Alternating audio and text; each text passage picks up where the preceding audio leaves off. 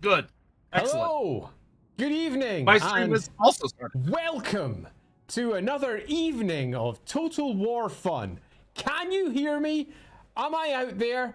According to my various windows, I may or may not be. I have no idea. I don't even know if I'm streaming out to the right channel because last time I didn't. Well, I'm pretty sure you are. And here, I'll get an alert on my phone. If LAWhammer is live. Is LAWhammer live? I see Loremaster of Sotek is live. It's a good start. And now is LAWhammer live? How are you not on my... Yes, you are live on your channel. Am I live in the correct one, though? Yes. Unless there's another LAWhammer channel that I don't know about. No, I don't mean that. Am I alive in the correct window? Oh.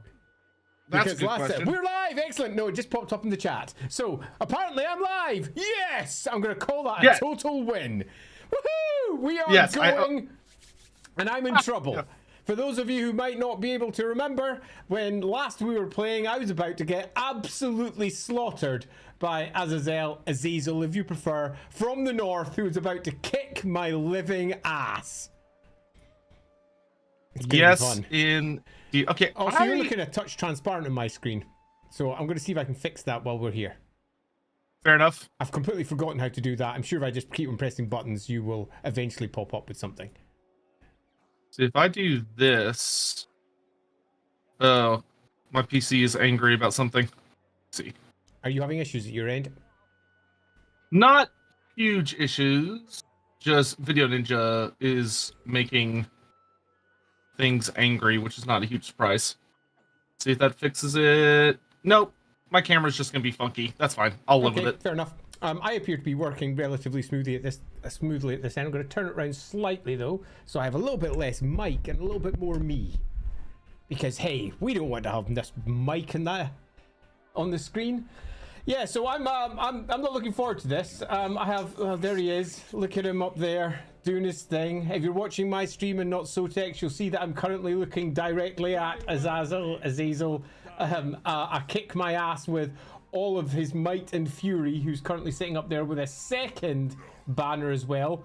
Fral Trass Balefire, that well-known Chaos Lord. It's as you do. Yeah, as you do. Yeah, it's going to be absolutely marvelous. So, I appear to have a little bit of lag going there. I think it'll just kind of come and go. We might. I think for next time we will try a different online camera app, just because Video Ninja's a little. Yeah, funky. It's definitely giving me a little bit of the lag. Wow, yeah, I'm lagging bad. So we'll experiment with a different one, but I'm going to try and do that little cheat that we had before to see if it makes a difference. Okay. So let me just see if I can resolve that as we're going. So if I do that and then do that. All right, hopefully that's fixed that a little bit. Let's see how smooth I am when I go back in again. Oh no, really blocky. Right, so let's now try this. And share that. Okay, let's try that. Let's see if that's made a difference. Oh no, I've just completely paused. Whoa, look at that! The computer is straining. I don't appear to be able to fix it this time. Is it? Hold on. Move around a little bit on your game. So if I go back into game, there we go. Now we're back to really funky and slow and. Yeah, it's just the camera though. Everything else is working fine. Yeah, it's just I'm a bit. I mean, that's a bit rubbish. Let's have a little check on the actual screen itself. Let's move around. Oh, that's moving pretty smoothly though. It's just me that's you're not share screening on Discord. Which is how we fixed it last time. Yeah, I was, and it paused me completely. Oh, okay. Well, so I'll try one more time, just in case that. We will fire Video Ninja and see if we can find an alternative. For next time. I think we're gonna have to, because you may note right now I've paused entirely. Yeah. So, the joys of internet shenanigans. Yeah, I don't quite get it. It seems to be utterly inconsistent. Who knows? What buildings are the tallest? Libraries, because they have the most stories. Ugh.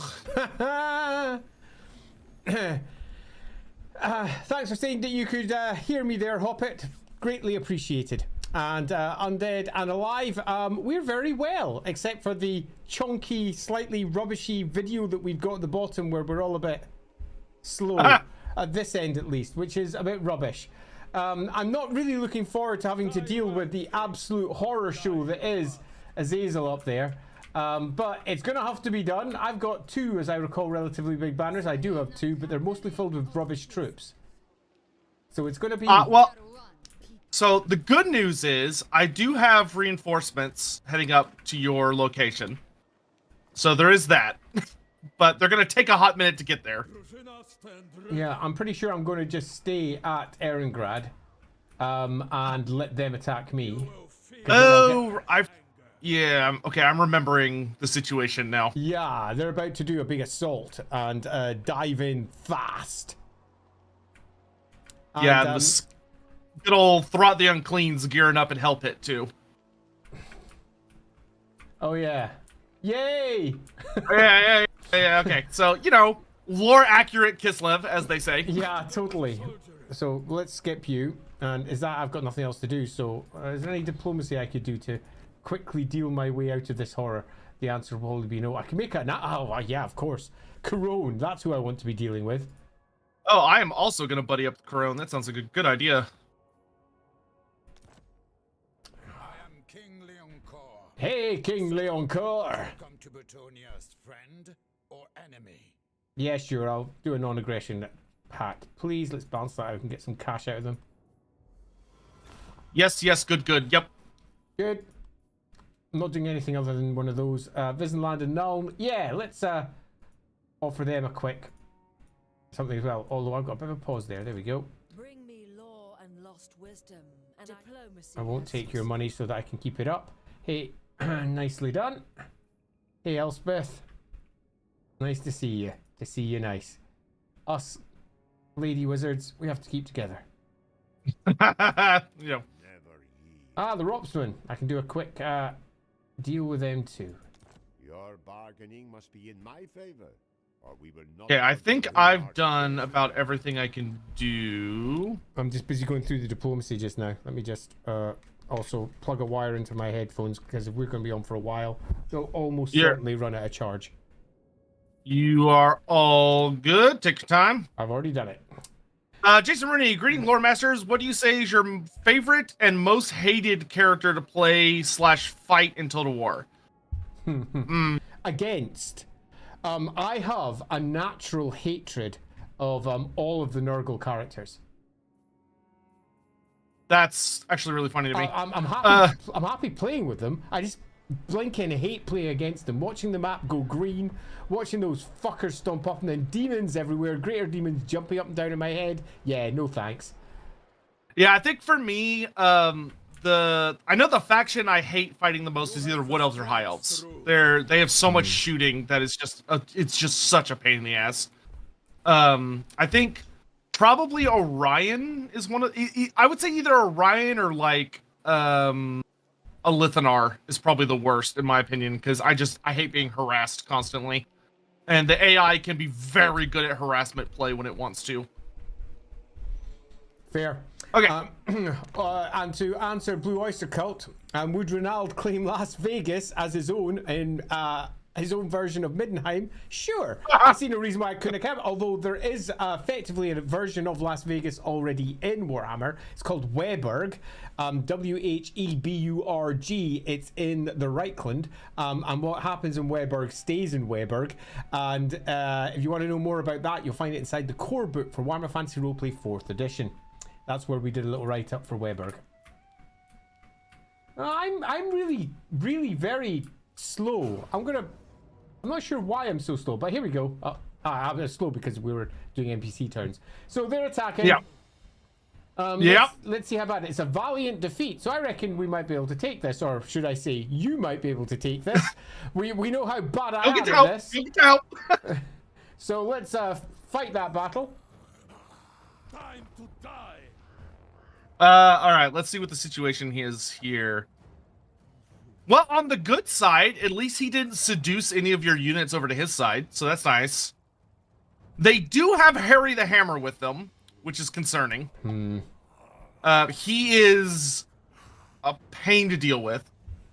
Oh, but you got the Golden Knight. No, we should have this pretty reliably, I think.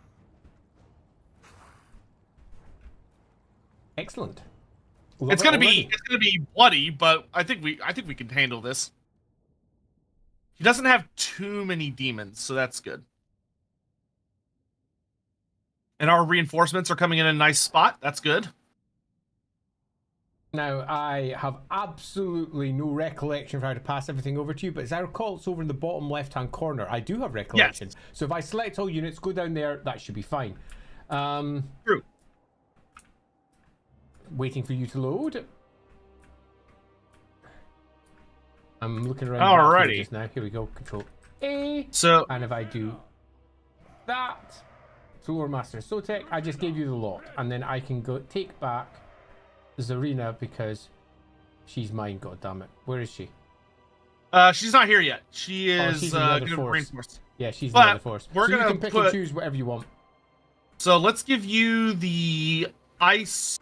Is this an ice witch or an ice maiden? I think this is an ice witch. So let's give you her and the Golden Knight, so you can have Naryeska Lesa, because she's awesome. Victoria. And the Golden Knight, she's a really good bodyguard character. So basically, if anybody comes for your witches, just have the Golden Knight run up there and start kicking the shit out of them. Let's give you a unit of Slayers that you can put with them as well as bodyguards. I'm okay and with let's also do the Watchers in the Night, which are Kadrin's secret police. They can help out as well. Love it. So why don't you take those guys? And basically, I think what's going to be the best plan is we're just going to set up around where all of our reinforcements are going to come in, and we're just going to hold the line until everybody gets here. That sounds good. So move up here somewhere as the front line for my little corps. I'd probably go like right in front of my little halberd line, because I'm going to focus mostly on playing defensive. Okay. And basically just we're gonna kind of hug this little stretch of land between these two ponds. Okay, so we're gonna move over there? Yes, we're gonna make our way over there. It's just not in our deployment zone, so we gotta like make our way over. And what?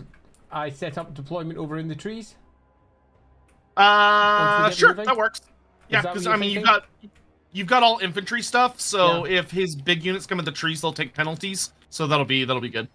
Cool. So I'll move over towards the trees between the two bits of water.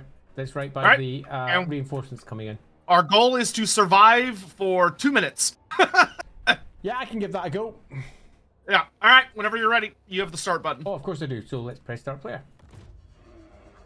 Okay, now the good news is if I press space, I get to see where you're going. Yes, I do. Excellent. Yes. All right. Good news is he is also waiting for his reinforcements, so that's nice. Excellent. There's that big flying bastard. Hiya there. You're looking good. What's the button you press to zoom in on people again? It's just your mouse wheel, or I don't remember what the button is. Is it Z? Oh, it's not K. Oh, K. No, K gets rid of the screen. Yeah, it's K, and then oh my god, my brain is N. No, it's N. Yes. Excellent. Yes. Oh, it was just coming in the chat there as well. Thanks for those of you who are over on Sotek's Twitch for telling me there. All right, I'm gonna get some early harass here and see if I can mess some people up. Sounds good. Sounds good. Who are you going with? We got the horse archers. Yeah, we got the Where are they?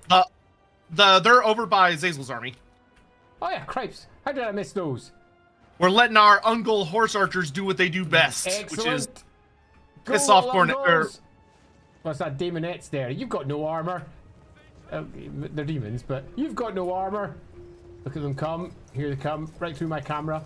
Shoom. Oh yeah. Run, little horseman! Shoot Best way to handle a demon. Be on horseback and run away. Yep. Yeah. Especially a demonette. All right, here come all the reinforcements. Alrighty, so they're gonna come on over to me, so I'm going to immediately ping them over to you. There we go. I have more have arrived, I think. Oh yeah, a lot more are coming. Holy lot crap, more. I've got tons here. Let's pass them over to you as well. Yeah, the garrison of Eringrad is coming out to help. Holy shit, sticks. There's loads. Yep, but his reinforcements have also showed up, so there's more baddies too. But this is a pretty good-sized force. This is a pretty big battle.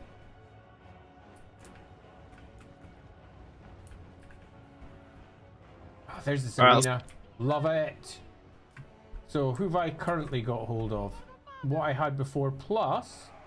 Yeah, why don't you take this, take that ice links as well, because that'll help you out. Okay, cool. And you're gonna have to tell me where you want your spells to be going, because I forgot the which big ones do thing. what. Oh, here comes Azazel. Azazel's on Kadrin. I would hit him with a big Death Frost. Kadrin. We got Hellstriders coming in. Where is she? Where is he? There. If we can, the best thing to do here is going to be to try and isolate Azazel and just shoot the hell out of him. Because when in doubt, guns!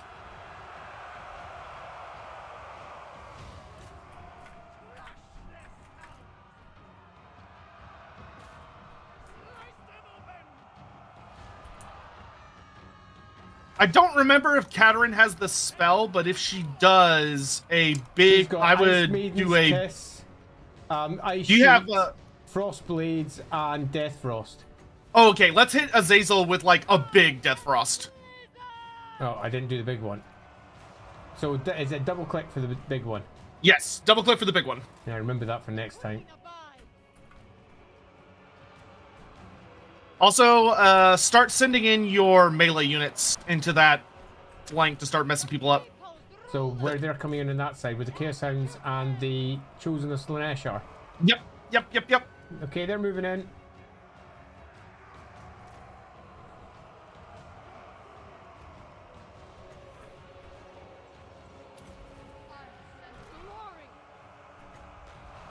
And I'm going to start working my way through the flanks and slowly working inwards. What the fuck's this? Is that Chariots? Hellstriders. All right, Azazel has been banished. He is back to the Chaos Excellent. Space, or Good Rogue Chaos. job.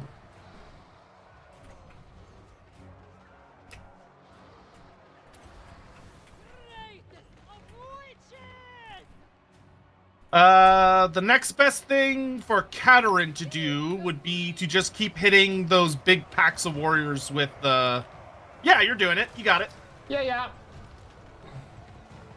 Doing what I can with what I have. Your other Ice Witch character, she should have an ability on the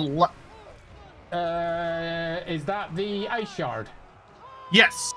So if you have her, I would target like the giant with it. Where the heck is the giant? It'll be this big thing. Got it. Oh yeah. Which character is that? Faltras. There are other Chaos Lords over here. Also, your Patriarch, he has some abilities you can activate as well, which give buffs to your various units. Okay, let's slap that out then. And what's the other one? Urson's Roar. I would probably pull Kadrin back a little bit and tell Naryeska to get on the Chaos Lord. She's got a power as well. Urson's Claw. Yeah, oh yeah, activate that stuff. She will beat the brakes off him. Excellent. Alright, looks like most of Azazel's army is down for the count, so now we just gotta deal with the reinforcing army. Oh, we need to kill that giant. Everybody with a bow! Yeah, He's got no armor! Bring him down! Just like tabletop, roll enough dice and a giant goes down real quick. That's the true fact. Gentlemen, also known as the Reaper, Orcsbane, Defender of Ulthuan, Heir of Anarian, when you guys are done with Lesser Lords and Gods, can we get a proper lore of the true God of Rage, Tyrion?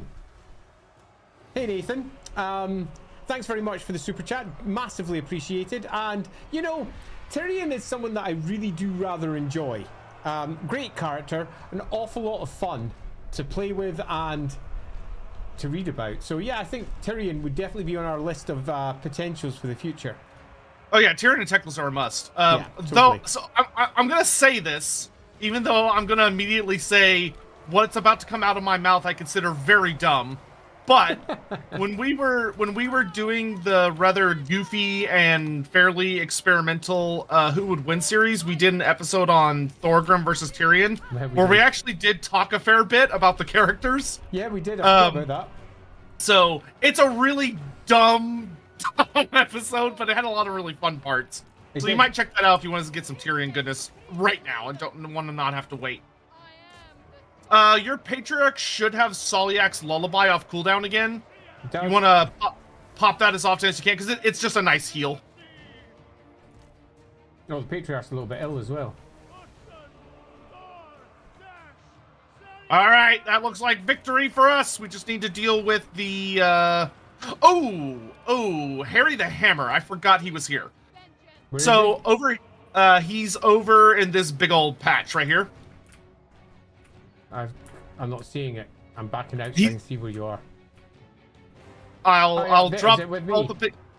Yeah, so Where's I Harry? would. Where's Harry? Oh. He's the purple hammer symbol in there.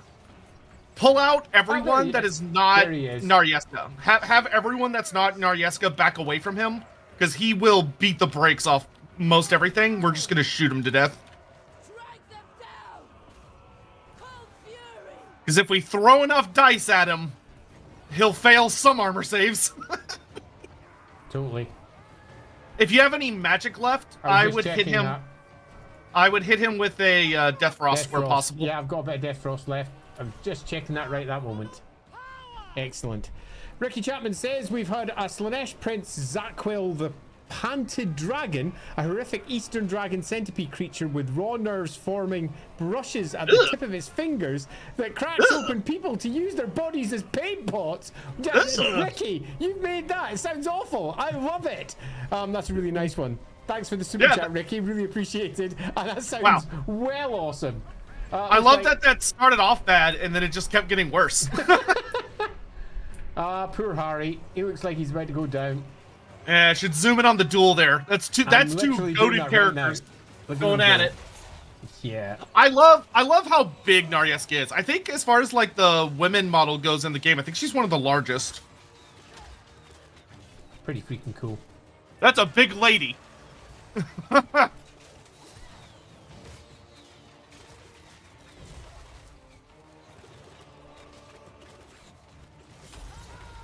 Yeah, that fight's not going to last too much longer. Hey, Watchdog. Oh.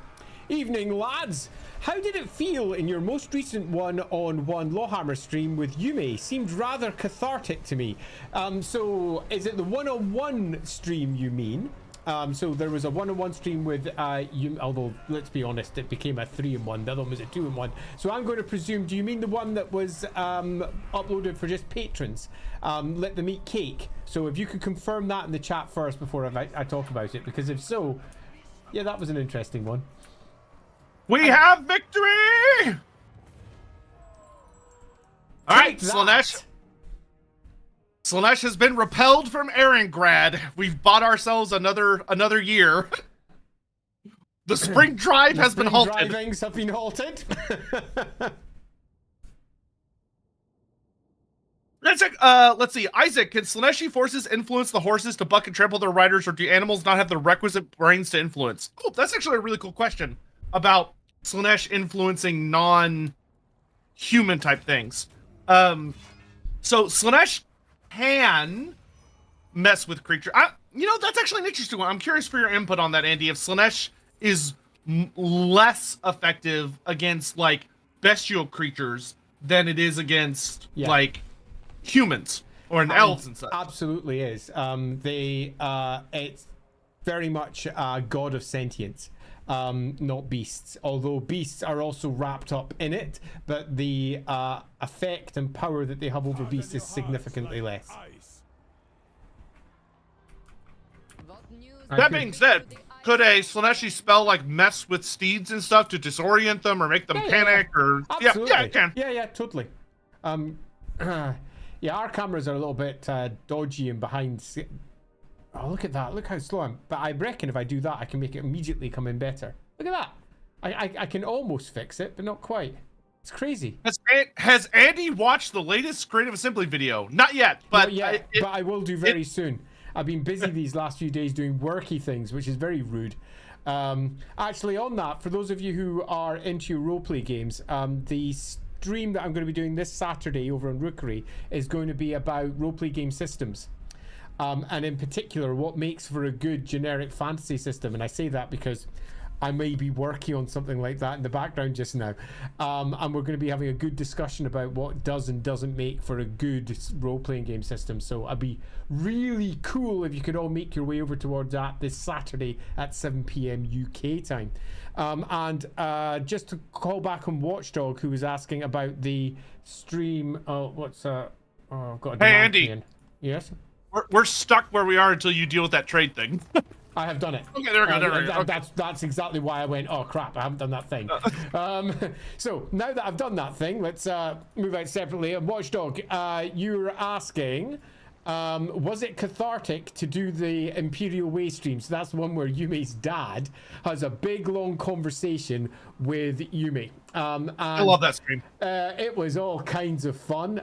It's particularly fun as well because one of the things that I do with my role-playing games that many people sort of forget to do is that I have my characters be very much caught up in their own worldviews, often speaking things that are not true or incorrect from their or correct from their perspective, but incorrect in the greater scheme of things, meaning that you can really dive deep into individual characters and what they think or believe, or in this case, how they interact with everything that they've been taught. I won't say anything for the fear of spoilers for those of you who haven't caught up with our most recent episodes of LAWhammer, but I will say that it was certainly a fun stream.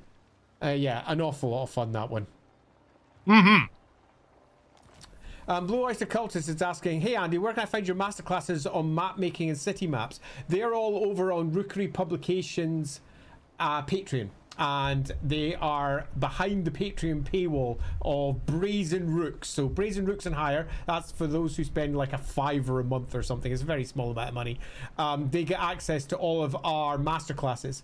And I'm actually going to be doing a masterclass next week about GMing in particular. I'm looking forward to doing that one. It's going to be a GMing masterclass. I haven't done one of those yet. I've done ones about NPCs. I've done ones about mapping. I've done ones about... This one's going to be about GMing in particular, and handling NPCs, characters, and funneling characters about. So that's going to be quite fun. But I'm going to be discussing that probably on the Saturday. So that's the Rookery stream this Saturday.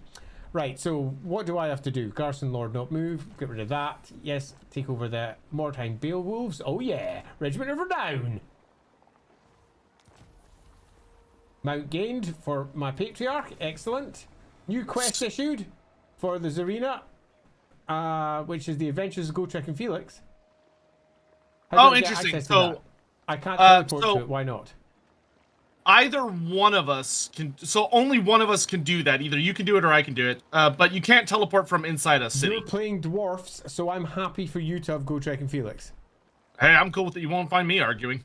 Yeah, I'm more than cool with that. That makes sense. You're you know, oh, your host has been attacked.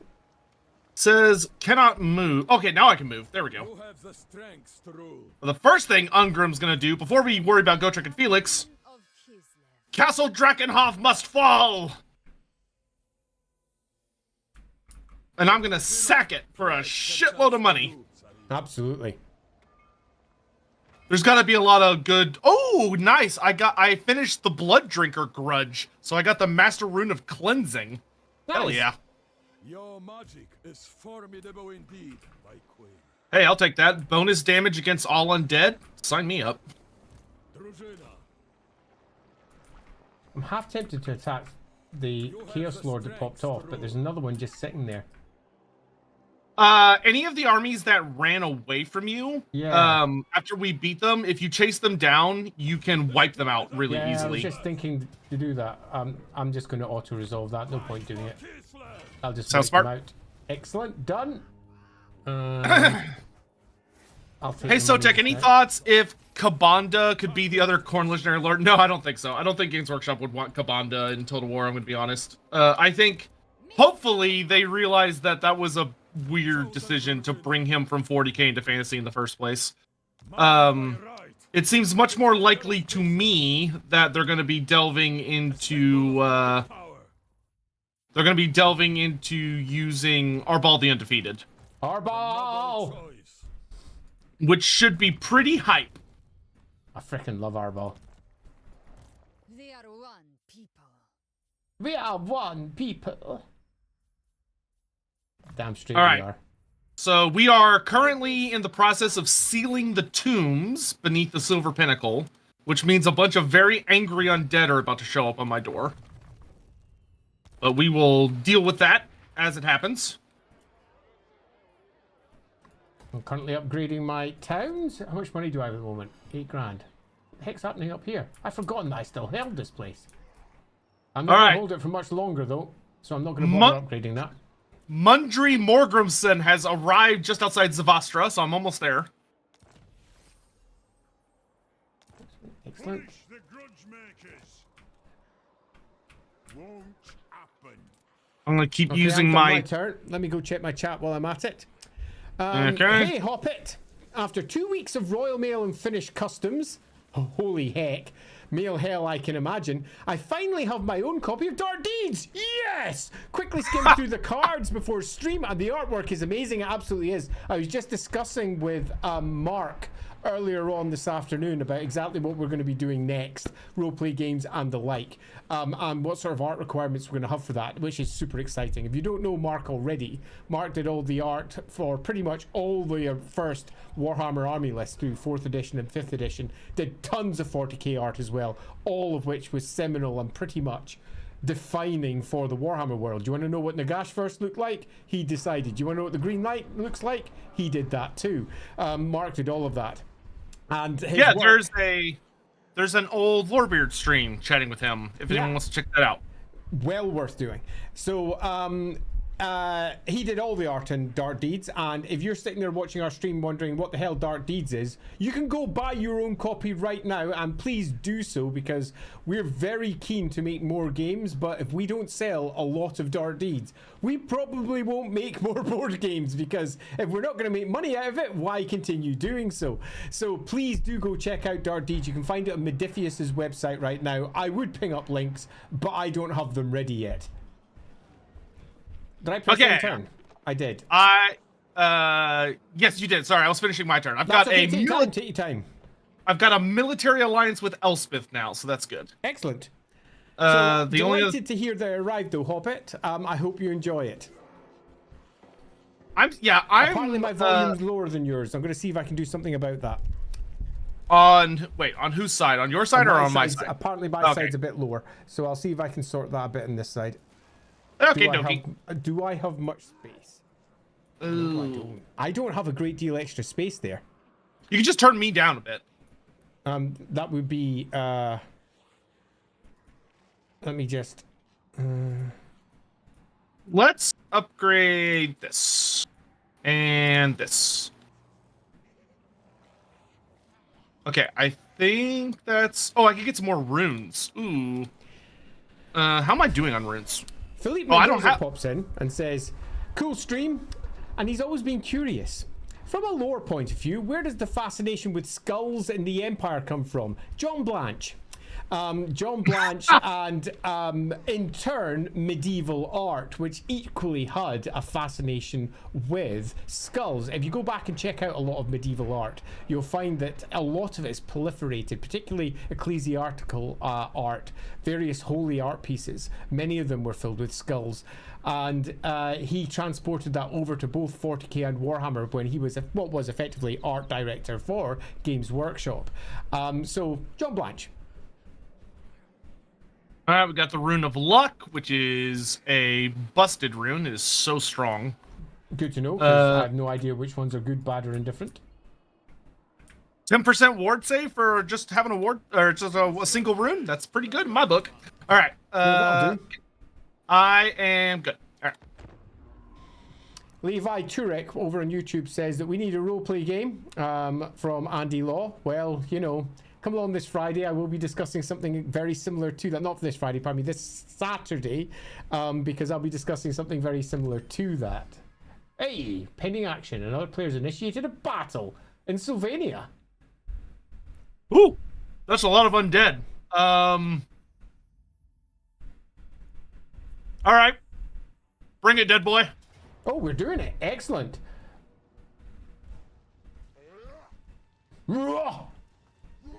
I fear no Zangadas. Well, why would you? I mean, they're not even alive.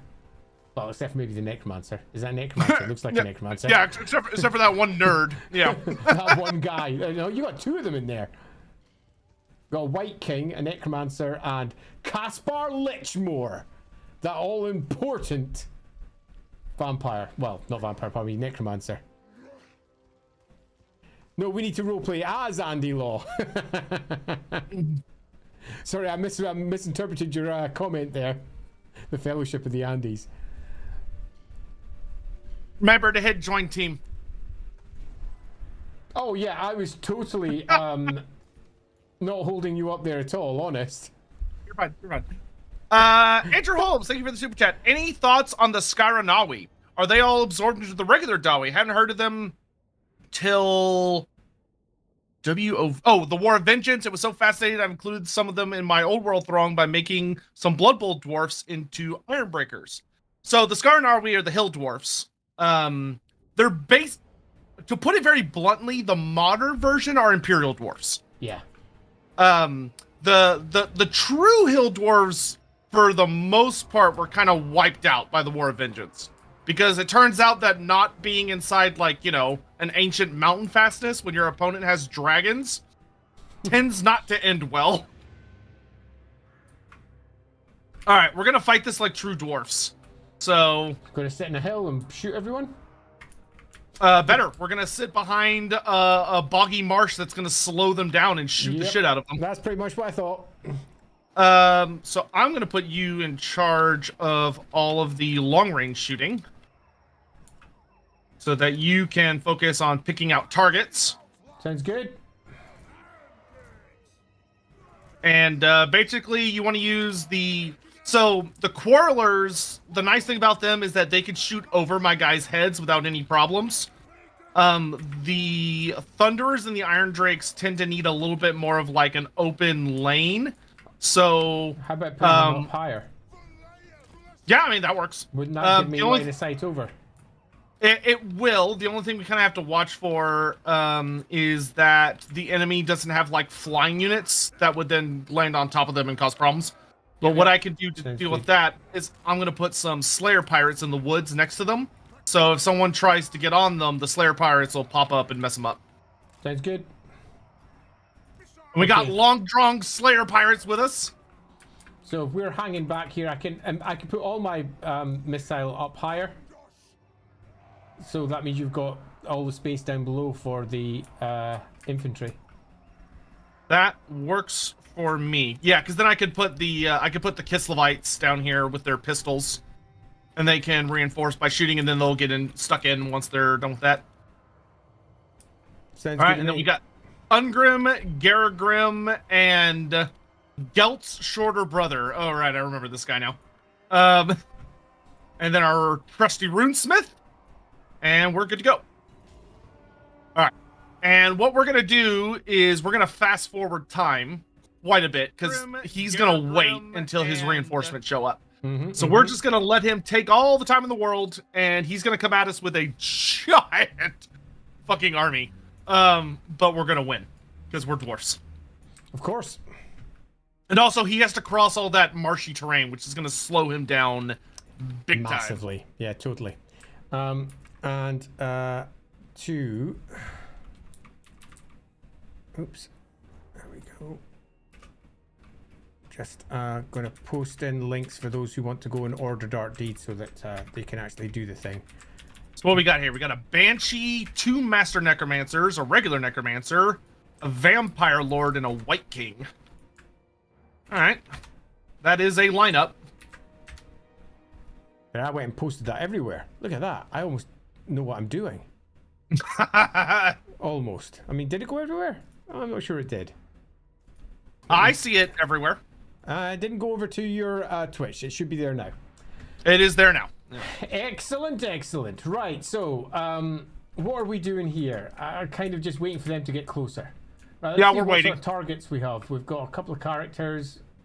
Anything really nasty out here? Some corpse carts. A bunch Yeah, the Trollhammer torpedoes will probably want on either the corpse carts or the Black Knights on the right flank. How are you taking out the Cairn Wraiths? I've got rune magic. Excellent. I'm not seeing the Black Knights at all. Where are they? They're way over on the right. So I just missed them. Oh wow, they're really far on the right. Yeah, you're right. I just was zoomed in too close. So I probably want to have the Iron Drakes firing at those bad boys. Yeah, he should attack us any minute now. He is the attacker, so I mean we might have to go to him, but we'll give him just a little bit longer. I mean, if he's the attacker, is there any need to go to him? No, here he comes. Here he comes. That's a lot of undead. I was just thinking the same thing. I'm just looking at them all going, that's a lot of skelly boys. See, we have 900. So we've got about 1,000 dwarfs versus about 4,000 undead. And he's got reinforcements, so it's probably more like 6,000 or 7,000 undead. Well, I'm okay with them doing their attack before any reinforcements arrive. Have they not arrived already? He's got as many as he can field. To get any more units, because he's got 40 units on the field now. Gotcha. So to get any more units, so as his units die, more will keep showing up. Sounds good. Which, makes it a fair fight for the undead. Here they come. They're coming. Yeah, so I would say at this angle, let's have the Trollhammer torpedoes focus the corpse carts once they're in range. Yeah, that's what I was thinking, because there ain't no way I'm going to be able to get over that cavalry that's trying to make its way through the woods. Are you okay holding out that flank? Oh yeah, I've got this, no problem. Especially the one that has the unholy lodestone. We want to really get rid of that one because that heals. How can I tell which one's got that? He said, look at if you mouse over the corpse card, it'll kind of have in parentheses which one it is, but it's that one. Yep, I've got it already. And on the on all of your ranged units, if you mouse over them and hit G, or no, sorry, not G. Mouse over them, hit H. It'll turn on guard mode, which means that they won't move from their positions if they want to for some reason. They'll hold the line. Here they come, Dowie!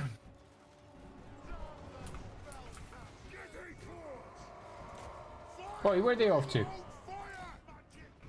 They think they can't see it, so you'll have to have them target something else. That's annoying.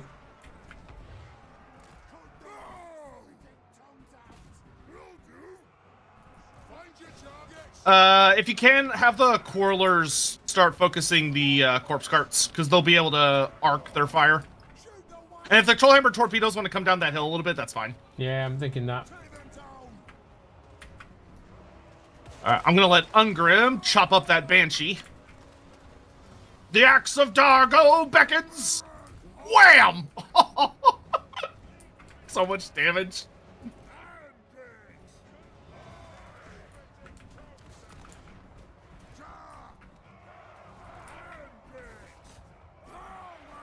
That's one corpse cart down. Okay, why are they attack? Oh, they're on melee mode. No wonder. How did that happen?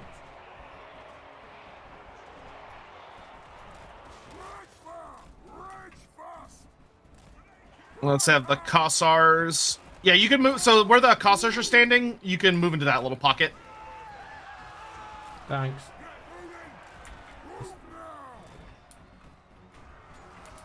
All right, pretty much all the corpse carts are down, so that's good.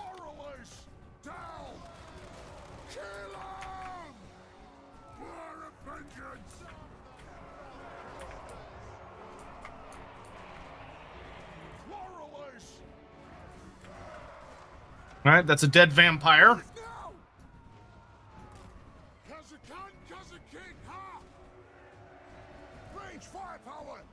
I've got crit ghouls and zombies on my flank there. Oh, yeah, those Slayer pirates are getting a little overwhelmed, so I'm going to bring the ones over from this flank.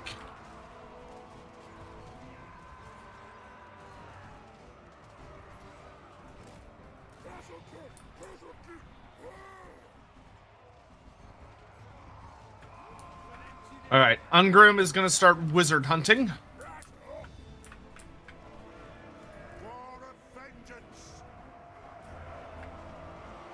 The Brotherhood of Grimnir is on their way to the hill.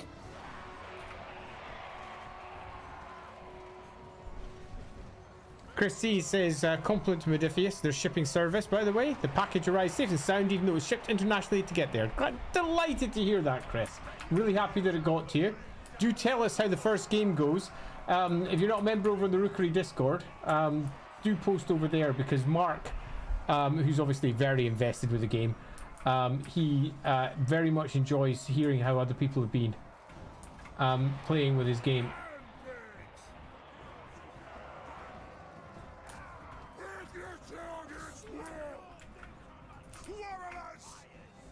This looks like a good time for a Rune of Wrath and Ruin!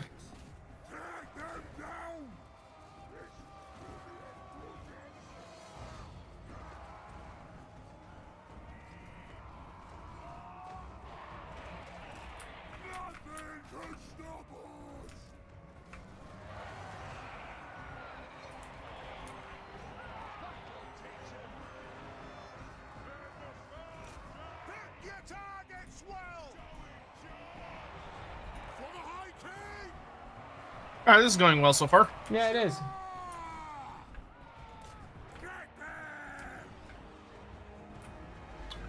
Flyers, Fellbats. Let's shoot them a little bit. That would be good. Yep, they're taking some hits.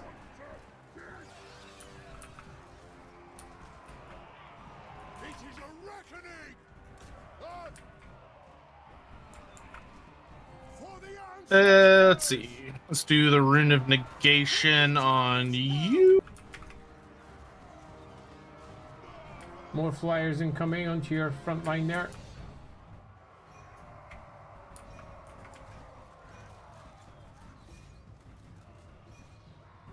That's them, Dave. And Doom Seekers.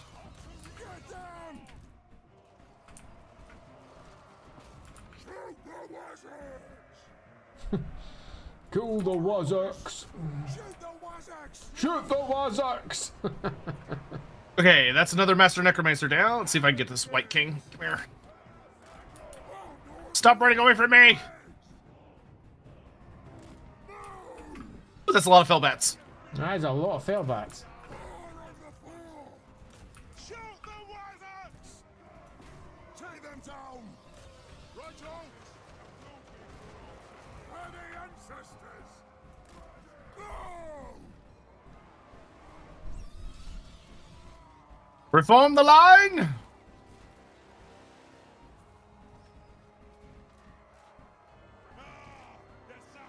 Dire Wolves coming in at that flank, if you haven't spotted them. And swooping round. Pick your targets well! Yes, Fame! Pick your targets well!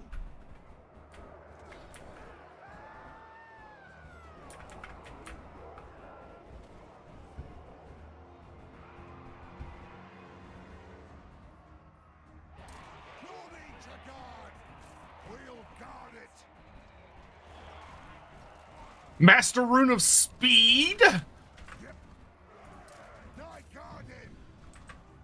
Let's get some more support on that flank.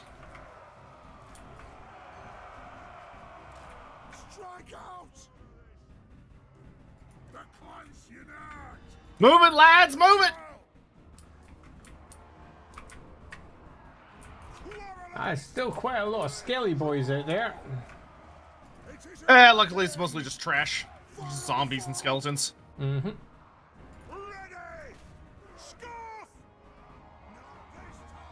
Yeah, that is a lot of Karen Wraiths.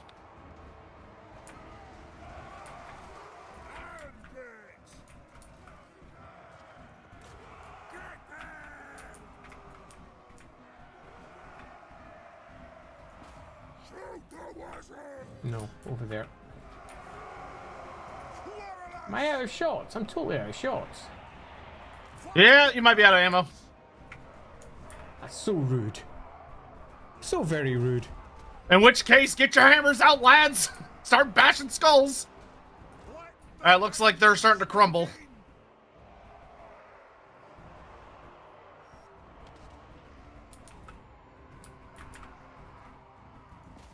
Yeah, there they go! Yep, that's it. They're all collapsing. Your Doom should have brought Kremlo. I don't need Kremlo. I'm a strong, independent Loremaster. Are the Karen Wraith? The Karen Wraith wants to talk to the manager. Karen Wraith sounds much scarier than Karn Wraith, I'm gonna be honest. What, a Karen Wraith? A Karen Wraith. A Karen Wraith rather than a Karen Wraith. Oh, yeah.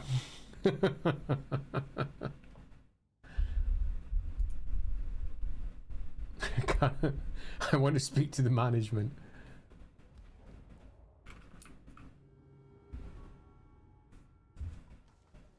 Let's see.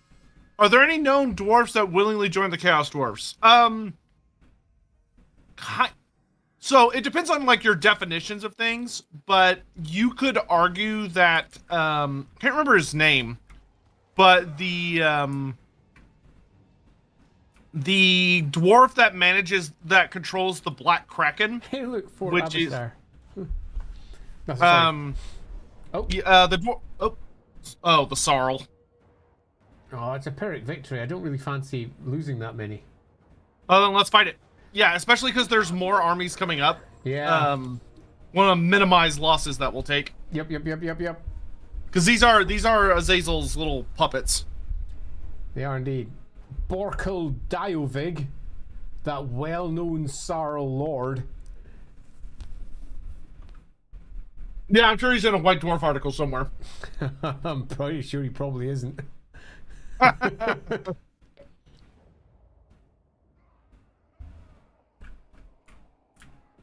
It's a nice big open field on the Oblast. Alrighty, so let's go Control A and let's pop them over to you like so. All right.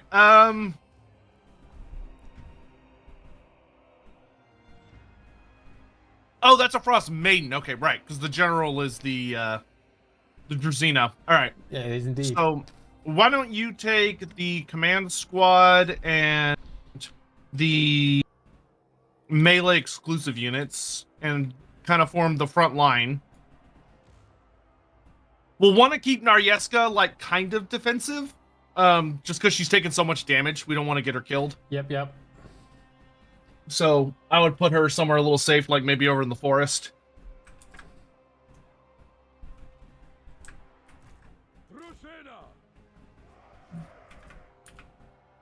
And then I will reinforce from over here. I don't want to be in the woods, because if I'm in the woods, a lot of my shooting attacks won't work as well. Sounds good.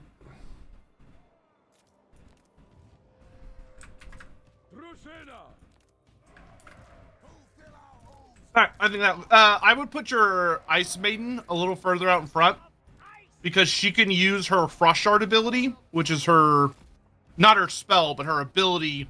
It's basically a magic missile, so you can kind of run up and just throw it in some people's faces. Yeah, I see it. What's her other spell? Swift Wing. What's that do? It's Tempest. speed and charge bonus, I Yeah, think. Hailstorm. I know what that one does. I've already been using it. Gust of True Flight. I presume that means that they get a missile bonus. Yeah, that one is super good on missile. Once they're in range, dropping that on a unit of Kossars. The armored Kossars or just the Kossars with their spear? I would probably. Yeah, you could do it on a unit of armored Kossars once the enemy is close. Yeah. Okay, cool. I have a battle plan. See, before him pops in, he says, I don't know, Andy. Think you need Kremlo for this one. You know what? We could probably do with our own Norse Slan Frogman right now. I'm sure that would make Sotek absolutely delighted. Oh, I have to press start. I mean, he'd be a pretty freakish looking monstrosity. I mean, clearly he's just a very heavily mutated chaos cultist, so would be no skin off my teeth. Quite. All right. Well, Thanks very much for the super chat, see before and appreciated.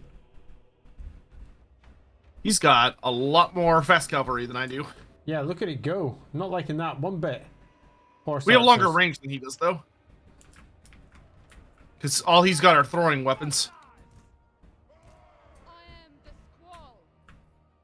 Dynaman, celebrating first day with new laptop. Went from not being able to play Warhammer 3 and 2 on medium sizes to being able to play Warhammer 3 with good graphics. Oh, that's awesome! That is awesome. Well, I hope you're having a good time with it, Dynaman. Yeah, me too. So if you want a Gust of True Flight, one of the armored Kossars, so that we can really mess up these Marauders. Okay, give me a second while I just go grab that, pop it on. That's it right there. There you go, it should have gone. Yeah, good. Hailstorms. And then I would use her other ability. I'd run out of the forest so you don't risk hitting trees and maybe fire it at like one of his Chaos Warrior units. It does pretty good damage.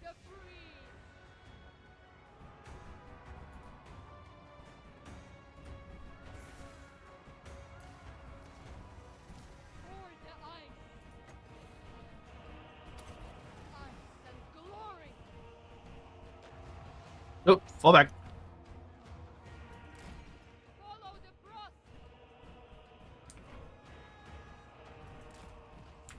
Did you fire off our ice shard as well? Certainly did. The Golden Knights! Alright, here they come, so get ready to countercharge with your Yeah, melee I'm stuff. doing exactly that.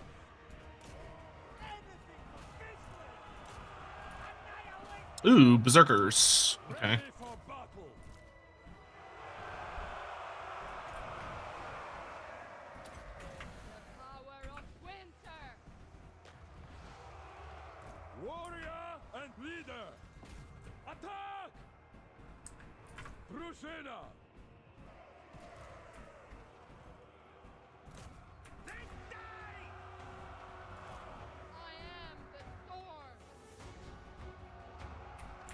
How you doing over on your side? We're doing okay. The Marauders are almost dead, or the Berserkers, so that'll be good. Because if they get up and running, they can become a problem.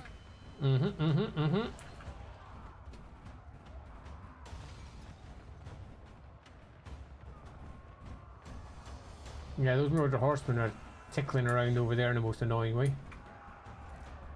If you want to send Naryeska in to support your guys that are fighting on the left, she'll be able to fight pretty well without being in big danger. They're not going to be able to hurt her.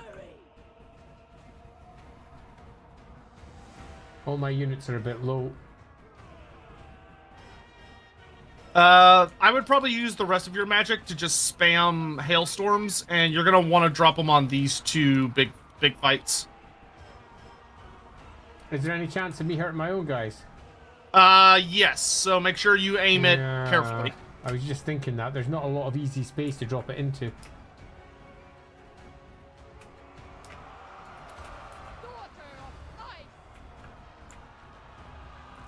Champion of Kislev!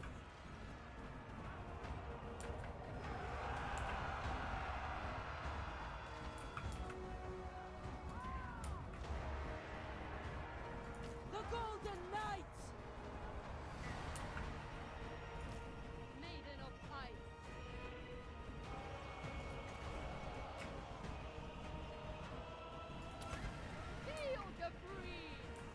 That being said, like, as long as the center is directly on top of the enemy, the damage you'll deal to your own guys is pretty negligible. Because we need that hailstorm to start bringing down those Chaos Warriors. Because we do not have a lot of armor piercing. Where's your Chaos Warriors? They're in those 2 fights. The 2 big blobs. Oh, yep, sorry, pardon me. I was missing them.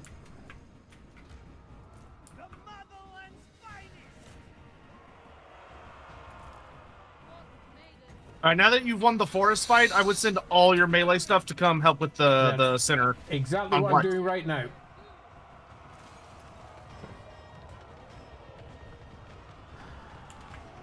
You can get these Marauder Hunters with javelins taken offline, because they hurt really bad if they actually get a volley off. Oh good, he's suffering army losses. Nice. There we go. Yeah, we will want to mop up on this one. So you won't want to end it right away. Sounds good. But we want to put that time up. Yep.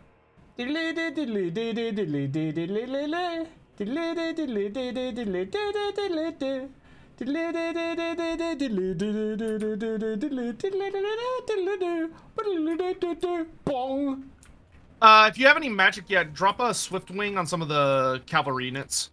Swift Wing. I can't even see. There's one. Because that'll make them even faster. Yeah. And this will completely wipe out all the Chaos Warriors, so we won't have to deal with them if they attack us again, which will be good. Marauders are not as big of a deal. Chaos Warriors, though, they are... Yeah. We do not have a lot of AP. They're a pain in the neck. Alright, you can end the battle now if you want. We've pretty much wrapped them up. Sounds good to me. In battle, we win! Take that, stinking chaos. Oh, what out? Thank you so much for the 21 months and the kind words. Appreciate it. Mr. Pig, have you had to face the unstoppable charge of the mighty Surtha Ek yet? I don't think Surtha Ek has attacked us yet. Surtha Ek, the one true god of Norska, yeah. I think he's probably the only character that GW or CA just kind of cooked up that has become so famous that a lot of people want him as a legendary lord because he terrorized Warhammer 1 so badly.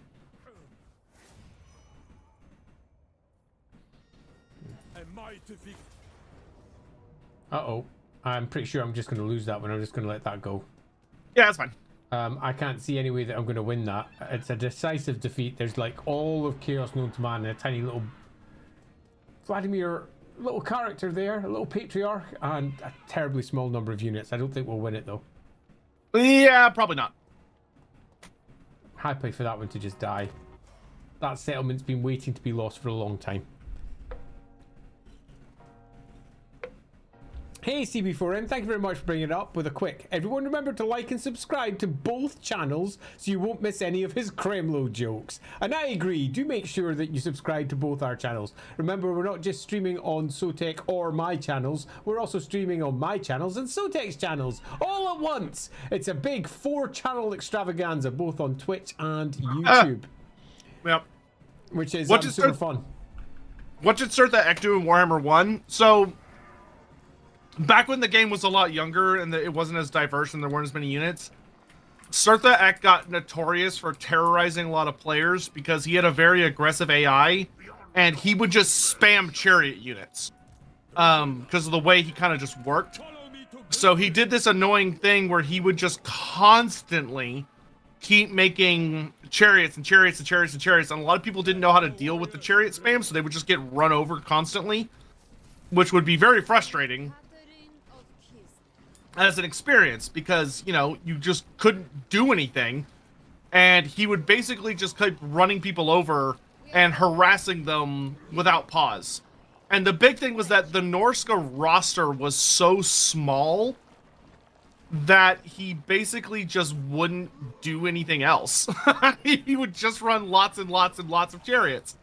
So it made him very painful for people to play against. And so a lot of people really hated him, which led to a pretty notable series of memes of him just terrorizing everyone, which of course led to that when in Warhammer 2, they made a reference to him because they created a high elf character who's a princess of, I think, Illyrian, who's Sir Thara Ek. And then to capitalize it in Warhammer 2, when they added Mortal Empires, they gave Cetra a unique trait if he beat Sirtha Ek in a fight, because, you know, he was the Great Lord of Chariots. But no, Cetra is the true Great Lord of Chariots, so you can get a unique trait by beating him up with Cetra the Imperishable, which is just fun.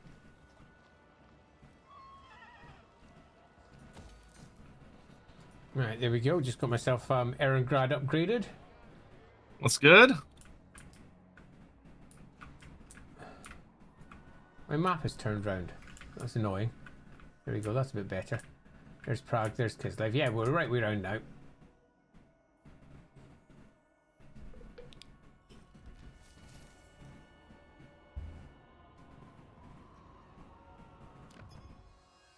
All right, I am in the clear to capture Castle Drakenhof, which is good.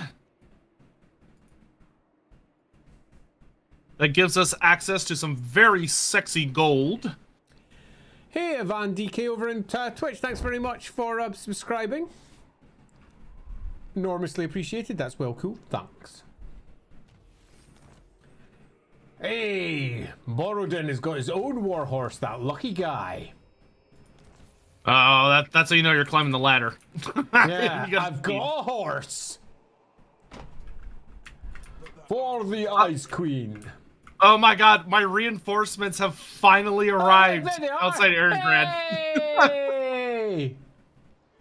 I don't know how many turns that took, but like, good grief. That being said, unfortunately, it's only a temporary army because it's a grudge settler army, but they'll do what they can. A grudge settler army? Do explain. So, the dwarves have a mechanic called Age of Reckoning, which is like every 20 turns. Basically, the Longbeards grumble about how well or bad you've been doing at striking out grudges.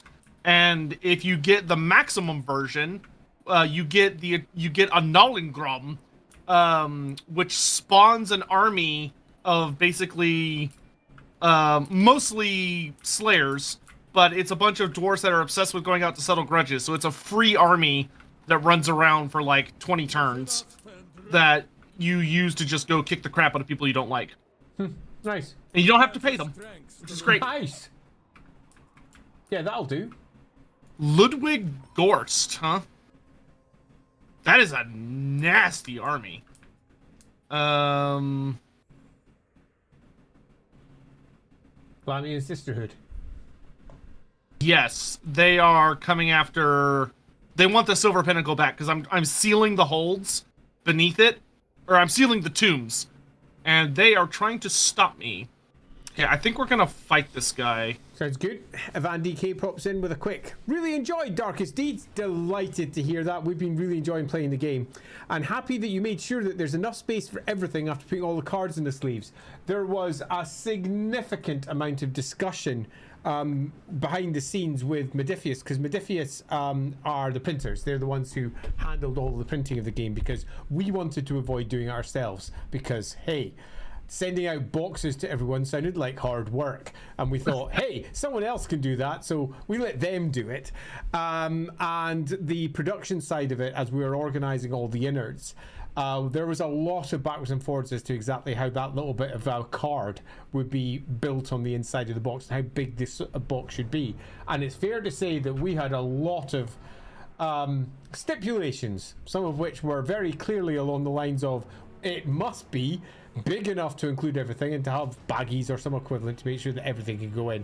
So yeah, I'm also pretty happy with it, Avani DK. It pretty much does the job well. Okay, so for this one, I'm gonna give you a somewhat difficult but important job. Oh, a somewhat difficult job. I'm gonna give you our Look at horse that archers. Oh, the horse archers. Nice. Yes. Oh yeah, because we're over in the Darklands. So there's like Chaos Dwarf industry stuff all over the place. Yeah. But you have to look around. Loving this. Basically, what you need to do with them is just keep them on the move and just shooting at enemy units without getting them caught. That's the goal. Well, if that's all I'm controlling, it shouldn't be too hard. Yeah, and the rest of my army is basically just gonna box up, and I've got Hex Race. the. I don't think I want to be attacking Hex Race though. No, they'll mitigate a lot They'll of the damage. do nothing over there. What's on the other flank? They're also Hex The- Race. Yeah, the best case scenario, like it's fine Graveguard? it's fine to shoot the Hex Race. They'll take some damage. They won't take a lot, but they'll take some. There's also the a best Vargulf there. Yeah, the best case scenario would be if you could pin cushion the Vargul for the Mortis engine. Those would be like the really nice ones to get. Yep. Okay, well, I'll start off in the Vargulf. But the AI is also gonna protect them rather aggressively, so that might be. Yeah, well, if I might have be a to little run, tricky. I have to run. We'll see how it goes. All right, blasting charges are ready. I've got a whole bunch of blasting charges. Luckily, though, we do have some Kislevite Streltsy, which is good, and we do have a Demon Slayer, which is also really good. Streltsy are only in the game because they were originally added in Wartime as during one of its many expansive extras, and I added the Streltsy into the Kislevite army and had to justify their existence to Games Workshop. They're like, where did these come from? Why do we have them? Do you know Wartime? They've been taken from Wartime and upgraded and turned into a new thing, and dropped largely over in Erengrad and given a whole story. And Games Workshop were like, "Yo, no, cool, we're happy with that. That's great." So when we're writing out all of the Kislev book, that's why they got in, and they've managed to survive all the way through. There was a few things I wish we'd dropped in the Kislev book because they just weren't the best options, but because we had their creator as part of the writing team, they weren't necessarily easy things to drop. You can't change that. I wrote it. Yeah, it was Out pretty there. much exactly that. And I was very keen to drop parts of how the secret police were handled because it was all a little bit too close to real life versions. But because their creator was on the writing team, we didn't do that. Yeah, it's funny. The secret police basically got like there's only one actual secret police unit now, which is the Regiment of Renown, the Night's Watch or the Night's Watchmen or whatever. Which they're armored Kossars that have like magic ice blades because they're they're Kadrin's like personal enforcers. But other than that, there's actually not really like you have the Akshina, but they're more like rural forces. Oh, good job. Yeah, lure in that Vargulf. Yeah. Gosh, he's fast. He is, but just lead him right towards the army. Because he will get shot to shit by these Streltsy. Oh, he's gonna catch up with me. Oh, he's taking a swipe. Let's run in front of the army. Fire! He's so dead. Blunderbusses! Oh, well, that worked well. Oh, no, you don't. You're not getting away. Get out of it.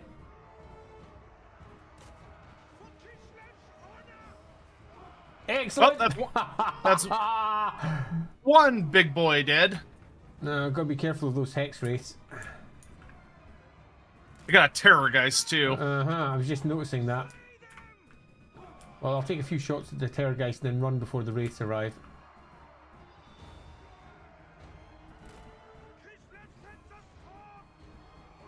Maybe get these hex wraiths to follow me around a bit.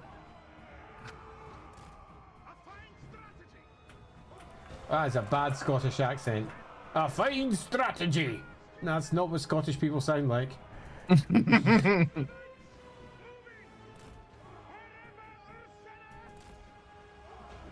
Okay, the Slayers will deal with the Hex Wraiths. Yep, I'm just waiting for you to pick them up before I...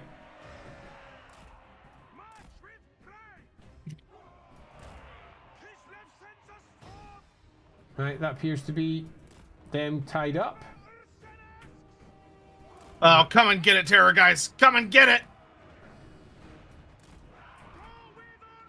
Mortis engine, that's my next target. We also have Crypt Horrors in the middle. What else is there? Ludwig himself. Terrorgeist is scary.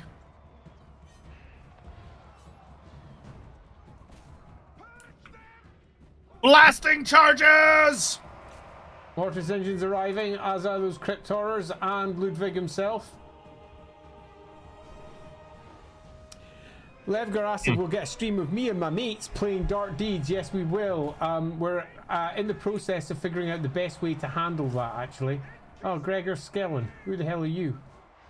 Oh, if you could have the archers focus, the horse archers focus the mortis engine. The sooner we get rid of that, the better. I was, although I'm about to get flanked. So I'm just taking that unit away, and then I'm going to come in behind. What's this at the back? Corpse carts. Do you want any of those picked out too while I'm going by? Nah, we could just focus on the other big stuff. That mortis engine's almost dead. Yes, it is. Let's get some quarrelers to help out with that.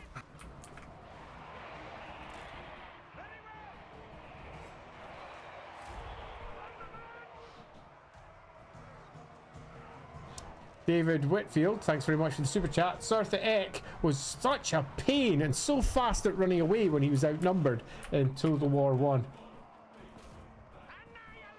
Yeah, he was actually a fairly well-designed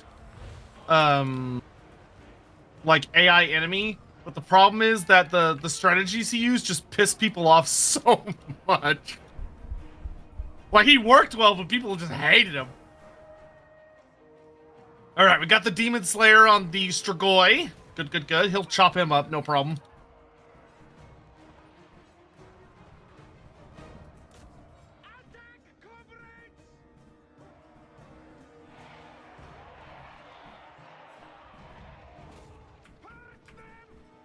Purge them! Just Kai, how am I liking the game so far? Loving it. What's not to love? Okay, that's all looking good. And if you run out of ammo, you can just start cycle charging. So, like, charge in, count to 5, pull out, charge again, Sounds count good. to 5, pull out. Am I close to running out of ammo? Is that the bottom one? Yes, I am. Yes, that's the, yeah. Just double checking. That being the case, let's go into. Oh, good. He's crumbling. That's him crumbling. Look at him go. Well, what a shame. Ha ha ha. Okay. One down, like 1 billion to go. But good. That was a good victory for us. Yeah, that went pretty well. This looks tough. Insert Crimlo joke. That is what you should do in difficult situations. Hey, Michael, Felix... thanks for saying that was a nice job with the cavalry. They basically just ran around stopping other people getting to us. Is Felix alive somewhere in Age of Sigmar? No. Like, we've seen him, but what we've seen of him, he's definitely dead. Like, he's a ghost, essentially. But we don't know where he is. Somebody's got his spirit, but I'm pretty sure Games Workshop does not want to use Felix for Age of Sigmar. Because if they wanted to, I feel like they already would have done so. But There's a lot of troops up here. You know what? Let's do that. Drozina. Yeah, I think I'm done. I am almost done. Formidable indeed, my queen. It is formidable indeed, my queen. We're gonna have this guy fall back. And then, let's see, Ungrim's doing that. Karak is coming along. I want to have a deeps in Karazak. Oh, I guess I could. Let's see, what do I have here? Yeah, that's fine. We can get rid of that building. And then give me the building that lets me get gyro bombers. So that'll be good. And then, okay, I've got an engineer down here who can start heading up this way. I need a runesmith in. I can't. I don't have anywhere nearby I can get runesmiths from. That's unfortunate. We'll have to make that. Thanks very much for the super chat. What's the difference between the Boyars and the Druzina? Very simply, the Boyars are higher nobility, the Druzina are lower. Yep. That's the simple way of putting it. The Boyars are the core nobility, the Druzina are the lesser nobility. There are different definitions for how they've been used in different books in LAWhammer. LAWhammer and Warhammer, pardon me. LAWhammer. The Realms of the Ice Queen used them in one particular way, where they were even used as careers, where you'll find that the Ataman are also dropped in there too. The local chiefs and the individual stanistas, that's the local towns. Where each one of the stanistas has to raise a rota, which is effectively a regiment, a rota of local troops. We're off. What's happening? Auckland Allies. wants something. I'm cool with that. Sure, trade agreement. Let's go. I'm kind of shocked Ludenhoff is still alive. Normally Festus strangles him by now. Although he doesn't really look like Ludenhoff, which upsets me so much. Well, he's got a generic model. It upsets me so much. You got all the devs in a room go, well, are you gonna pay for a unique Ludenhoff model? Let's see. That doesn't mean I don't want one. True. Let's check my diplomacy. Thorgrim Grudgebearer has arrived. The High King. I am missing one of his items. What item is he missing? Done there. Oh, he doesn't have the Great Book of Riches left. Yeah. Okay. Cool. No trade around Hochland though. They would like to have. Approach us, friend, and make your offer. Oh, I got a whole gold out of him. A whole mighty one. Worth it. I am your High King.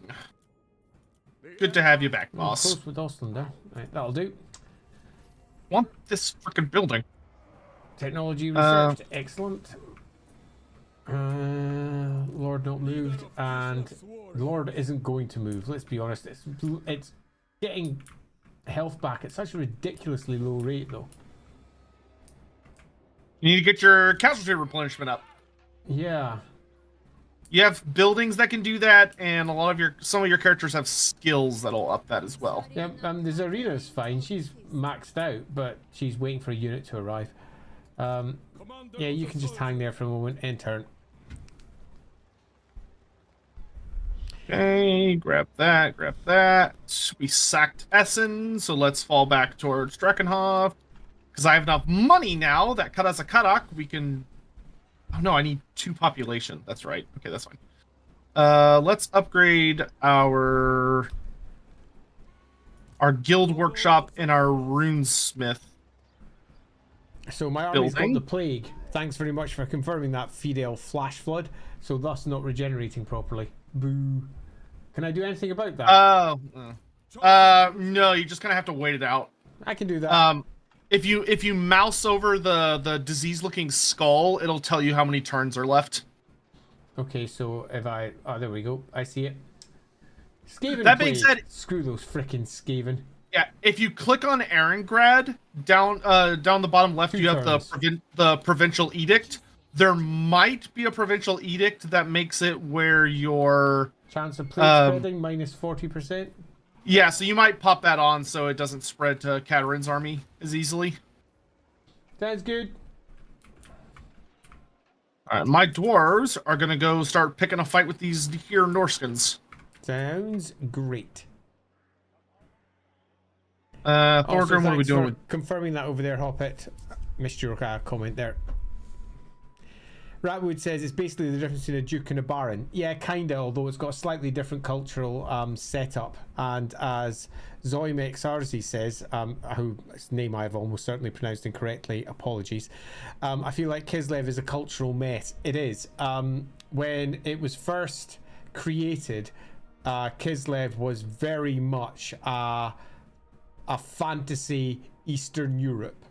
And it took aspects of all of Eastern Europe and threw them together as one great big melange, a big mess. And as later writers came along and started adding detail to it, something rotten in Kislev, it turned into fantasy Russia instead, and a particular version of Russia rather than just a mixture of everything. And then later, books came along and added extra bits. So the Empire Army list came out and added the Winged Lancers and put them very much central into Kislev, although they had been mentioned in the previous edition too. And the mixture of Polish elements, Prussian elements, Russian elements, Ukrainian elements, Mongol elements was a mess. So when we came along and did the Realm of the Ice Queen book, we tried to attach each one of the various cultural differences to the older tribes that had been there, whether it was the Frykings, the Ropsmen, the Ungals, the Gospodars, and we attempted to split it up according to those. So the more Mongol influences that you found in Kislev were attached to the Ungals. The more Russian elements were attached primarily through to the Gospodars. Having said that, though, that got broken up by others later. Oops. Pray to the land or pray to the skies. What's the difference between these? Cool down. You should read that event. Like, actually read the text. The flavor text on that one's actually really interesting. An elderly farmer begs for an audience. He claims to have found a greater crack in the frozen earth from which, allegedly, emanates the blessed voice of the motherland herself, Mother Kislev. One wish she will grant, and then the fissure will close, he avows. Though he may be deluded, we would be unwise to ignore this. So yeah, that would be unwise to ignore. So I could pray to the land and get myself some extra recruit ranks, or I could pray to the skies and get my cooldowns to drop. I don't sometimes if you mouse over the decisions and you like let your mouse hover there, sometimes those have flavor text as well. Nice. Let's see, what kind of keeper do we want in our Demon Slayer army?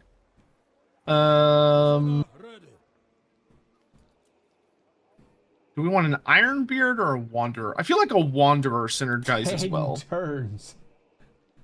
Oh, it's no 10 points for Legion's Power. It's only 1 turn. That's nothing. Any other good? Oh, I'm all up for that. Oh, I'm sorely tempted to buy a Goblin Hewer. They're fun. They're a little tricky to use, but they're fun. Really hope you see Throt over there. Yes, Throt's been kicking around for a wee while. Watchdog, thanks very much for the super chat, being a bit of a pain. Hey Tech27SS, what do you think the end time units are being brought into the Total War Warhammer? Well, I haven't read, and thanks very much for the bits there. I haven't read the new blog yet, so I'm not even sure what it says in there. If you want to give me a quick hint over on that one, Sotek. So the TLDR is basically that it was never explicitly stated, but it was pretty much the case with Games Workshop that Total War Warhammer wasn't going to be allowed to use any of the end time stuff. That they wanted to keep it purely focused on 8th edition Warhammer Fantasy and things adjacent to it.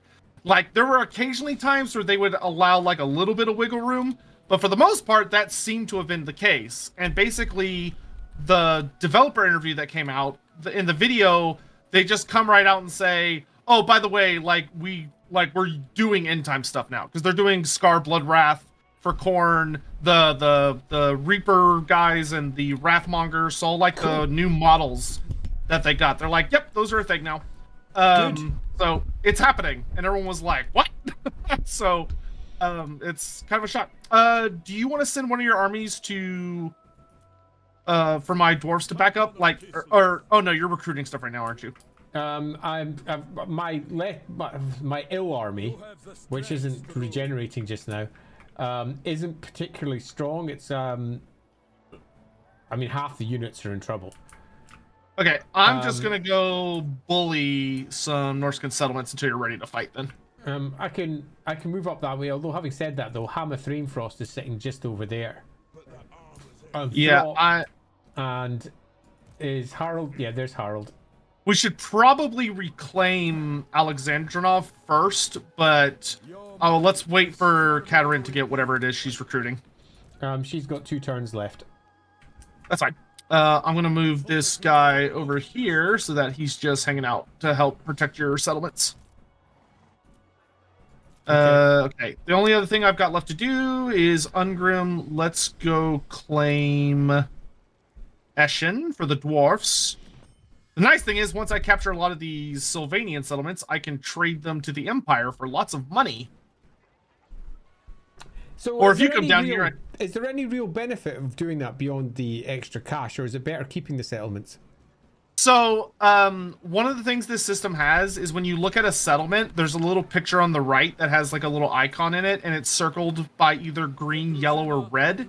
Yep. So because I'm playing dwarfs, temperate climate, which is like regular climate, is considered unpleasant for me, which means I take penalties. Gotcha. So my buildings are more expensive. They take 50% longer to build. They produce less income. So it's better for me to trade the settlements to another faction because then I get a lot of money for them, and that faction also likes me a lot. Instead of keeping it and it not being worth as much. No, that makes an awful lot of sense. It's interesting where they put the Shrine of Urson. It's an interesting place to put it. I mean, there are better places they could have put the Shrine of Urson. There's actual massive, like the Teeth of Urson, for example, which, for those of you who are watching my stream, they're positioned around about here, just north of Kislev. But in the Cliffs of Shargan, which is where the Shrine of Urson currently is, the Cliffs of Shargan they are not a friendly place. They're also, interestingly, a place where there was a crash of one of the Old One vessels, one of the silver ships, crashed in the Cliffs of Shargan. You have the strength. So one presumes if you want to place when that crash was, it was during the first Cataclysm. One of the great Old One ships crashed into that mountain range. So what you're saying is that Gravity Falls is canon in Warhammer. Ha ha ha! So yeah, and to just finish off what I was saying to you before, Zoimek, we had ourselves a mixture of different cultures, including some older cultures which were also based on some of the old Slavic cultures, largely because Games Workshop had just copy-pasted names over. So there was a bunch of old ruined cultures, there was a centaur culture, there was basically a lot of cultures in the area. And then when it got simplified out in 8th edition and then into the end times, it all got forgotten again. Total War came back out and they kind of took bits of it, ignored bits of it, and they focused on the Ungals and they mentioned the Ropsmen and the Fry Kings here or there, but that's about it. But the differentiation of the units was lost. So the Ungals being the ones who had all the horse archers pretty much gone. The winged lancers only being from the Gospodars pretty much gone. It was an interesting mix. And for the roleplay game, it was pretty much separated and defined and made a little bit cleaner and better. But ultimately, yeah, maybe not. Fidel Flashflood popping up with maybe that's why the Shrine of Urson is there. No, the thing that's there is worse. It's a Chaos Witch that's there, which is why it's an interesting place to put the Shrine of Urson. In more than one book, there is a great hag that's there, and it's a Chaos Hag, not a Hag of Kislev from the Ungals. And she's the worst. And she makes her lair in the crash site for where the Old Ones crashed. And Chaos Forces have often stopped in the Crags of Shargan. The Crags of Shargan were also noted for being a gathering point for the Dragon Ogres. Yeah, if I had to guess, which I am, I would guess that the reason they put that there was because someone went, "Hey, we've got this big mountain space, Yeah, totally. And it needs to be something Kislev themed because it's Kislev's spot. So what do we put there?" And someone was like, "Shrine of Urson," and Yeah, they went, totally. "Okay." That's what happened. Yeah, that's exactly what happened. It's an interesting place to put it. It isn't what I would have chosen if I was making the choices, but at the same point, I might have done. I think I'd have probably tried to reinforce the nature of Troll Country and what's north of Erengrad is dangerous, though, and the south being perhaps the more Kislev Urson territory. I'd have probably used this big empty space between Prague, Fort Ostrosk, which I named Zavastra, which I also named. Use that large area there and possibly plump something in there. Something in the wide oblast rather than up in the mountains. And then use the mountains to do something chaosy. But really, in the great scheme of things, it doesn't matter. Guardian of the land. Forgot to end my turn there, sorry. No, you're all good. I'm still wrapping up my stuff. Okay, so next turn, Kadrin should be ready to march, right? Next turn, Katrin is indeed ready to march. Okay, so what I think we should probably do is I can have... I'm also healing now with my other unit too, so... Good. So I've got Mundry ambushing in the forest north of you. Yep, so I what see. we could do is have Mundry attack Castle Alexandrov, Yep, and we can go have ahead, Kadrin... We can have Kadrin march to basically reinforce him. Yep. That way we can take the city back for Love it. you. Yep, totally cool with that.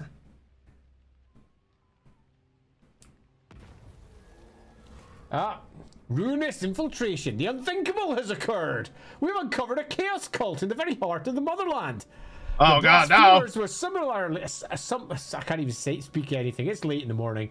Summarily executed, but we must take drastic action to prevent such an infection occurring again by falling to dogma, which will give us further rationality. I think rationality because I'm more Katerin than I am great orthodoxy. Okay, so that's me moving in. Okay. I'm going to move Borodin in there to heal back up a little bit faster. Alright, Do you want to just So- auto or do you want to just take it? We've got a decisive victory up. yeah, I think we can just auto-resolve it. Okay. My guys don't regenerate because they're a Reckoning army, but that's fine. My guy's mad at me. And what I can do here is I can occupy...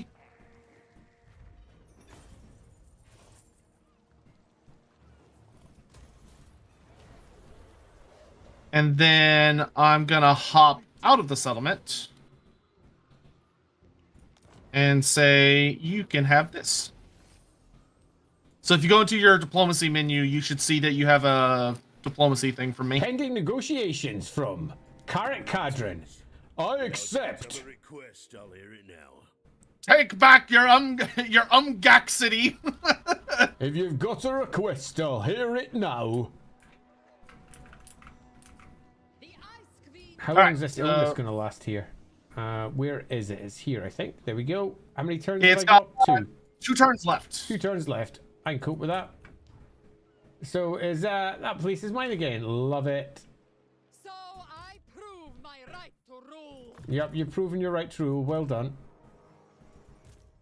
Okay, my engineer is causing problems to the vampires, which is good and great and wonderful. My rule grows absolute. Don't want to march out and attack him. No, I think I'll wait. And then Ungrim, we're going to go capture Waldenhof.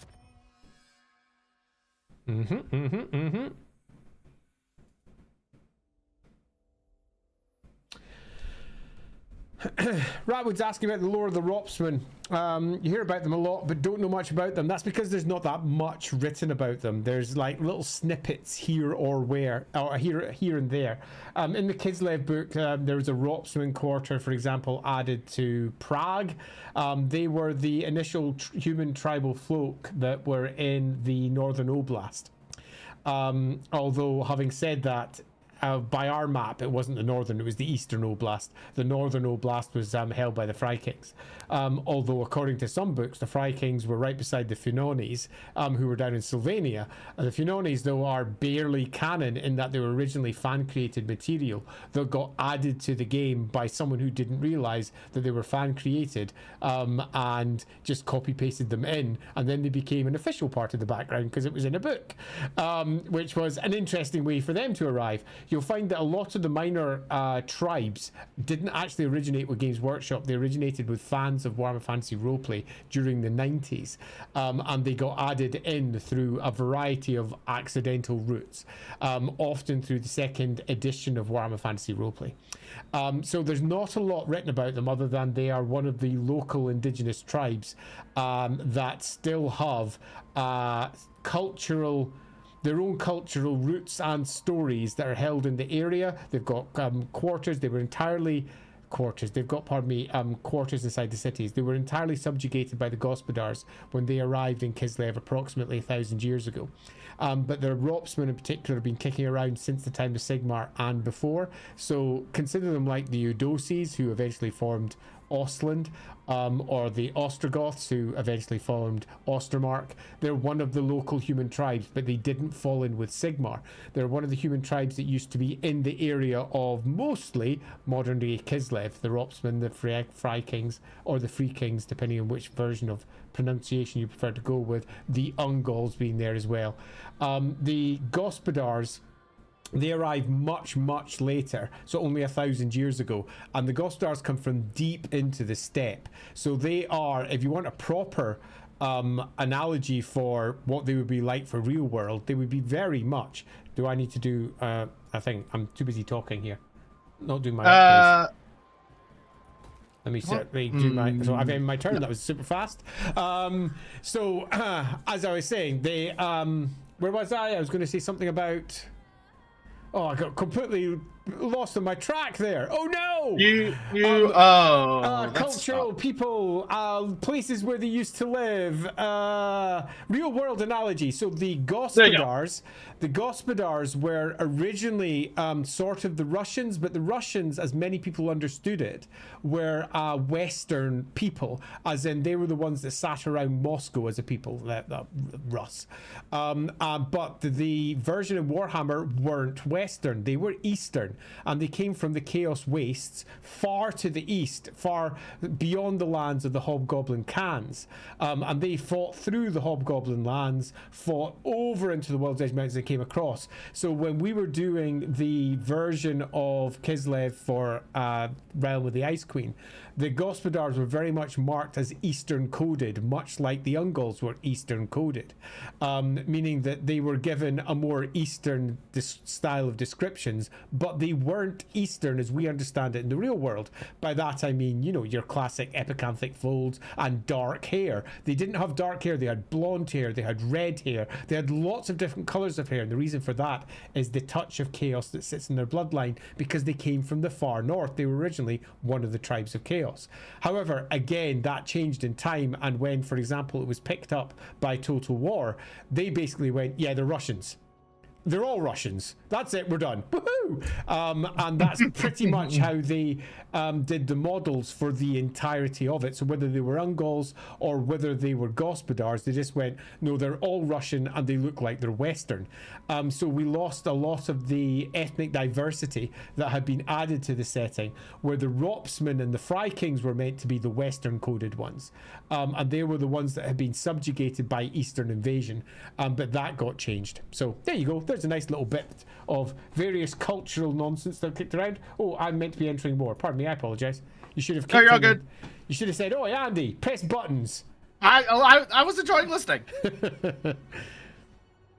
So yeah, not a great deal of lore, although you'll find that there's little snippets here or there all over the books. There's a tiny bit inside of Realm of the Ice Queen. There's almost certainly bits dropped into this game as well. I imagine there'll probably be like a little bit saying Ropsman this or Ropsman that. Well, it's basically you have the Ropsman clan as one of the starting. They start in control of Prague, which is their big thing. They control Prague. Yeah.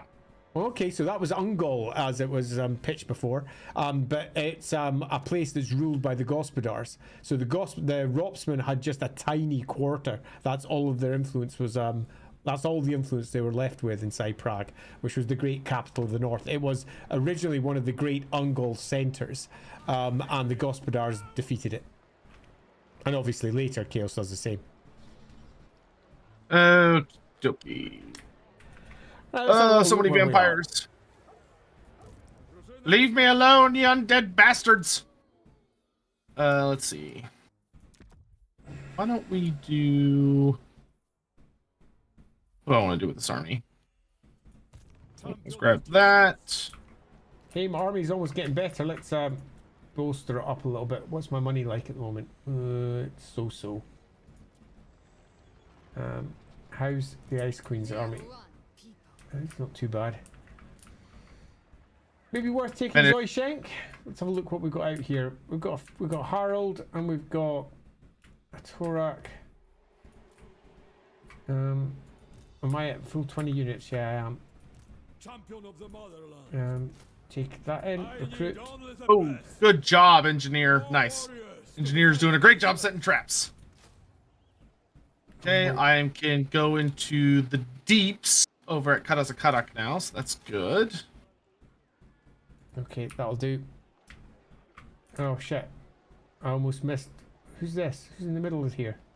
Highvold. Who are you? The Fecundites. Oh, that's Festus. I'm not at war with him just now, I don't think.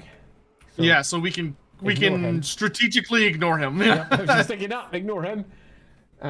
Who's this? Oh yeah. Continue on with his conviction. In my turn. Let's see. Let's grab Warriors Guild, and then Ungrim can march on.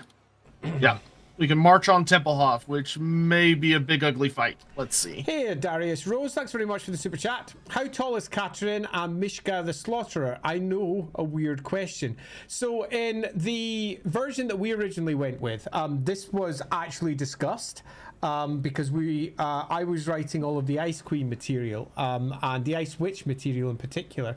The Gospodars were specifically written as a tall race of humans, where the Ungolls were specifically written as a shorter race. So the average height for the Ungolls was only about 5'5", 5'6", where the average height for the Gospodars was sitting around 6 foot. They were seen as tall and lean and beautiful and exotic because they were so unlike most of the Western peoples. Our version of Mishka, when we're deciding, when she came swooping in, she was big. She was like about 6'4", 6'5", proper big. Where Katarine was seen to be shorter, but by many was seen as the greatest Khan Queens of old, reborn. So there was a discussion as to whether we should make her taller, but the art that we already had, one of which I'd done myself, was not tall. So we ended up making her, for our version at least, around about 5'8", 5'9". So there you go. You know, speaking of Kadrin, if y'all want to see Andy show off a little bit on his version of Kadrin, you should start watching LAWhammer for no reason in particular. Yeah, she's popped up, and in our LAWhammer one, she's coded Eastern. Although I didn't I didn't like the first image I did of her. I'm going to do another one, I think. And she ends up dealing with the character that, when you realize who's going to be dealing with her, will make you very nervous as a viewer. Going, oh no, oh no. Yeah. Master Rune of Alaric the Mad. Don't mind if I do. Oh, I'd be taking that bad boy. Zoyshenk's looking like it's right for the plucking here. Although Harold and Karak, it's a bit much on both sides. If we both go over there, it's probably fine. What do you think? Oh yeah, we can take that. So will I go mark that one then? Yep, I'll have. Oh, you're so fast. Hold. Tell her to encircle. Don't attack it just yet. Okay. Because I've got to march Mundry over in range. Okay, now you can attack it. Okay, sounds good. Although the actual fight is going to be very simple. It's a decisive victory. Well, it's only got what, like 5 units. Yeah, we could just auto-resolve that one.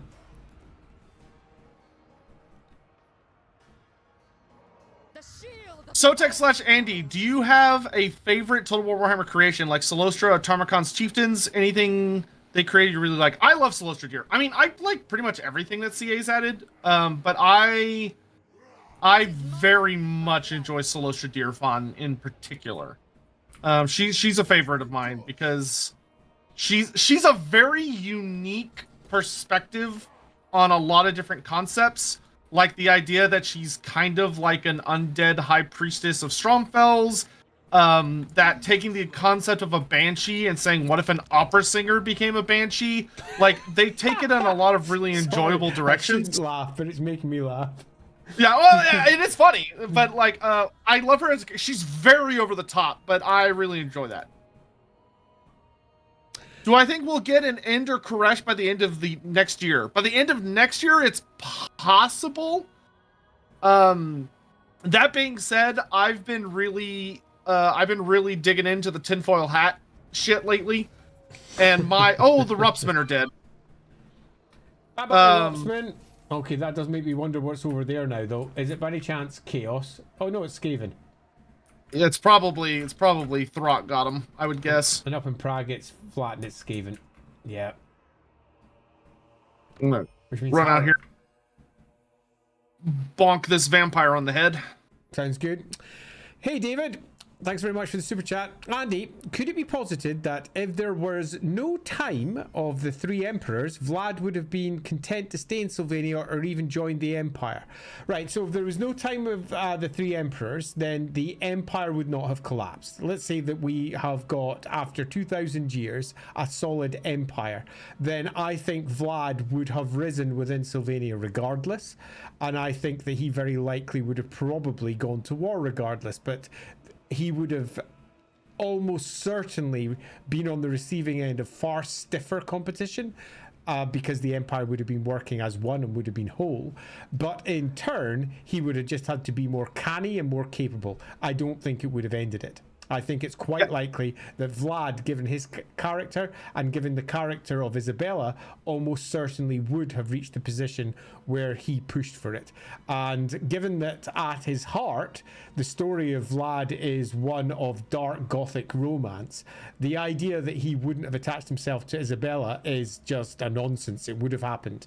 And the idea that the both of them would not have gained their megalomaniacal desire to move out and control, again, is a nonsense. It would have happened. It would have just had to have happened under different circumstances. And I think that possibly it would have been worse because they would have had to be clever. Yeah, one thing that I'll add in with that is that what would have been interesting is that it would have probably resulted in Vlad relying more on causing civil war, of trying to influence a lot of the living, like elector counts and stuff, because at the end of the day, like, one of the things that makes the empire is that when life gets good, a lot of the elector counts tend to start kind of eyeing each other up, unfortunately. Yeah. In fact, I think it would have been very easy to have seen him. You could have built a different story. The Lamians, for example, could have fostered discontent between the various elector counts and possibly have caused a different version of the Ottoman Empire to form from Talabicland, for example. And it could have become a vampire playground with each of the bloodlines arguably fighting over different factions within it. Or alternatively, the Karsteins, as they would become, could become far more clever and subtle in what they're doing. So that would have been potentially awful. So what I think would probably be best to do with Kadrin this turn, so we have like three options. Yes. We could strike north and hit the Tower of Karak and destroy it. That way the Norskins and the forces of Azazel don't have like a place they can easily build up their armies. Or we could set a trap for Harald, who's over there by the mountains. I see him. Yep.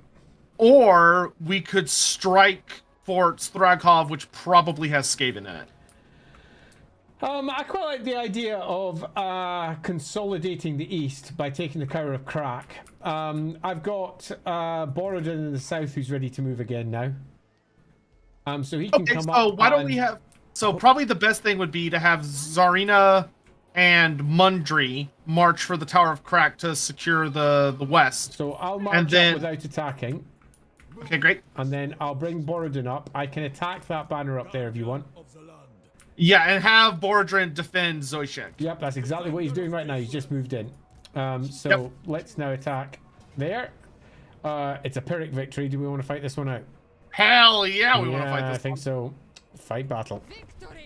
And we both have our own armies this time. This will be fun. This will be fun. Although, I don't think I want to be in control of my own army too much yet. I'm still not quite there. Oh, interesting. So this is a choke point map. So you can see there's a big old river, and there's only one crossing point.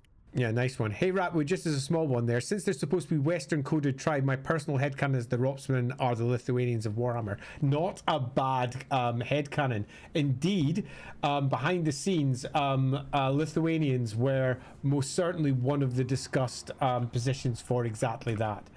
There was quite a lot of discussions as to what the individual tribes were, and it's fair to say that because there was 4 writers on that book, different people cared more or less about this. Some literally didn't care. They're like, don't be stupid, they're just Ropsmans. Where others were like, you know, if we're looking for something that's an analogy, what parts are we taking in? Particularly because there are so many real world influences. Right, so let me just go Control A and pass those over to you like so you can grab whatever you want out of them. So this one, we have a pretty straightforward strategy. I think the best thing for us to do is going to be to deploy as far forward as possible and to rush to the choke point and try and take it. Because if we can take and hold the... I see. So yeah. If we can take and hold that, then when my stuff gets here, I'll be able to just obliterate everyone from safely behind that point. Yep. So I would take all of your... Thanks for confirming that apparently I'm at war with Festus. When on earth did that happen? So thanks for confirming that. I totally missed that. Thanks very much for Turning Leaf. Just got dragged in. Okay, so...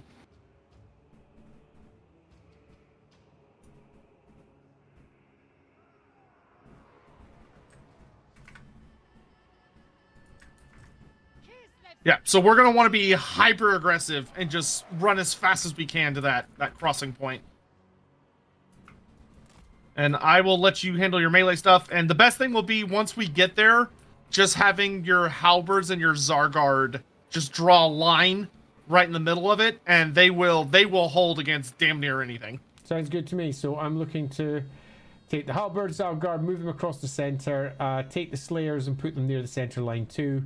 And the Beowulfs off to the side along with the characters. Yeah, and the Beowulfs can just slam into anything that isn't halberds, and they will make a mess of it. Sounds good. I'm happy with that. All right, I'm ready if you're ready. I'm ready, so let's press start battle.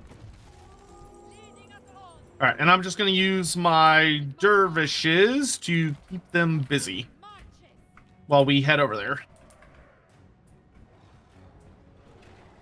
Dun, dun, dun, dun, dun. Yep, they're retreating. That's what we want to see. They do have Harry the Hammer with them, so when Kadrin gets in range, I would probably start bullying him with Death Frost immediately. The more health we can take off him, the better.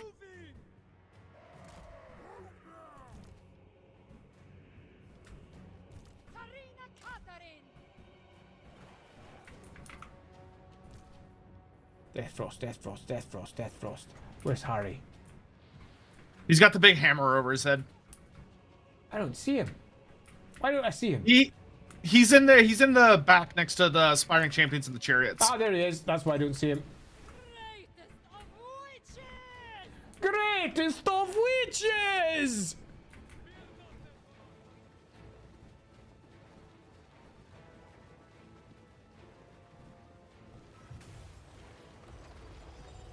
The heck was that? You are being spirit leeched by his death wizard. That's rude. Indeed. All right, so let's just get those halberds and Zargard drawn across the ford. You can have the Slayers in there, and all of my shooting should be in range in just a moment, and we can start. He really does not want to fight us without his reinforcement, so I think he's just going to kind of twiddle his thumbs a bit. Nope, they're coming. Yep, here they come.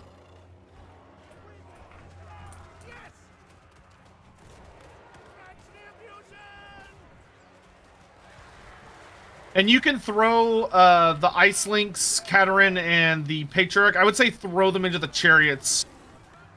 Oh, good. My lads are here. Away!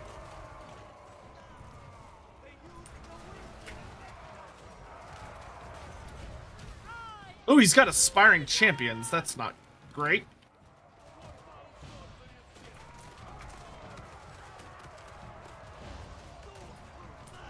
And just keep an eye on Death Frost whenever the cooldown's off. Yep. Just keep hitting Harry with it. It's got a big cross over it just now. There we go. I keep on losing Harry. Is that him there? There he is.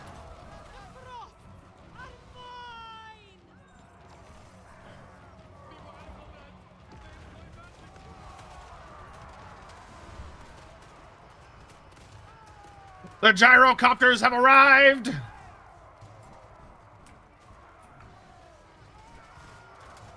Let's give those aspiring champions something to chew on, lads! Where's his wizard? It's his general. Ah, there he is. Got him.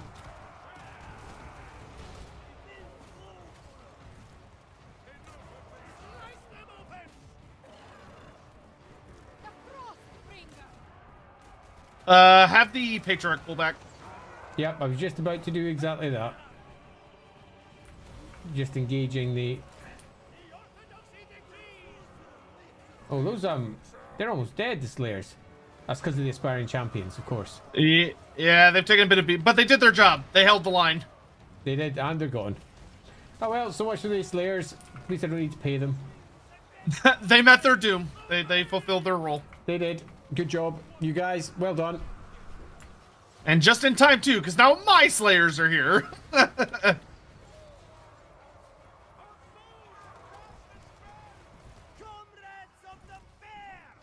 Oh, he's got Orbeez chariots. That's not that great. Harry's really being a pain in the neck here.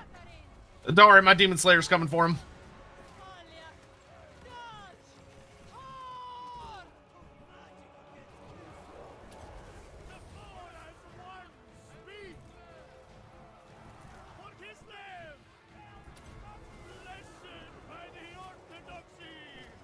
Demon Slayer! Oh, my lord.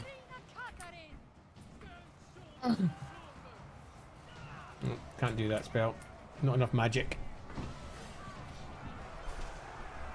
Longbeards to the front line! Cards by pressing space and selecting them from the menu. So, pressing space and selecting them from the menu. So say that again. So Gemini Twin says, Andy, you should turn on hero character cards by pressing space and selecting them from the menu. I'm not quite sure what you mean. So, oh, wait a minute, up here? Oh, yeah, thanks. Oh, yeah. Yeah, thanks for that. Really appreciated there, Gemini Twin. Oh, the flame cannons are in range! Let's melt them! Protect the Tsarina! Who's that? Kygas Bloodheim. And Marauder Horseman coming in too.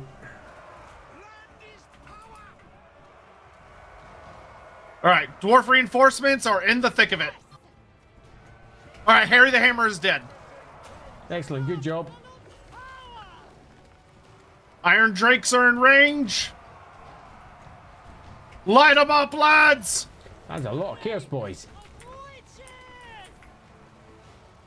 Oh, it's roasting time, yeah!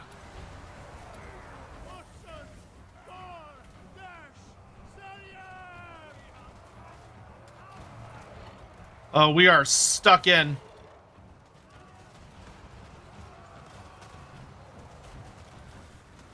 Careful about letting Kadrin overchase. Yeah, I'm just thinking that for a fair chunk of them, actually. I told you to come back.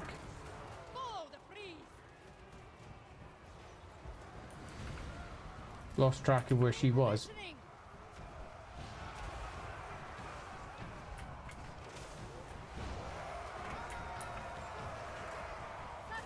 Forward! You can pull back any troops you have out there. We can let the dwarf army deal with the heavy lifting. Sounds good to me. Retreat! Hold the line! While I'm doing that, Darius asks, same with Bretonnians, since the lore says knights are taller and stronger than most men of the old world. Also, as Bretonnia is similar to Norman-occupied Britain in terms of knights being a different ethnic group. Yeah, so Bretonnians aren't the same as Norman-occupied Britain because the Bretonnians come from the Bretonni tribe, and the Bretonni tribe are not Vikings. Absolutely aren't coded as them either. So they're far more French in basis, largely because of the original history for what was Bretonnia, which was France. It wasn't France, including Normandy, and then the attack of the Normans. It doesn't really have its own Viking spot, so to speak. The Bretonni tribes, and they're often referred to as tribes rather than just individual tribe. Should I be ending this battle? No, not yet. I'm gonna run people down real Do you quick. want me to speed it up? Yeah, we can do that. There we go. So they're not really coded the same. Having said that, though, the Bretonni tribe, for their knights, the reason for their height is not necessarily because of their tribal basis. It's because of the blessings that they carry. Because every single last one of those knights is, to a degree, holy. Every last one of those knights is a representative of the Lady of the Lake on the battlefield. Where the general peasantry are not described as being taller than the rest of the old world stock, so to speak. The tallest stock in the old world is generally the Midlanders, is generally the Gospodars, if you're looking for the individual tribes. So we're looking at the Teutogens and the Gospodars in terms of the tribal part. Having said that, though, the knights are, without compare, bigger than almost everybody else too. So yeah, there's a whole lot of it. Yeah, to be fair, one of the big things as well with the knights is that, like, because of the way Bretonnian culture is set up, a lot of the knights, like, have very awesome, supportive food throughout the entirety of their lives, because they're very pampered of that social contract of the peasants take care of the knights by making sure they're well fed and everything, but the knights then have to go out and fight and defend them, which has resulted in those noble families having very big stock. They're big boys. Just realised I had a whole bottle, well, almost a whole bottle of Malbec here. Maybe I should have been swinging that. Nice. It was waiting for you. All right, nice. And now we can push on to the tower itself.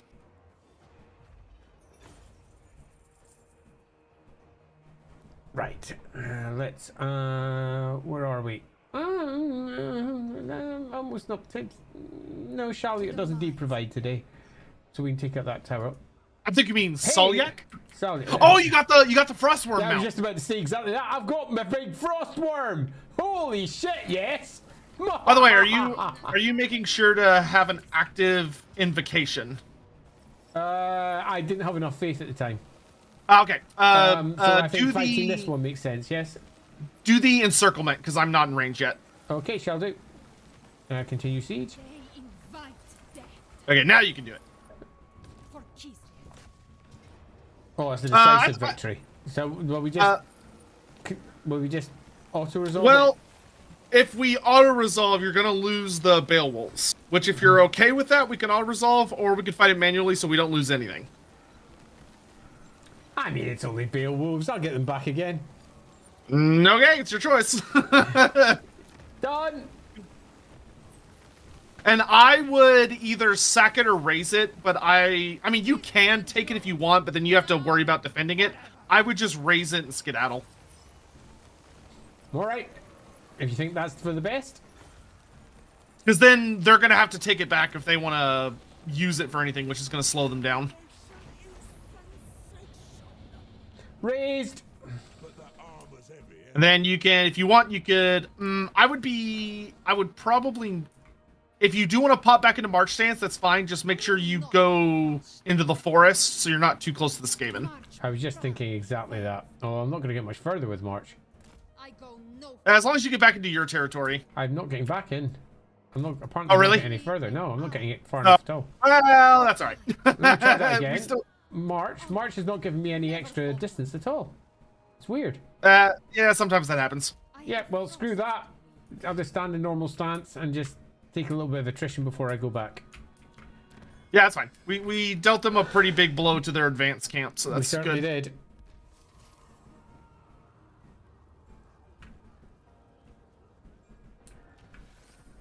Okay. I do it for Kislev. Who's this? I love that Kadrin's got her big dragon now. Good. Yeah, that makes me happy.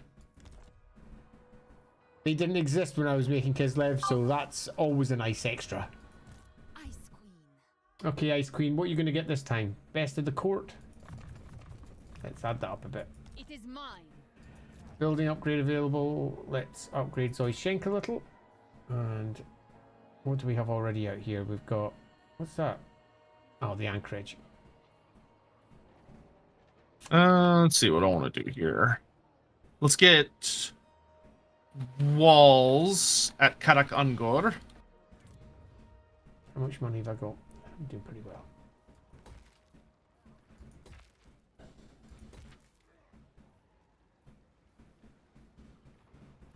So many options. I'll wait for more money first. In turn. Get some Zargard for Thorgrim Grudgebearer's army. Because who better to protect the High King? Oh, we've got a bot in Twitch chat. That's rather annoying. Piss off, bot. Those do like to pop up.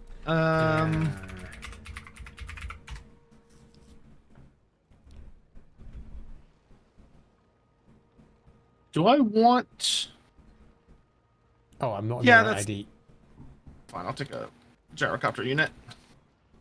Okay, everything else is looking good. So I think that's good for this turn. Excellent. Hello?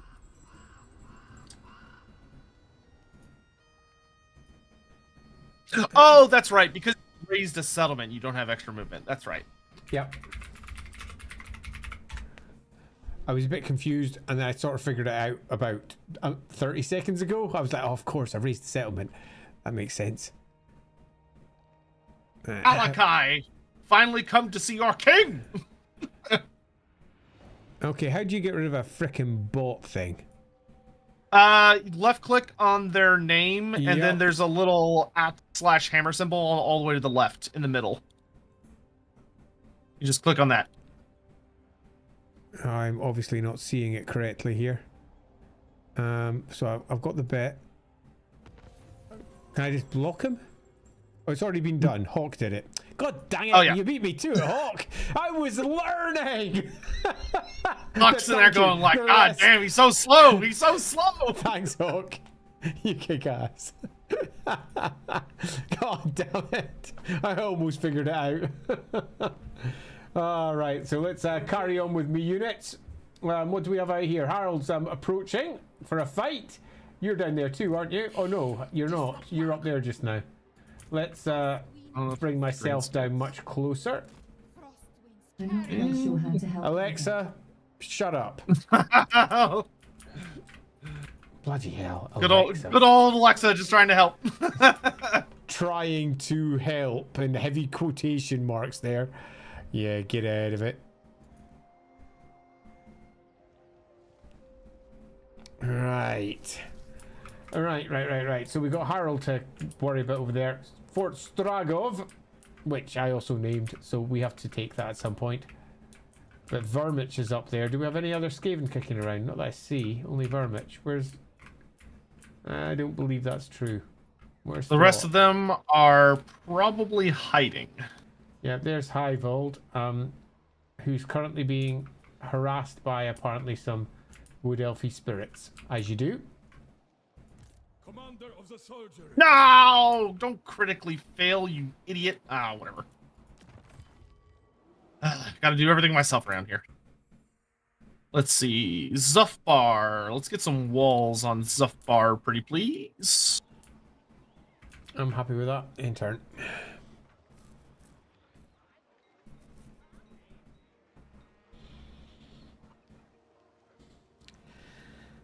As to the general conversation as to who's the tallest humans in the Warhammer world, it's whoever Games Workshop is writing a book about at that time. And I know that sounds nonsense, but they write the Chaos Marauders and they go, the Chaos Marauders are the toughest, and then you read a different book and they go, yeah, most of the people from this particular tribe are actually quite short, and you're like, oh, well, that doesn't make sense with that tribe being described as the tallest people in the world. The studio has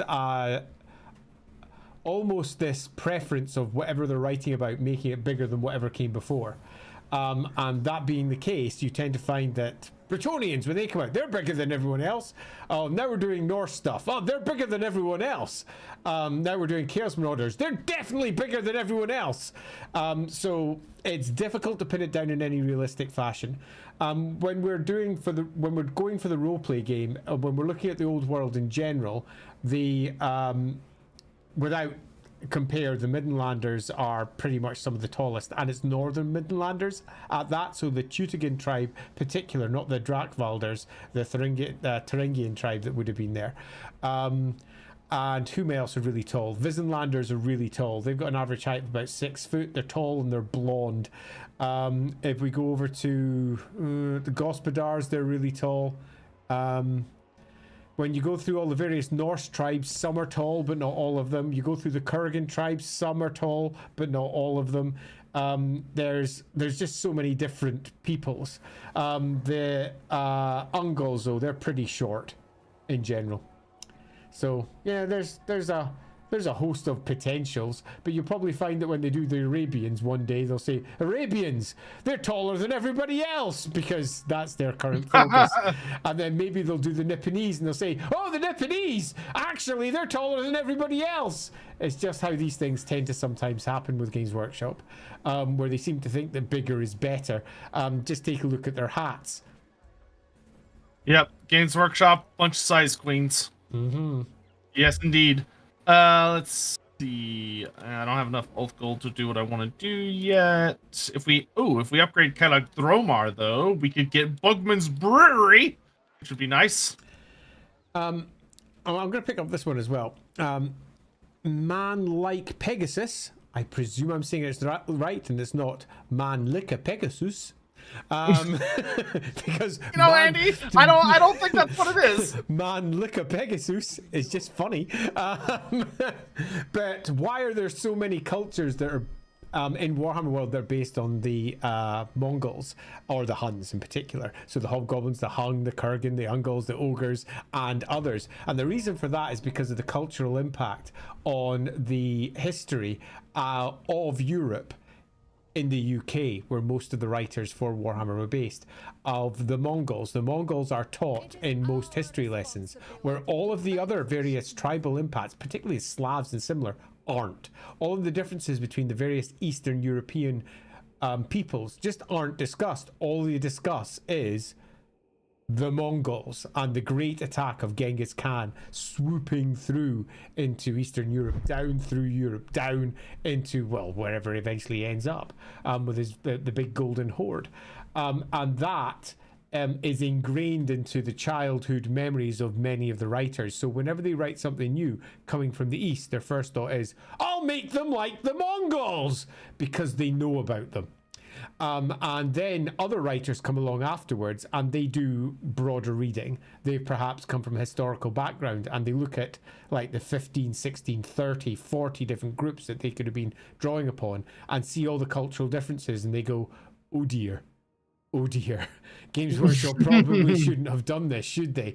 And they start mixing it up. You'll notice, for example, that the ogres change much of their cultural identifying marks throughout the course of the different editions of Warhammer. To begin with, they're deeply coded with the Mongols, deeply coded with them. But that got changed as they moved into the next edition. Even their skin color changed.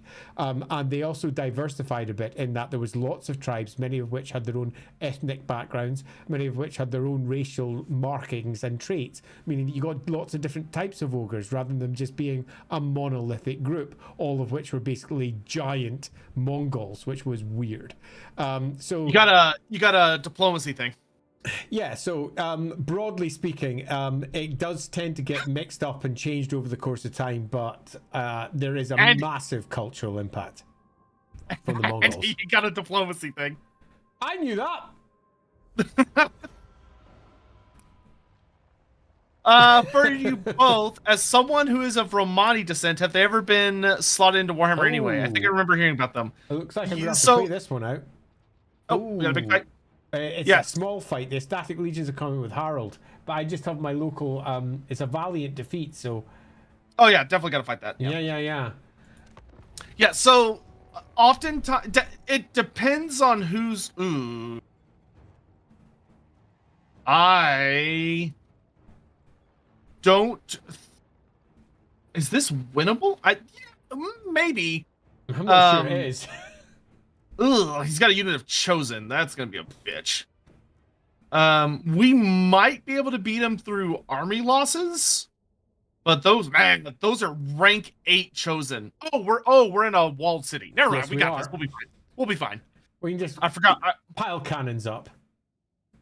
Yeah, we're gonna use the walls, and then when he gets near the walls, we're gonna run away, and we're gonna let the towers deal with it. Hey David, thanks very much for the super chat. You remember the page art in one of the Bretonnian books, and it's a brilliant piece of art, by the way, where the Norscan Chaos Marauder towers over the Bretonnian Lord. Absolutely brilliant piece of art. But you've got to remember that the Chaos Champions are often blessed by the ruinous powers, and some of them are literal mutants. In the case of that particular Chaos Lord, he's a literal mutant. He's like about a 9-foot tall human. And he's just not normal. Mutation is exceedingly common amongst the Norse tribes, for all the miniatures might not remember that. Right, so let's basically give them all to you. Because... Yeah, Castrated, the group you're thinking of is oh my god, my brain literally just fell out of my butt. The Strigos. The Strigani. There we go. The Strigani. The Strigani are very heavily inspired by that when it comes to like the Romani culture and a lot of the stereotypes associated with it. Though honestly, what's weird is that compared to how a lot of other games and world building and stuff have handled those types of that type of stereotypes, the Warhammer Worlds is surprisingly not as bad as you would think it would be. It is in places. It is in places, but like compared to some settings I've read, some of them are bad. So this is one I had a really interesting conversation about because I wrote all the Strigany rules for 2nd edition. I brought them into the game as a potential PC type, and we brought them in for 4th edition as well for Fantasy Roleplay. And the Strigany, are you on top of everything? Will I be starting this? Not yet. I am getting our guys onto the very many walls that they're going to need to be standing on. Okay, so while you're doing that, I'll continue talking. So the work, Sotek, work. So the Strigany, I purposely pitched differently to how they had been pitched previously, where they were basically Dracula's gypsies, as they were presented in the Dracula book. And that was how I was told I should potentially use them, to which I said, yeah, no. Now, whilst the word gypsy is seen by many as slur, in the UK in particular, many people identify as gypsies. It's not a slur, it's just an actual word that they use to identify themselves. They are gypsies. And where for some people it's a slur, for others it isn't. Obviously, in Warhammer Strigany, we're fine. Romany is another term that they were often using too, or the Rom. But there's a whole host of other various groups of people, traveling folk, and in the UK, traveling folk, literally just called traveling folk as well. And I had quite a few discussions with a bunch of people of both Romany, Gypsy, and traveling folk backgrounds, because I happen to know some. And having discussed it with them, I then went back to Games Workshop and said I'd like to repitch how many of the Strigany stereotypes are presented. And whilst I would still like to have the idea that they come from the south in particular, so we're not looking at Egyptites, we're not looking at someone who came from Egypt or perhaps alternatively came all the way from Ind. We were looking for people who had their racial roots in Nehekara, and they had moved north towards Strigos, and then through there towards the old world eventually. So we're looking at coded people who look like they come from the Middle East in terms of where their roots originally would have been, and they were deeply persecuted because of the tales that they had for being directly tied to vampires. And unlike the classic Romany description, they wouldn't be wandering around in bright colourful carriages and dancing folk and spiriting people away with the gypsy caravans or some similar fairy tale nonsense. No, they were a deeply bedraggled, broken people, and their caravans were grey and shattered, and they dealt with old charms, working with older magics. And we slowly but surely wrote them into something that was unique in Warhammer, rather than something that was just a racial stereotype that had been taken from the real world, copy pasted with a quick Control C, Control V, and then renamed slightly as they just became Dracula's servants, the Karstein servants or some equivalent, and they became something a bit better. And that, to a degree, got picked up anywhere else. Do you want me to start? Just say when, Sotek. I need you to build a tower Yes, where? here. We're moving back, because I wasn't there. We are. Oh, we're all the way on the other side. There, sure. Let's Yeah. So build a 500 cost tower. So just an arrow tower. Yes, just a basic one. And then level 1 or level 2. level 1 because it costs 500. Oh yeah, 5. It's level 2 for the 900. Got you. Okay. Yeah. And then we need another one somewhere over here. Okay. Oh, of course I turned my camera around, so let's just pop that there. Oh, actually, I see the perfect one. We want this one. Yep. Consider it done. There we go. And basically, as the battle drags on, we want you constantly just adding new towers or upgrading the towers we have because we're going to need them. Yep. Easy peasy lemon squeezy. All right. And then if you would take these guys in addition to dealing with tower duty, and if you see a fleeing unit, just chase after them with these guys until they're shattered. Okay, so I've got myself some a nice. Where are they hiding? There. They're in the here. middle. Yep, nope, got them. Yep. And whenever you're ready, you can start the battle, and I'm going to do my and- damnedest to not lose this city. And where do I want them to be? Are they all coming in from one side? Or are they coming in from both sides? No, they're coming. They're coming in from both sides. So where am I going to So want to have this unit? I don't know. Where are you most likely to break them? They've got their guard over on that side, so less likely to break on that side. They are more likely to. You're more likely to get good use of them over on Yep, this I side, agree. I was just thinking especially because exactly that's where all of his warhounds are. Yeah. Yep. Sounds good. Alrighty, let's press start. Good luck. Yep. And I'm gonna see if I can kill enough guys.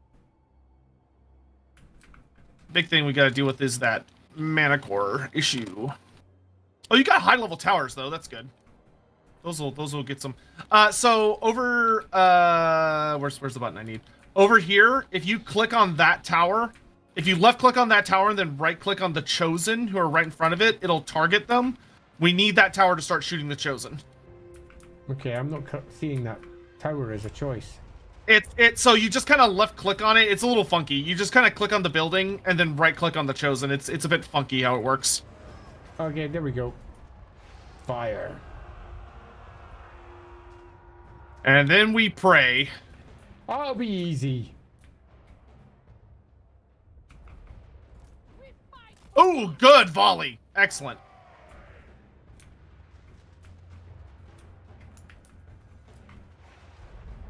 Kill the Furies. Kill the Furies. Okay, good. Pistols back out, lads. Okay, the Manticore is taking damage. Let's have a look out here. Yep, we're all looking good.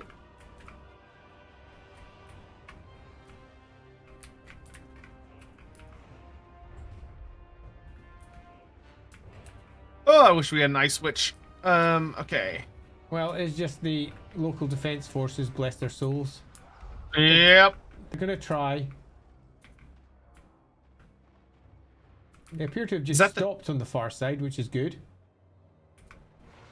They literally have Yeah, just stopped on the far side. So they're just Good. letting the shots. That's good. So Yeah. most of the fighting is up by where the general is. Yep. And that Manticore, who is half dead, which is good. Well, the general's in. Hey, Harold. Yep. And he's exposed, which is good for us. I'm going to bring my unit over to that side because it looks like a lot more is happening on that side. Yeah, Oh, I think that would be good. No, they've arrived on this side. They're now coming in. I'll maybe hang there for an extra moment. Let's see if there's anything I can upgrade over here.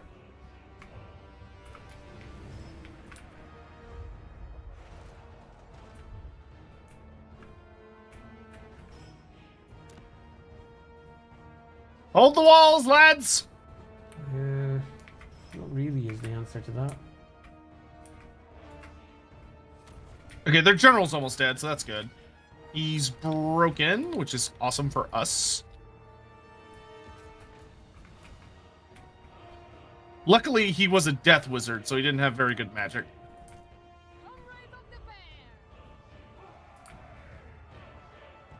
Yeah, we're still doing pretty well over on the far side. Yeah, luckily his chosen are battering the doors down, which is going to take them a very long time. Yeah, totally. That's good. Okay, the Manticore's almost broken. Yeah, it's almost down. Look at that. Swooped in on your armored Cossars there. They can handle that, no problem. Yeah, I think so.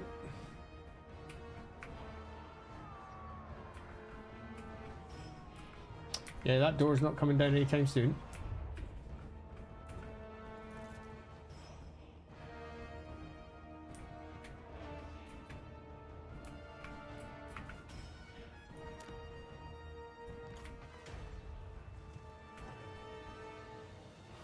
That's the Manticore down. Oh, yeah.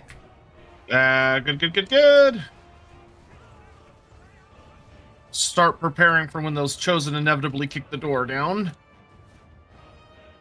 Marauders are getting minced there. Nice.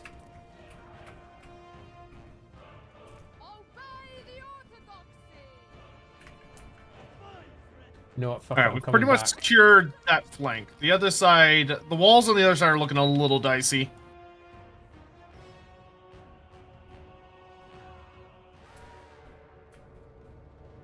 Wonder if I can get them over here. 950.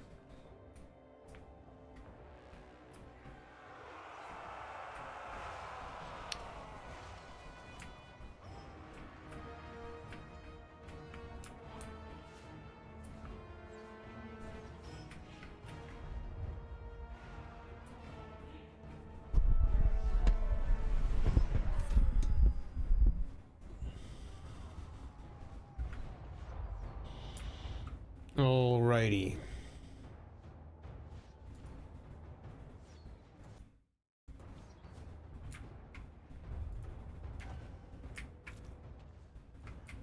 Come on, lads. Come on, lads. We should be able to get a new tower, like a 900-point tower somewhere in the city. Doesn't really matter where. Yeah, I'm just saving up. But getting the big one.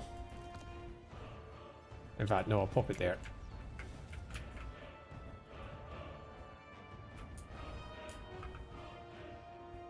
Oh, yes, high ground pistols. Hell yeah, there we go. That'll help a lot over there.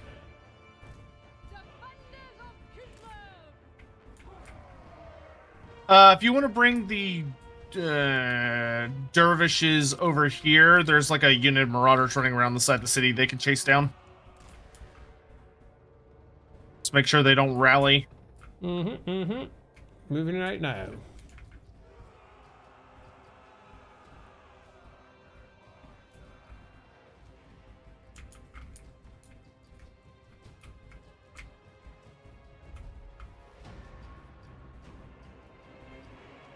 Yep, the Marauders have just started running on the inside of the other side too.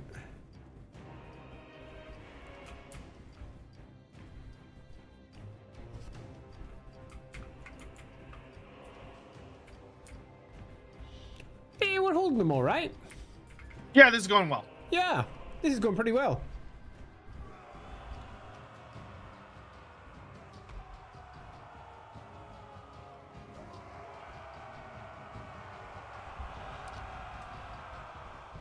Hey, Kitsu Sakura.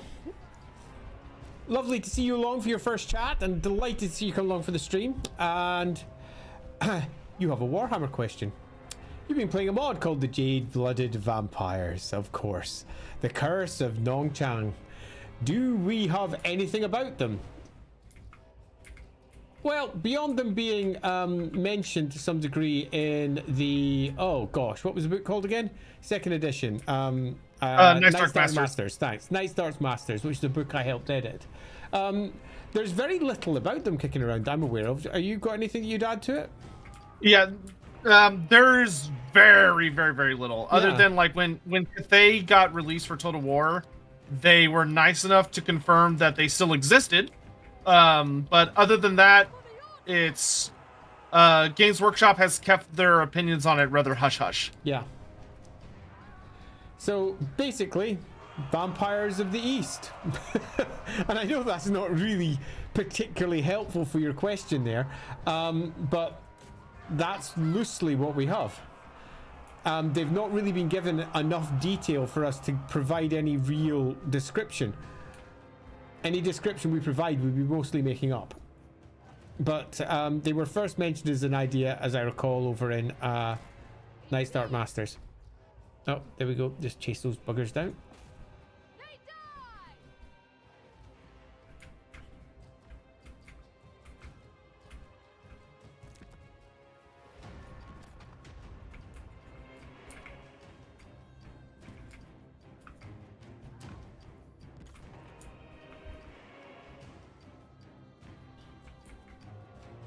Yeah, this is going really well. Yeah, we've pretty much got this under control. Yeah, I didn't expect it to go quite so well as it is. Those Chosen are going to take a long time to die, but that's all right. Yeah, they are.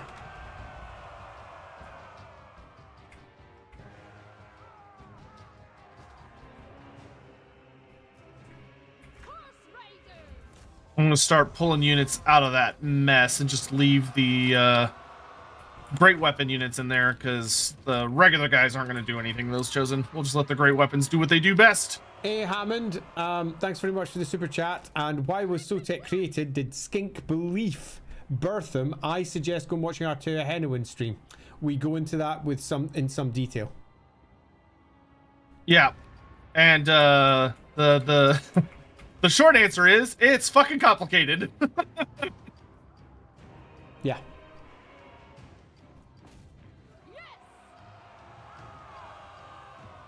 Right, let's fall back over here. We're just gonna let our great weapon lads do their best to chop through that armor, because Chosen with Hell Scourges, they are tanky. Yeah. Might actually be better to pull everybody back and give that tower behind us a good chance to wear them down. Fall back!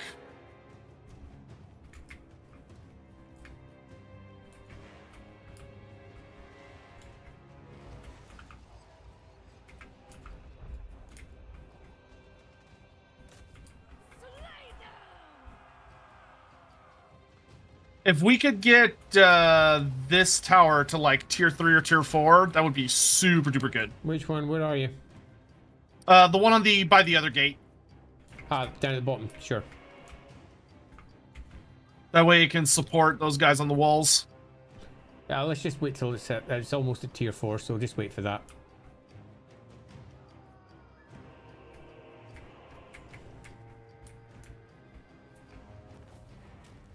Hey, that's army losses. Hell yeah. Oh yeah. Victory! Love it. Will we just end it there, or is it worth chasing anything down? I would just fast forward, because we can let our gate towers just shoot the hell out of people that are running away. Okay. Fast forward. And also have the have your Kosovite dervishes run down his Chosen to make sure they... I'm doing that right now. Yeah, make sure they don't come back.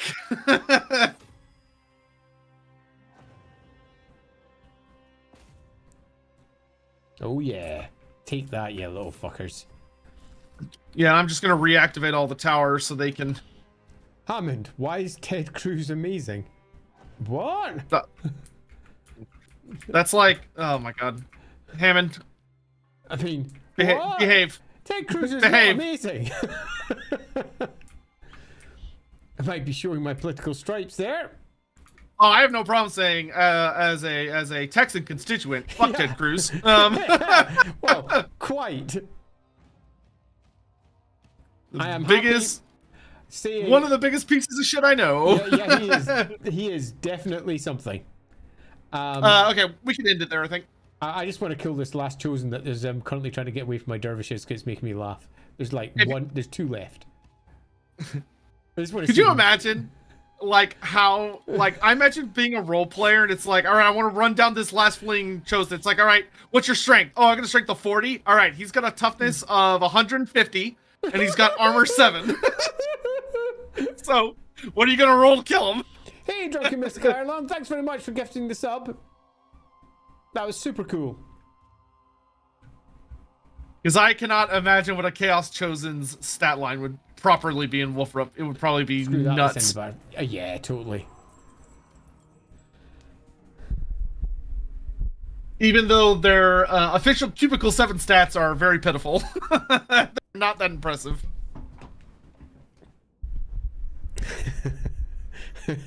Hammond's over on my side going, the CA Croxagors have the superior design. Yeah. He's just digging it into you there. He's just enjoying that I can't reach him from where I'm sitting.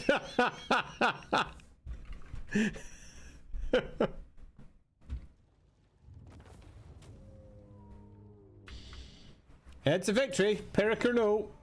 We win. That's good. That's all Yeah. that matters.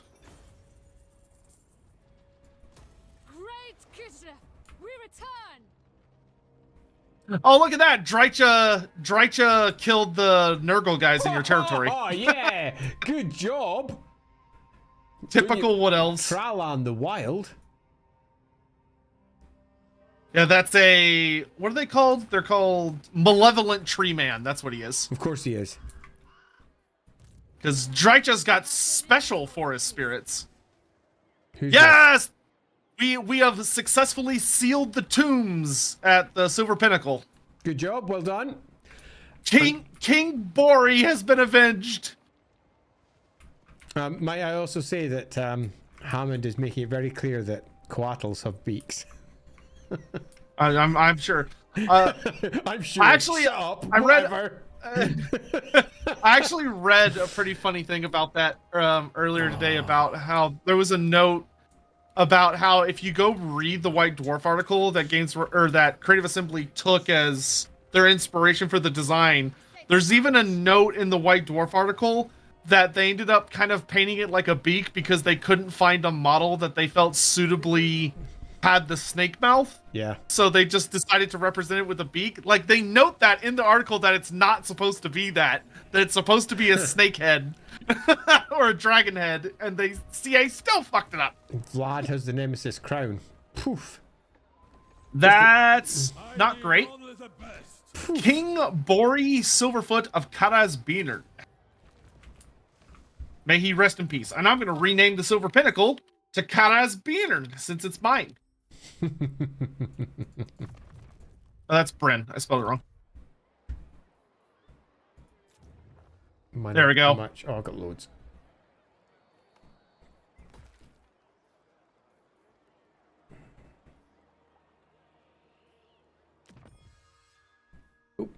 That's fine.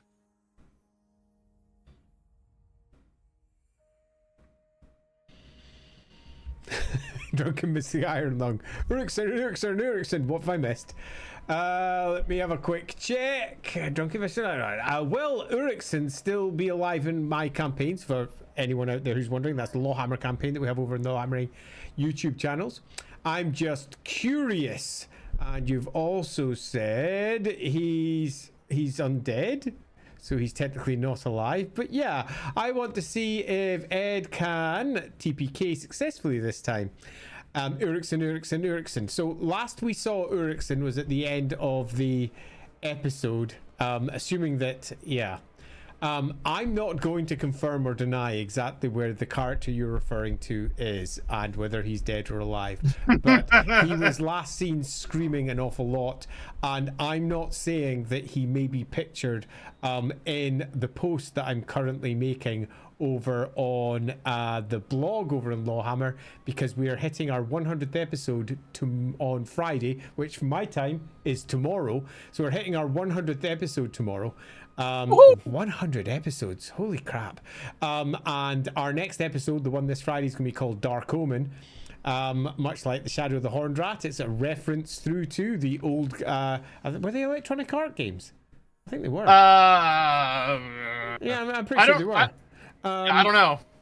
But yes, that's, we're referencing that, and I even have a picture for the episode that is relatively similar to the cover for the old Dark Omen game, and I'm not saying it's going to be that character. Wink. Oh, I didn't say it. No, but it was pretty loud. Embrace innovation, or so I get control +1 or research rate +10%. Let's get the extra research rate. Research rate is delightful. Yep, can't go wrong with that. That does seem fun to me. Okay, so who have I got? I've got both Vermich and fucking Azazel.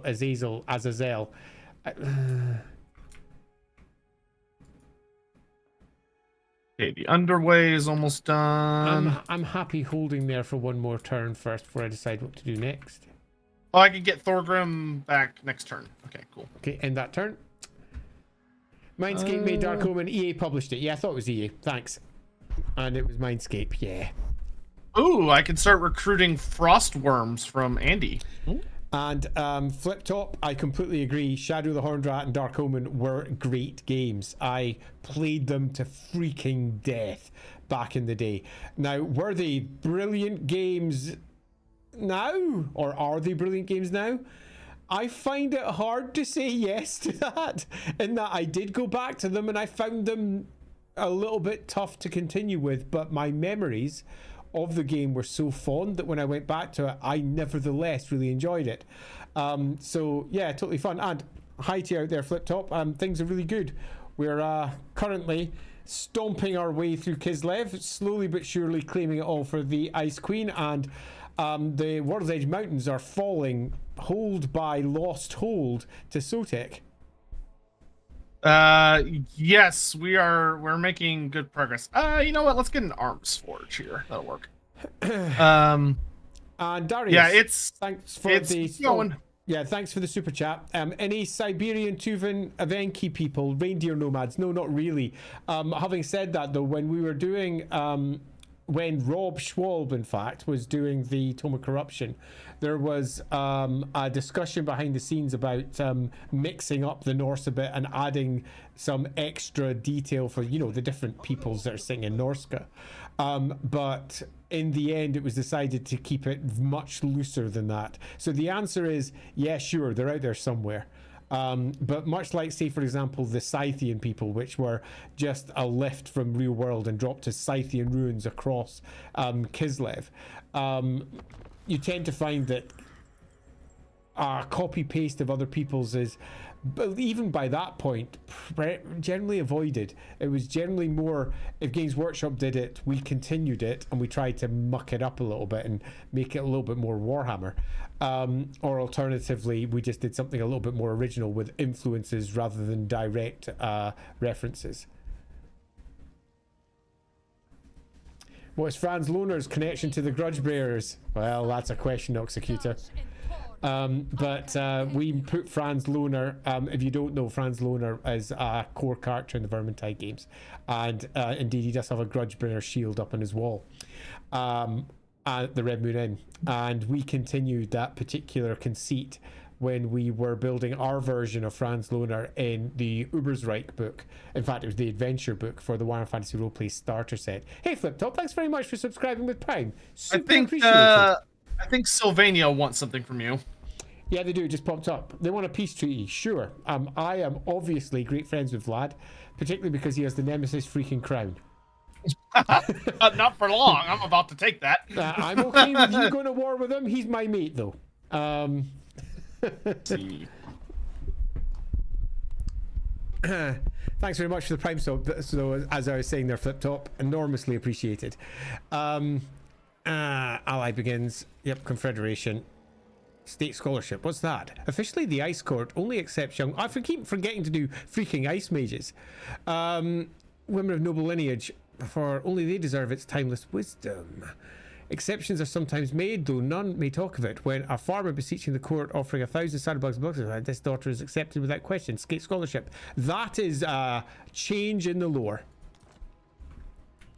A direct change in the lore. That is not the lore that was written in Realm of the Ice Queen, where Realm of the Ice Queen had the Ice Witches touring across the Oblast, going from Stanista to Stanista, checking for magic, because magic comes to you whether you are noble or whether you're peasantry. It doesn't make any difference at all. Magic is a talent, so to speak. Some people are born with it. And they would test everyone when they reached a certain age, past the point of puberty, to see if they were potentially going to join the Ice Court.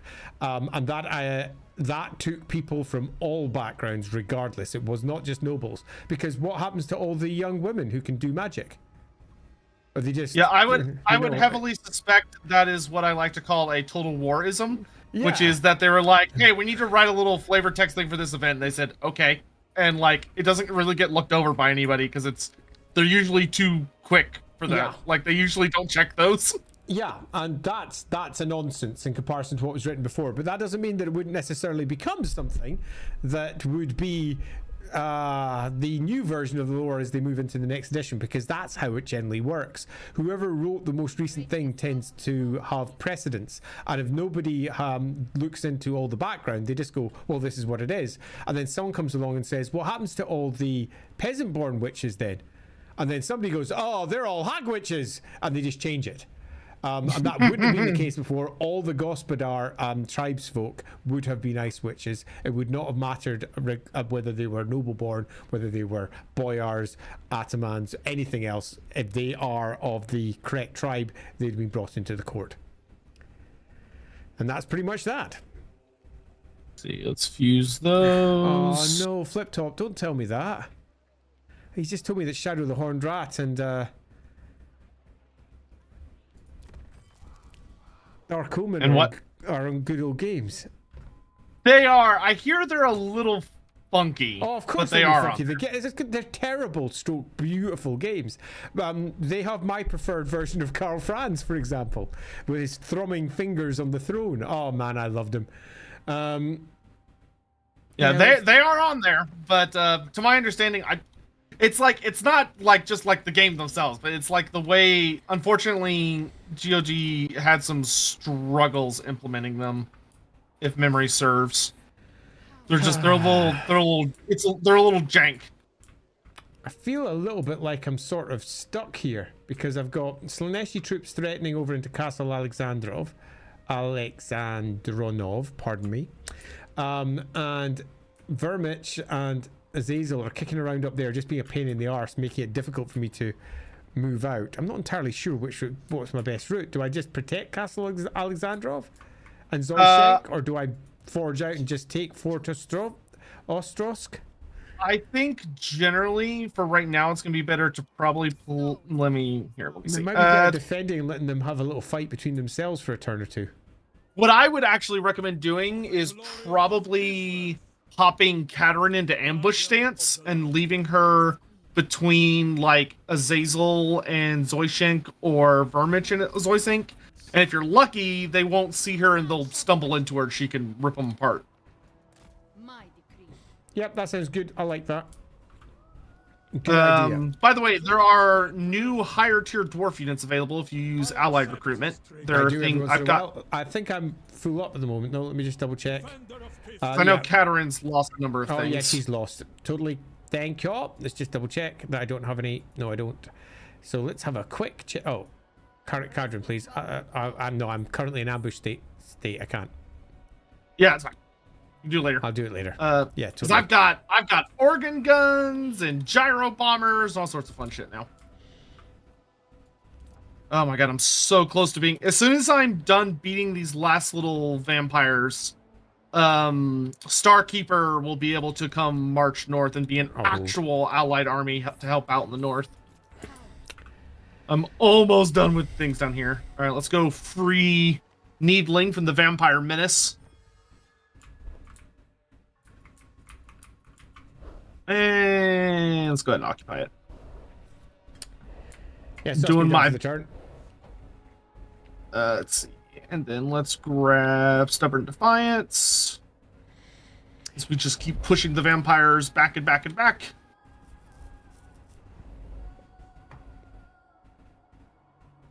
Do I? No, I don't want to go out there. I'd rather him come to me and get to use my garrison. I think that's gonna be a Apparently, there's a Grudgebringer mod for the Empire. That'd be pretty cool. I have a deep fondness for Commander Bernhardt and the Grudgebringers.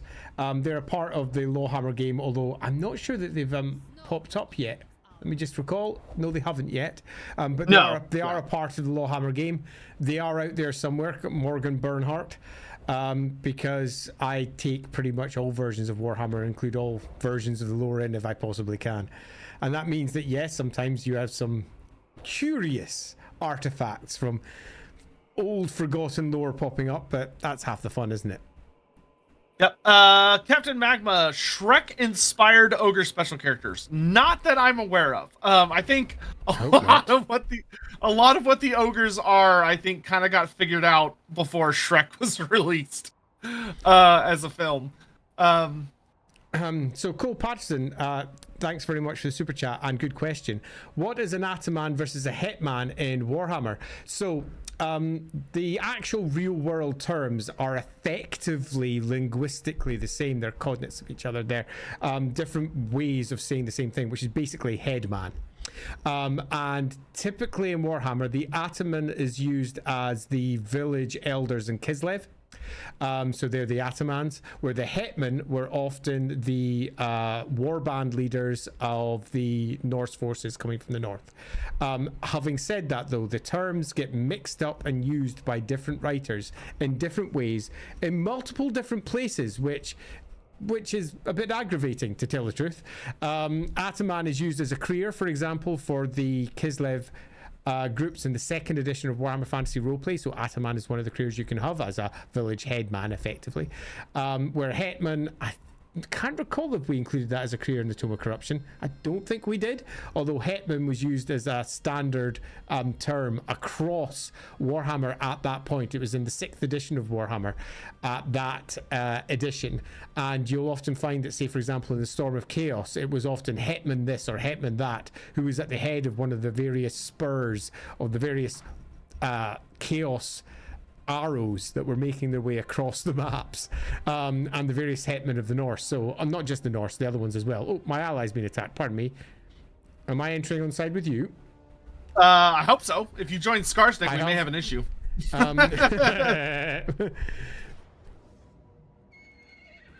So yeah, that's loosely the difference. Wow, okay. I've got a little fight here. Decisive defeat. Can I win this one? Hubas the Black? I didn't go and protect this place, did I?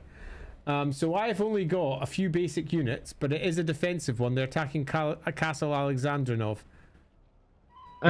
Problem is that it will be an open field battle. Yeah, and they've got a wizard, and they've got more units, including Blood Eater. Oh, Christ.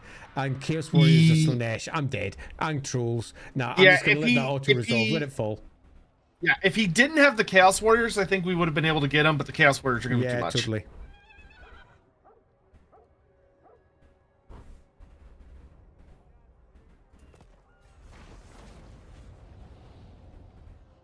Let's see. CB4N. I think Hammond meant to ask why Ted Cruz looks like a Clan Mulder experiment whose face got smooshed firmly against the side of a cloning vat. Good question. It's funny you mentioned Skaven clones of people, but I'm not going to go any further on that. If you know, you know. And then Isaac, what's the state of liches in Warhammer Fantasy? I know the Tomb Kings have Lich Priest, and then there's Himmler, but what exactly is that undead wise? So Himmler is not a Lich. He's the Lich Master because he kicked the crap out of a group of Liches as one of his big kind of story beats. But Archon the Black is a Lich. And what a Lich is a bit fuzzy depending on which publications you tend to read into, because depending on how far back you go, the undead change a fair bit. There's a few things on this one, because worth noting, Lich is used in more places than just the Hekara. If, for example, you go to, say, Warhammer Quest, Lure of the Lich Lord. Well, not Warhammer Quest, that's Warhammer Fantasy Roleplay, pardon me. Warhammer Quest used one as well, where they had a Lich Lord that was sitting on a throne doing crazy stuff. And that's never died from Warhammer, it's still a thing. And in that case, it's basically a necromancer who has figured out how to become eternal by making themselves undead. That's it. That's all it is. Nothing more, nothing less. It's someone who has finally managed to achieve immortality by making themselves undead. And they have kept their mind, they have kept their magical powers, and they're pretty freaking hard. And they are popping up all over the old world. They're quite different to, for example, the Nehekaran versions from the south. But the Nehekaran versions are now the primary versions because they're the only ones that are really mentioned in the 8th edition of the game. But beyond the 8th edition of the game, the older version still stands as something that can be used in Warhammer because it's a part of Warhammer's background. Yep, all that. But yeah, they're yeah. I don't really have much more to add. They're beefy undead necromancers. They're like the final evolution of necromancers. Which does get a bit interesting when you think about it makes Kimmler particularly fun. In regards to his kind of rivalry and relationship with them. Yeah, I mean... Being the so-called Lichmaster. Yeah. Yeah, he's not. Like, at all. Defy chaos. Okay, that's not happening at all. I'm tempted to run back there. Where did the Skaven go? I'm going to presume they've retreated. They might be in ambush stance, or they could have pulled back to one of their settlements. Follow the frosts. Yeah, let's pop down there. I think it's time for me to reclaim that. I've still got an army there that can hold that. You're staying, and you are saving, so we've got more money. Or are we?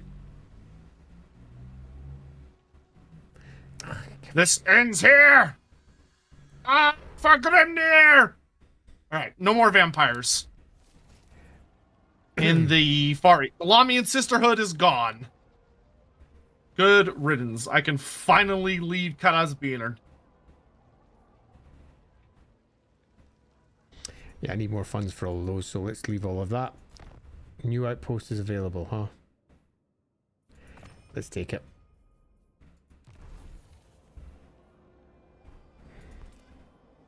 Or not. Alright, I have an army that is preparing to gear up now so they can march north to come help out with things there. Oh, but they may need to deal with Skarsnik. Shit, I forgot about Skarsnik. Oh wow, there's a fair chunk of fighting over... who's this? The Sarls and the Ecstatic Legion are all gathering over there. There's quite a lot of Ecstatic Legion folk. I should like it if they went and fought the Skaven. That would please me.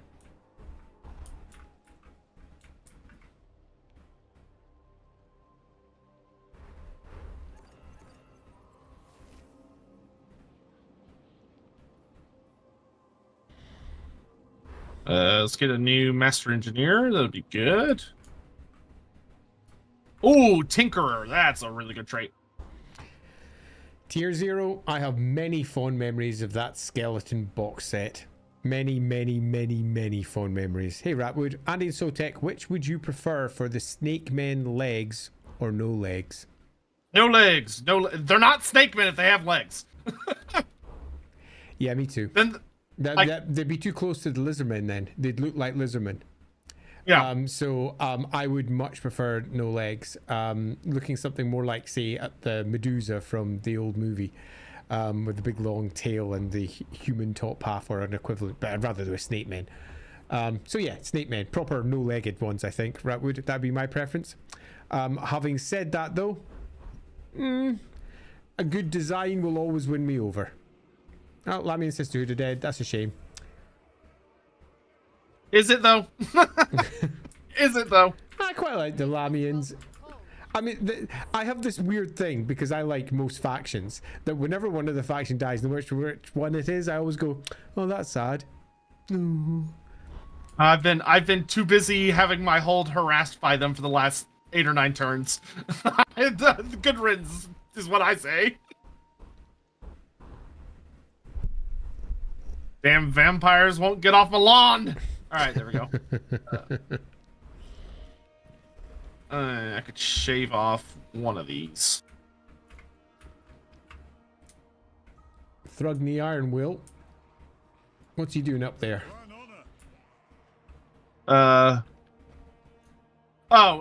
He's my assault thane. So his job is to attack armies and deal damage to them, so that they have less troops when they attack you.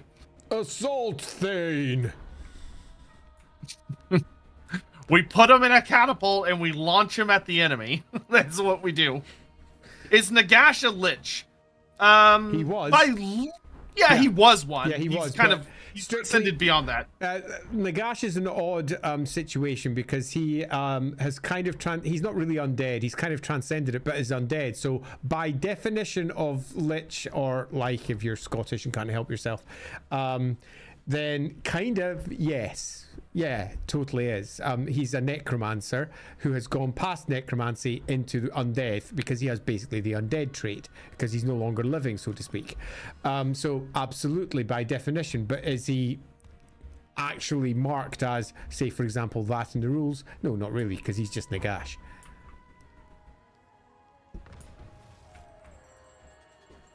Oh, I was... Oh, my thing got wounded, Sedge. Tempted to just hold back a little bit and hope that he moves so I can take him. In fact, I think I actually want to go over there. Hopefully I can get an ambush on. 17, 15, 15, 16. Okay. +4 control or -4 corruption. There's a lot of the chaos up there. It's the annoying thing about chaos, there's always more. Builder. Yeah, totally true. Leader of Kislev's warriors. Leader of Kislev.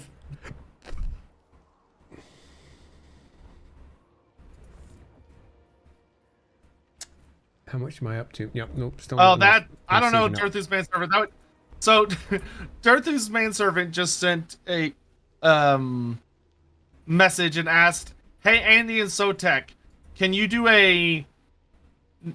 you build a quick lore narrative based on how y'all's campaign has been going so far? Sorry, Which can I you say that say, one more time? yeah, so they've asked if we could build a story,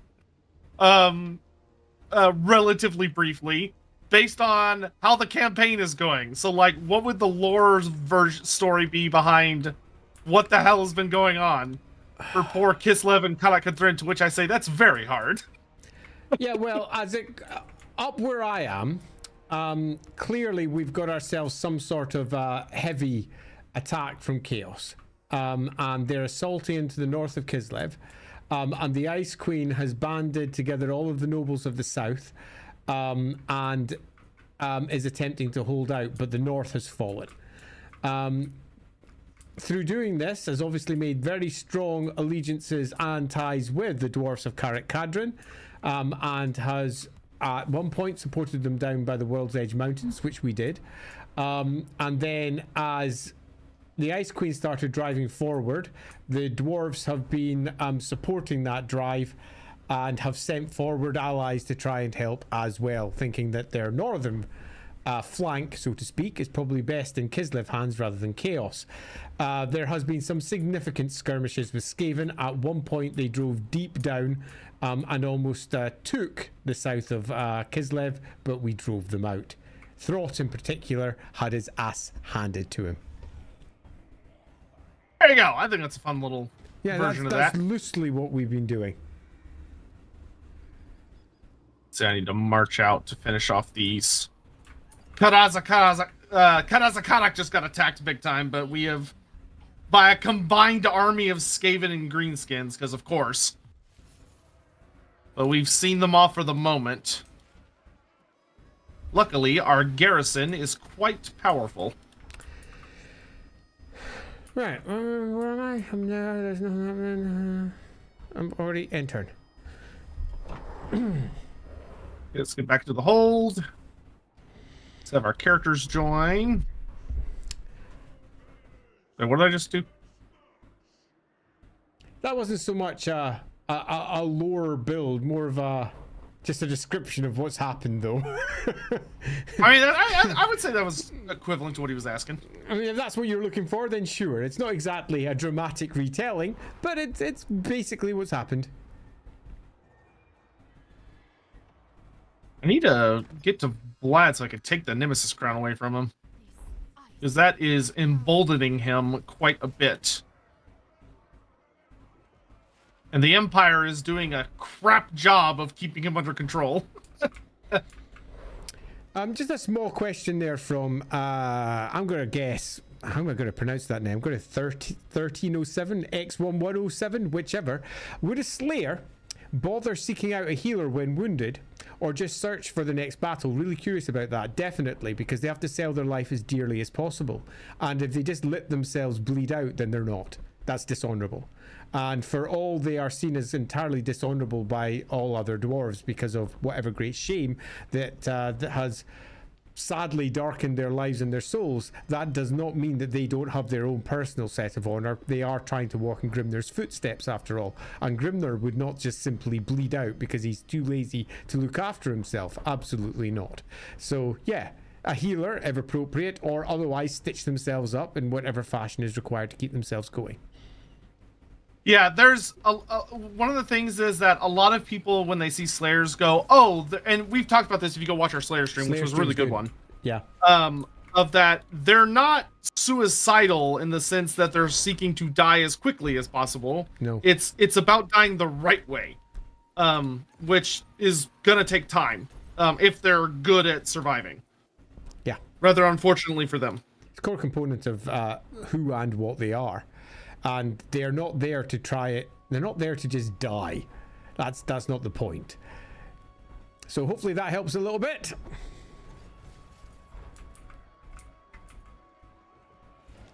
Forging alliances with Kislev. Cool. Or not Kislev. Cathay. There we go.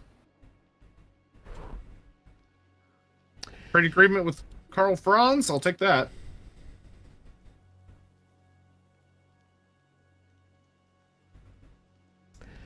All is Dust pops in. Hey Andy. Hiya, All is Dust. Throg managed to give intelligence to a troll, but turn him into a newborn using several wizards and sacrificing a bunch of trolls. Are the sacrifice trolls required, or a different ritual would be able to give intelligence without paying any price? Oh, in Warhammer, there's always a price. Nothing's ever simple in Warhammer. There's always something going down.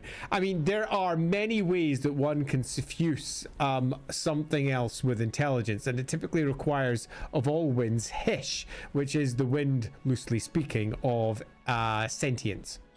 It brings enlightenment, if you wish to go with slightly more prosaic language, because it is quite literally the illumination of intelligence, and it brings great enlightenment. And there are multiple ways it could be done. Yes, they've gone for one route. Could it be done through other routes? Almost certainly. The question is, could they use those other routes? Would they be able to do them, or was this the single route that they could take? It being the Warhammer world, it's a big complex place. There's generally always at least one other way you can do a thing. Yeah, oh yeah, there's always another way. Yeah.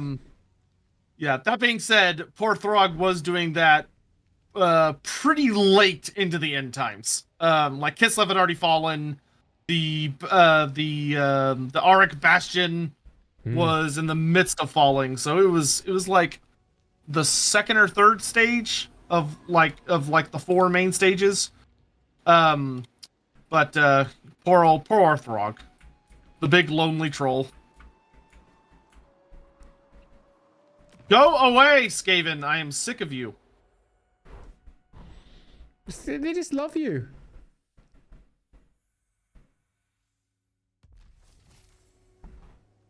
They just think you're great. That's why they keep showing up. We just want to say how much we love you. we just love you. Oh, I'm tempted to go kick in Azazel just purely because he's in the way.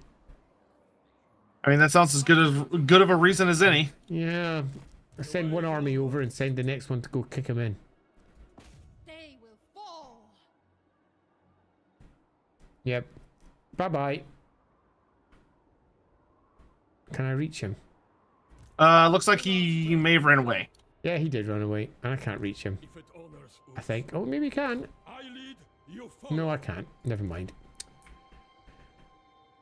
I'll hold it there. Okay, why don't we bring you this way? We need to start preparing to deal with assassin.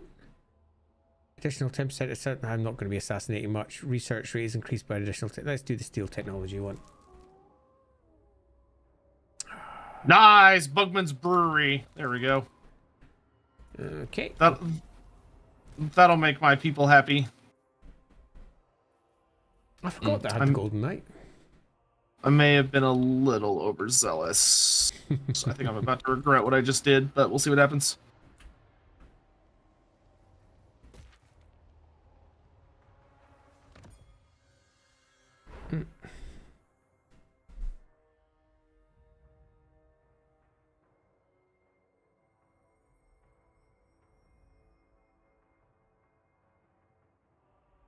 Have Andy and I met in person? Not yet. No, it's we have walked similar halls. In that, for example, I have been out to a local fort here in good old Scott of Land, a place where the good old Loremaster of Sotek was filmed being a crazy northern barbarian that was attacking definitely not Games Workshop licensed troops to the south in a fan video, which was super awesome. So we have been in the same places, but we have not been in the same places at the same time. I'm sure at some point that is inevitability. One day. One day.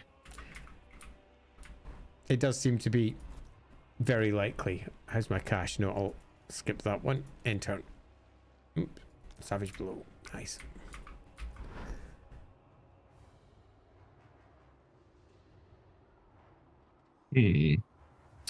Cole Patterson, is there enough Sky Titan info for a Lorebeard? Yes.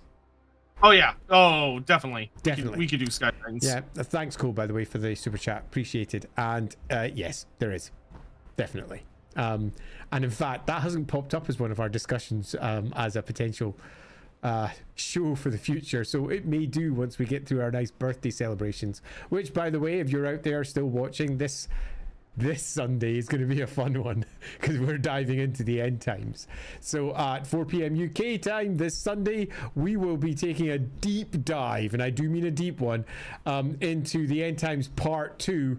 We are going to be tearing it a new one because this is when the end times starts getting worse. It was already not great, but it starts getting worse. So yeah, we're going to have opinions. Yep, and thanks to Creative Assembly, it'll be topical now. It will. Good point. Yeah, that was entirely a mistake. We're just that good at predicting the future or something or another. Indeed. So that's this Sunday, 4 p.m. UK. And since we're on the topic of streams, there's going to be at least 2 more for me in the next few days. First is this Friday, LAWhammer will be at 7 p.m. UK, where we will be leaving the city of Middenheim. I won't say anything else for the sake of spoilers. The episode, however, will be called Dark Omen. And I'm looking forward to it immensely because we had a week off last week, so it's always nice to get back. And on the Saturday, the Inside the Rookery episode at 7 p.m. UK is going to be about role-playing systems and what makes for a good... Now, I don't want to use the word generic because it doesn't feel quite right, but what makes for a good all-encompassing roleplay system? So a roleplay system for all settings. D&D, for example, is often described as a roleplaying game for all settings, but most people... Well, almost everybody who doesn't play D&D, but a lot of people really dislike D&D's rules. They find them over cumbersome, over complicated for what should be potentially an easy game to get into. Some people have tried to write entire systems, roleplay game systems, around the idea of being totally universal to all games. For example, GURPS, the generic universal role-playing system. And do they work? Does that not work? So we're going to be discussing what makes for a good generic universal role-play system that's possibly not GURPS. That's 7 p.m. on the Saturday UK time. And I'm really looking forward to that one because it's a subject that's super close to my heart. Super, super close to my heart, in fact.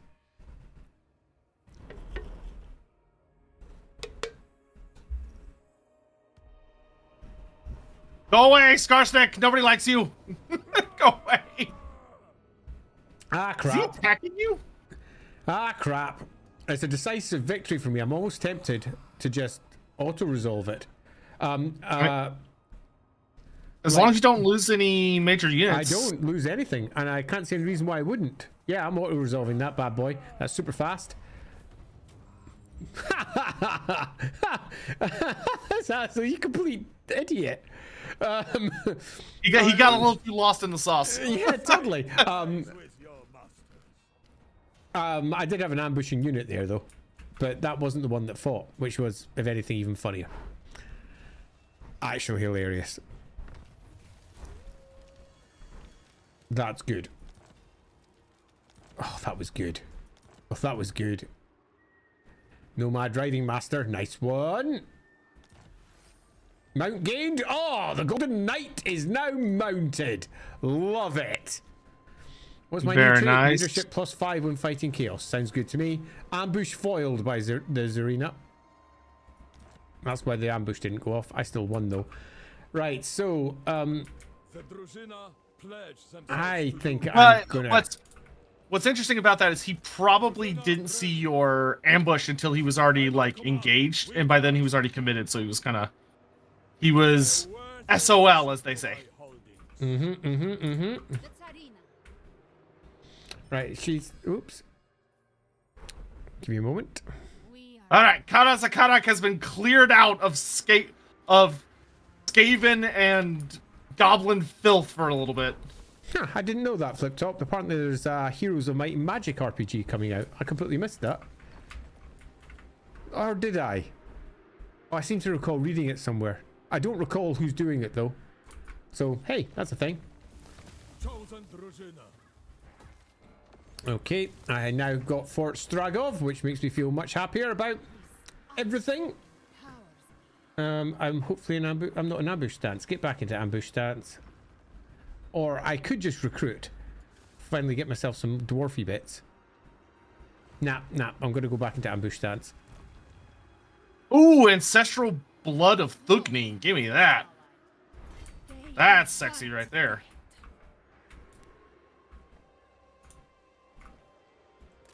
Move. I command. Get back there. And what does Perfect Vigor do? When performing the most fatiguing actions, the unit never loses vigor. Sure. Perfect Vigor is extremely good. Is that good? Okay. Yeah, because it basically means that the unit can Or fight as if it was Vanguard. fresh. Vanguard. That just means that's just an extra bit of deployment. Whatever. Yeah, I'd much yeah. rather have Perfect the Vigor. Perfect Vigor. That's going to do more.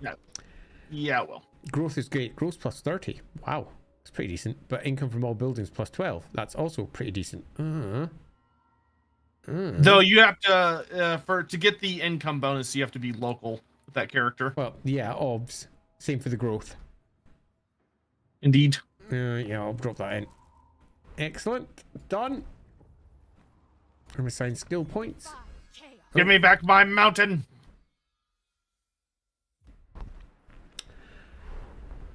It's by Modifius. Interesting. So, very likely to be off Modifius's game systems again. Which, if it's 2d20, I'm less interested in. That's their attempts at their universal game system. Embrace this welcome call, Kislevites. I was speaking to Chris Birch. He's the CEO of Modifius Games about roleplay systems for fairly obvious reasons. I don't know what I want to do with my ambushers. I'm gonna move over there, I think. Oh, I didn't realize I had a second unit. Oh, great. I did not mean to do that. Get back there. Oops. Oh, did your patriarch run out? Yeah. I'm going on vacation. Oops. I did that on purpose. Oops. Just embarrassing. This gift is mine alone. Who's next? Victoria. Who's a Ropsman, apparently. Which, again, is something that wouldn't have happened if, in Realm of the Ice Queen. In Realm of the Ice Queen, if we had Ropsmen, we would have given them a completely unique magic type. So you'd have had the hags for the Ungals, the ice witches for the Gospodars, and the Ropsmen would have had their own magic type. Don't say that too loud where the Total War community can hear you. Well, it's what we would have done. They're gonna lose their shit. But it's the truth. I had back in the second edition days, there was a bunch of extra rules written for Realm of the Ice Queen, one of which was rules for Ropsmen and Frykings as characters, and that included a new witch type for both of them. So yeah, that never actually got published, so it doesn't matter, but worth knowing. I might even still have that somewhere on one of my old PCs, because I wrote it all up. Wouldn't mind going out. I should have a look around, see if I can find it. That'd be cool. Yeah. It was pretty cool, as I recall. I'm trying to remember what the Frykings had. They had some sort of, it was like a shaman style magic. Oh, it's really annoying me. What did the Ropsmen have? Oh, that's really annoying. I'm sure it'll come back to me at some later date. I was gonna say it'll come back to you. Yeah, it will. Yeah, that'll do. Intern. Give me one of those. Necromancer Kobold, thanks very much for the super chat. Opinions on the choice of DLC End Times Corn unit. Well, again, I've yet to watch the video about it, so I don't really know what's going on there. So I'm going to pass myself over to Sotek and say opinions there, because I'm not really sure what it says. So, It's interesting and kind of exciting because it does open a lot of avenues of things they can do now. And it also shows that Games Workshop might have pivoted on their opinion again. Which, I mean, what is Games Workshop if not inconsistent? So, it's interesting. I would say overall, I think it's a good thing because it just means more goodies for us all to play with. But it does... The big thing that is exciting about it is that it pretty much seems to confirm that they're looking to give like an aspiring champion tier unit to each of the mono gods. Being that with Khorne, we're getting the Wrathmongers and the Skull Reapers. I would say with Nurgle, we're almost assuredly going to get the Putrid Blight Kings at some point. But what's interesting is what they would do for Slaanesh and Tzeentch, because they don't have anything of that tier that's like easily accessible. Like if they want to do something of that tier, they're gonna have to do some digging to find something that's appropriate, because there's not like an easy answer. Sounds good to all of that. So there you go, Necromancer Kobold. Yeah. I will say that I would not be shocked if for Slaanesh they decided to use the Anointed and make them into like a really high tier unit. I really like the Anointed, always have done. Yeah, because that would do really well for Slaanesh. It's just having like a squad of like 12 super fucking terrifying possessed, or not possessed, but like demon strength infused elves that just go around kicking the shit out of people. They don't have demons in them. Demon strength. Demon strength. They're just elves. They're just very, very powerful elves. There's no demons in them. Yeah, I was rereading the lore for the Wrathmongers. The Wrathmongers are weird. Because in the end times, the Wrathmongers, for those that don't, they're the redskin guys, for those that don't know. They're like the highest tier version.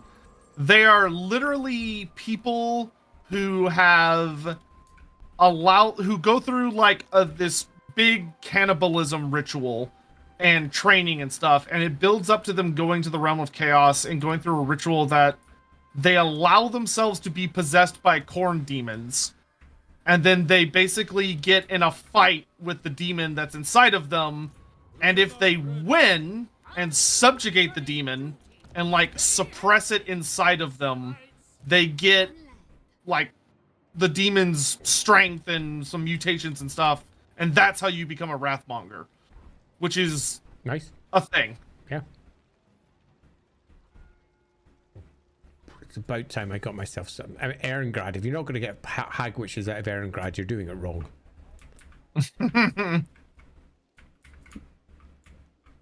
the Washington Wrathmongers. I don't think that's Washington's theme, but all right.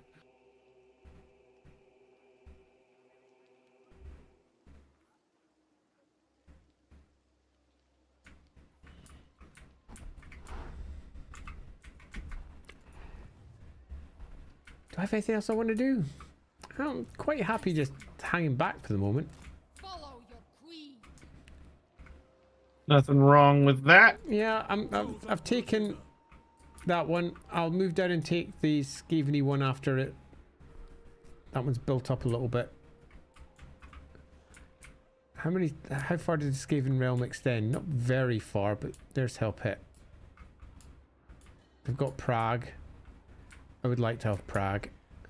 They've got Volksgrad. Yeah, it's Itch. It's York tracking, they're all over the place. Hey Hagen, thanks very much for the super chat.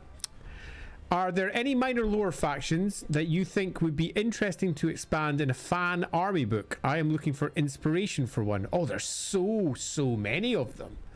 I mean, almost every single faction has got parts of it which have never really been truly detailed as well as they could be. And then on top of that, you've got all of the additional factions which aren't really factions because they've never had an army book. Is there any that I'd particularly like to see though?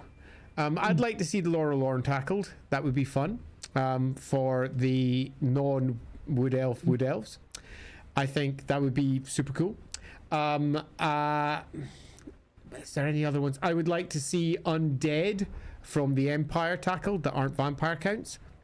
So the very liches that we were discussing earlier, and necromancers, and using them as a proper separate force. I'd like that. Anything that you'd like to see, Sotek? Probably my personal wish list at the moment is I'd really like to see the Jade Fleet from Cathay being the or the Dead Flag Fleet, which is the Vampire Coast faction from Cathay, so they're the vampire pirates. Especially as if I'm hoping they're going to make the Jade-blooded vampires very heavily a part of that, because there's a lot of really cool real-world history about Chinese pirates. There's a really famous pirate queen from China whose name I can't remember off the top of my head. Who, if they made her kind of the faction leader, I think she would be a fucking amazing inspiration for a character. But that I agree very much with Andy that I would really like to see undead types expand heavily, because the undead that you should see in like native to the Empire should be like that are not derived from Nagash's stuff would be very different. Same for the Cathayan vampires. Or like Cathayan undead, not vampires per se, but like Cathayan undead should be very weird and different. You know, if they ever do Nipponese undead should be very weird and different. Definitely. Because if you ever delve into like the mythologies of those cultures when you're dealing with undead specifically, they're really cool. They're very bizarre and awesome creatures. Yes to all of that.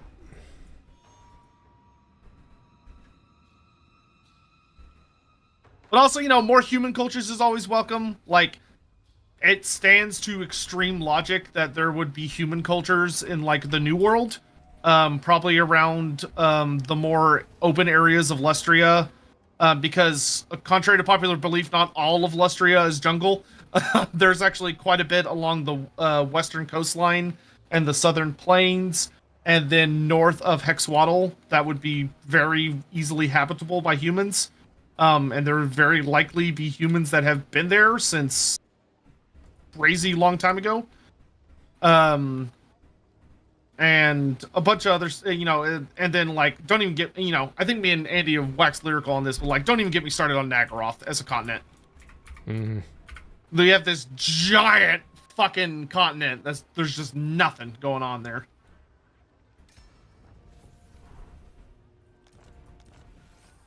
Which makes me sad. Alrighty.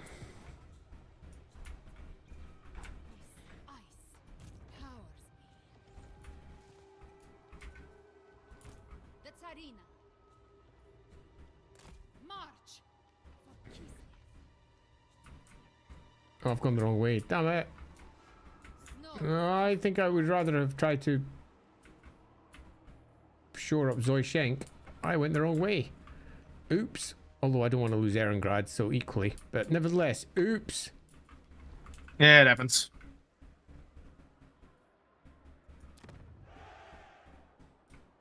Yeah, it does. Guardian of the land. Do I want to bring down you from... Yeah, I think I do. I'm going to take you down to there. Embrace this welcome call. Because I don't really mind if Fort Strago falls, because it's tiny. That'll make it harder.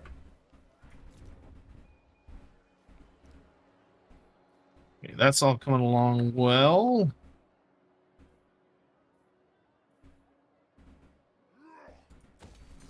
Get some extra cash in there. No, I'm leaving that one because I want more money. So skip that, We are and that's me done. Alright.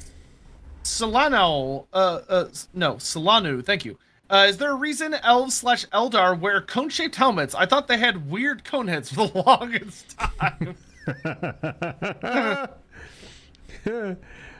Because Jez Goodwin thinks they look cool. Yeah, that was, when I was younger, that was honestly something I also wondered for the longest time, was about the cone heads. Gives them a very distinct appearance. Yeah, it totally does. Right,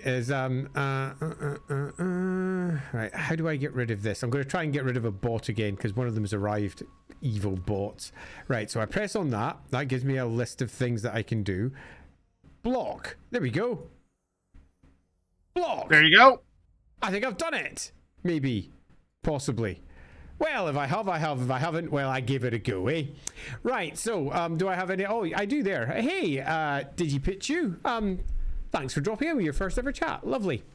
I'm not sure I did block that, by the way. I don't think it did go away. But, yeah, never mind. I've got quite a lot of nonsense coming in. Bots all over the place. Anyway, how would you make Warhammer Canadians? Also, actually giving Amazon's Lore Army book would help fill out Lustre. Yeah, the Amazon's book would be super fun. I'd really enjoy that one. How would I make Lawhammer Canada? So Lawhammer Canada's got a bit of a problem because it's absolutely dominated by the Warhammer Dark Elves. And that would mean that Warhammer Canada, pardon me, would be just... It would just be what the Dark Elf army list presents, plus perhaps a lot more indigenous stuff, but most of which is probably going to be subjugated by the Dark Elves that absolutely dominate the area. So we're looking at all manner of nasty monsters, which you get up there already, that the Dark Elves will be pitching themselves against. Land that now is suffused with Dar, so dark magic everywhere, which is equally going to change the nature of the land around it.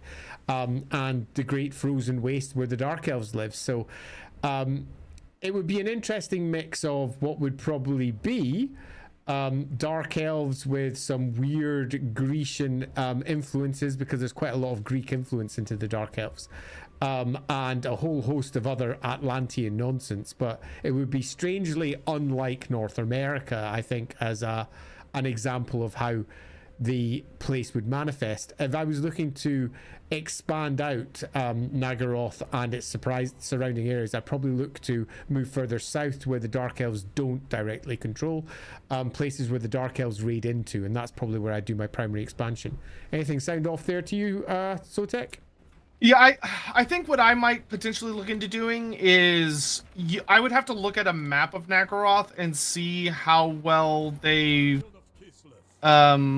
dealt with, like, what would my options be as far as dealing with, like, glacial islands, so like moving icebergs or places that are not necessarily locked in. Because if you look at a lot of the stuff with, like, the old Inuit stuff, is that you have a lot of people that learn to live in these really freakishly hostile environments, that manage to have, like, a really nice mixture of nomadic culture while also having regular sites that they visited, but relying on, like, fishing and hunting seals and dealing with a lot of life based on Arctic Sea life, while also avoiding terrifying shit like polar bears.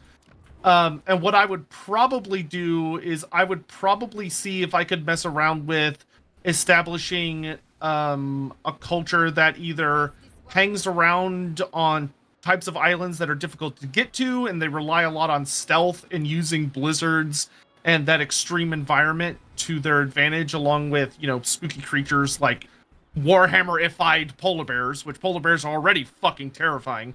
So if you Warhammer-ify them, they're going to be nightmares.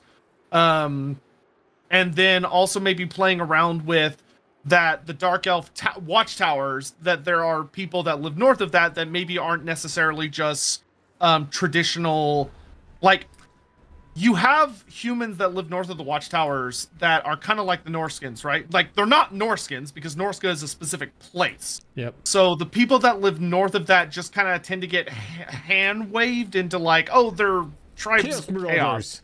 Yeah, and it's very vague. So there's a lot you could do with that of exploring. And just like with Norska, the more you explore them, the quicker you're probably going to go, well, they're not just like Kurgan. Like, they're not just, ooh, spooky, scary, evil chaos people. Like, they're probably going to be a lot more complex than that and have a much more dynamic culture. And you could play around with a lot of the idea of how, you know, if these people lived where the Dark Elves ended up, then how did they transition after the Dark Elves pushed them out? And have some of them gone more into hiding and relying on living using the snow and the environments to hide using that element, so that they've managed to stay south of the watchtowers. Maybe they live out further west, because the Dark Elf Empire, for being the only force in Nagaroth, it's not very big. It's pretty small and pretty much just contained to around like that Great Lakes region. So there's so much space you have to work with. It's always been bonkers to me that GW never did anything with it. I agree completely. Just the general open expanse that they have up there and the lack of detail that's contained within it is disappointing. And at one point I was in a position where I was going to be writing a book for, here we go. So there was going to be a book for Marienburg, followed by a book for Albion, followed by a book for Ulthuan, followed by a book for Nagaroth. And they were going to be all made for 4th edition. And part of the process of what we were going to do with Nagaroth was significantly developing the local indigenous tribes, for want of a better description, and how the Dark Elves were part of a large dynamic continent, not something that is just Dark Elves, in the same way that I'm sure there would be ways of describing the old world as a human continent, because it is. Oh shit, I'm being attacked by all sorts of shit. Let's have a quick look. Close defeat. Yeah, we're fighting this one out. Oh yeah, Throt's coming in with his big army. Yeah, there's quite oh crap, there's quite a few coming in. Oh well, let's give it a go, eh? Ooh, he's got Gorich with him. That's not great. I know. Okay, I feel pretty good. I feel pretty good that we can do this. We can do this. I'm pretty. I feel pretty good that you can do this too. Yeah. I am very jealous of the fact that there is an alternate version of me that lives in a universe where Andy got to do the series he wanted to do with People 7. Yeah, I'm jealous of that version of me. Yeah, it was a fun stream of books. 3 books written by me and Gav. Gav was going to be writing alongside with me the Lizard Man book. It wasn't going to be a Lustria book. It was going to be a Lizard Man book, and the Ulthuan book, which was effectively going to be the High Elf book, and the Nagaroth book, which was effectively going to be the Dark Elf book. But we weren't going to be doing just an elf book. We were going to be examining each of them in turn. And then once that was done, we're going to return back to the old world. And we're going to be... That's a lot of troops. Let me just pass them over to you. Control 8. There we go. Yeah, it was a fun set. And a lot of work had already been done for what was going to be in them, how it was going to be put together. And it was pretty upsetting not to be doing them anymore. Oh, wow. There's quite a large deployment zone. Or am I seeing that wrong? I'm seeing that wrong. I mean, good doesn't size. matter. It's All right. alright. So for this, we're gonna need to be aggressive because he's gonna be showing up with plague claw catapults, which means that he can just sit back and shoot us. So we're gonna have to go to him. So why don't we do? Let's see, what do we got here? Why don't we do these guys with? What is this? This weird stone pillar over here. It's Where at? balancing on just a that makes no sense by physics. What on earth is going on there? You talking about the like the weird magic stones off to the side? Yeah. What's going on with Yeah. that? Just magic stones. Yep, that's a choice. That's definitely Magic stones. the ones over here make more sense. They're still a bit weird, but they make more sense. Hey, magic stones. Who doesn't like magic stones, right? What have we got? I got a couple of units of So skirmishy swords. the goal with them will be to run around protecting the wizard to find like good places to drop a lot of hailstorms, just so many hailstorms, and making sure to like use ice shard and stuff. But the big thing will be looking for either fleeing units or isolated characters and running them down. Yep, sounds good to me. And I'm basically just going to be a big wall to say, come at me, and just move towards them because we have so much shooting. Okay, I think I'm having something to support the center there is good. And then let's see where that goes. So we're going to be driving forward then. Yeah, pretty aggressive.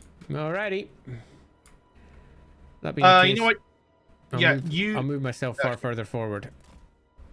I'd rather go right up the middle, actually. Maybe I'll pull some units up and peel them off the side slightly. Oh my god, I have so many Cossars. And Cossars! Alright, there we go.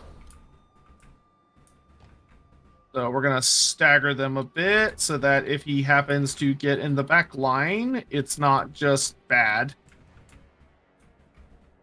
Troll country, known for its floating stones. Yeah, it's the core component of the tourism market. It is. Last time I was in Troll country, I was like, look at those stones. I am ready when you are. Okay, cool.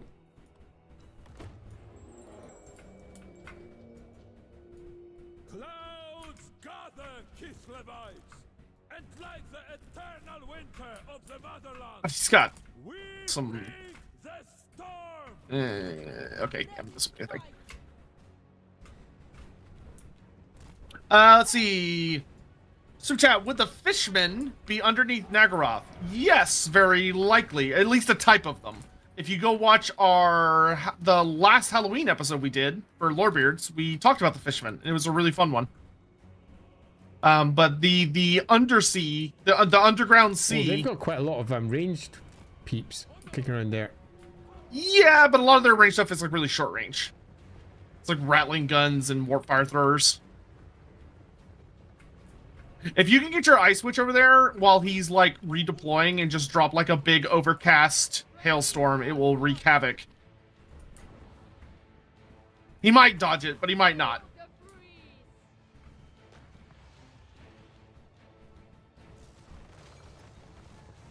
Oh, that was beautiful. Oh shit.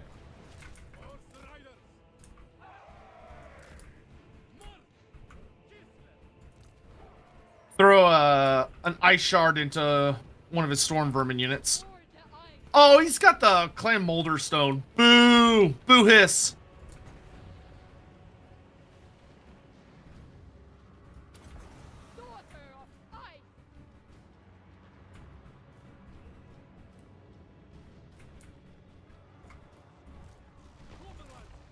Open fire!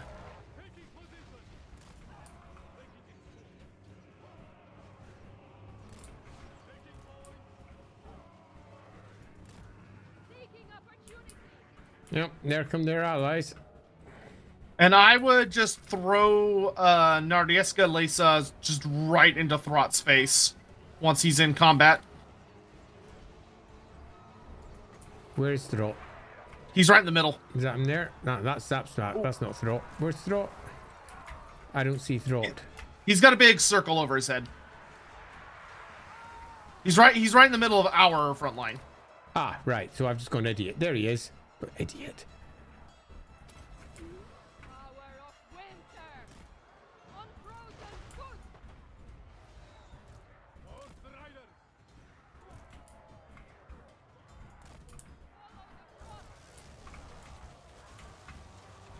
Ooh, this is not looking great. Oh god, this is painful.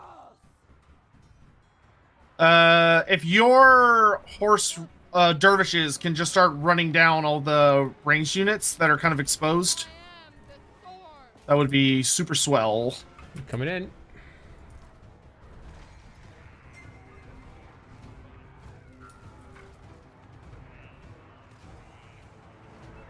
Oh shit, my switch got hurt there. Retreat. Yeah, if Lesa has not yet activated her Ice shard. yeah, her that and the what the hell is she called? The Golden Knight. She has a debuff item that'll be good against Throt. There she goes. Thanks.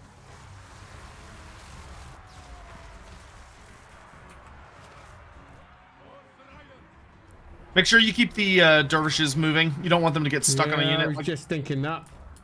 probably send one back to deal with the catapults, and send Catapults. another one into those Yeah. those rattling guns. Oh god, Gorich hurts. Hey, Where's the ratlings? there's one. They're miles away. There's one here, and there's one here. Oh, I didn't see those. Thanks.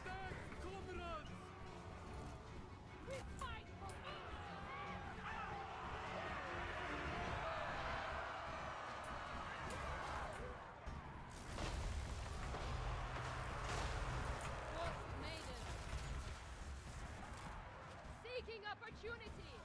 It might be good to start falling back. Get what troops you can out of here. Ice and glory. March for Kislev. Oh, that is a lot of rats. There's a lot of rats, isn't it?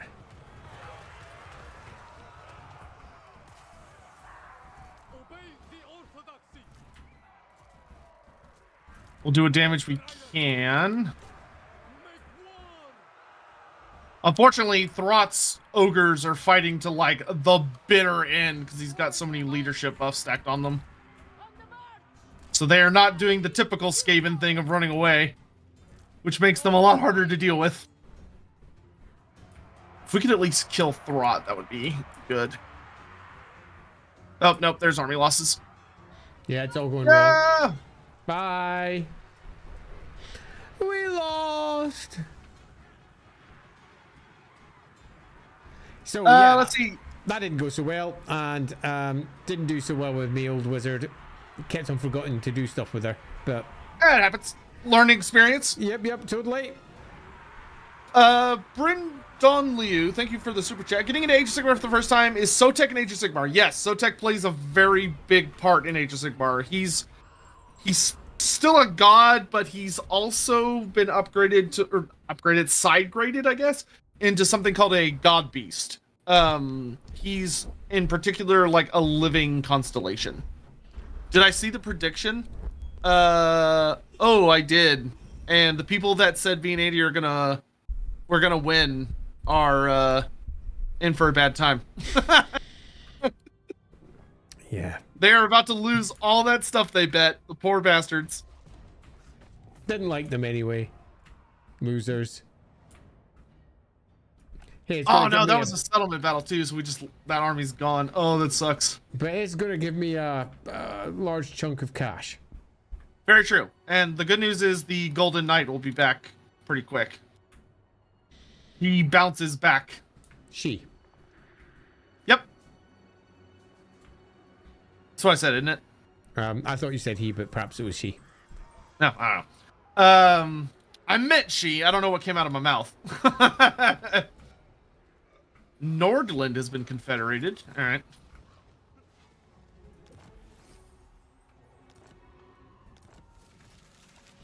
It has.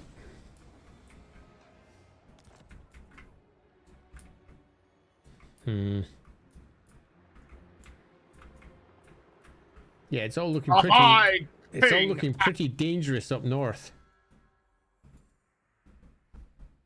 I am trying to get Grumbrindle up there because I just confederated him, so he is on his way north. But he's kind of having to pick up guys as he goes. Oh, I can get Dragon Slayers now. Oh, Hell yeah. I can do shit now. Right, you pop into there for the moment. And get me that unit, please. Thank you. And also get me... what would I like? So many choices. I'm going to take some of those because they're fun. We need to do, at some point, we need to do Kadrin's quest battle so you can get your sword. Oh, I do want to have good old Frostfang. Or whatever. Because that is, that weapon is fucking brutal.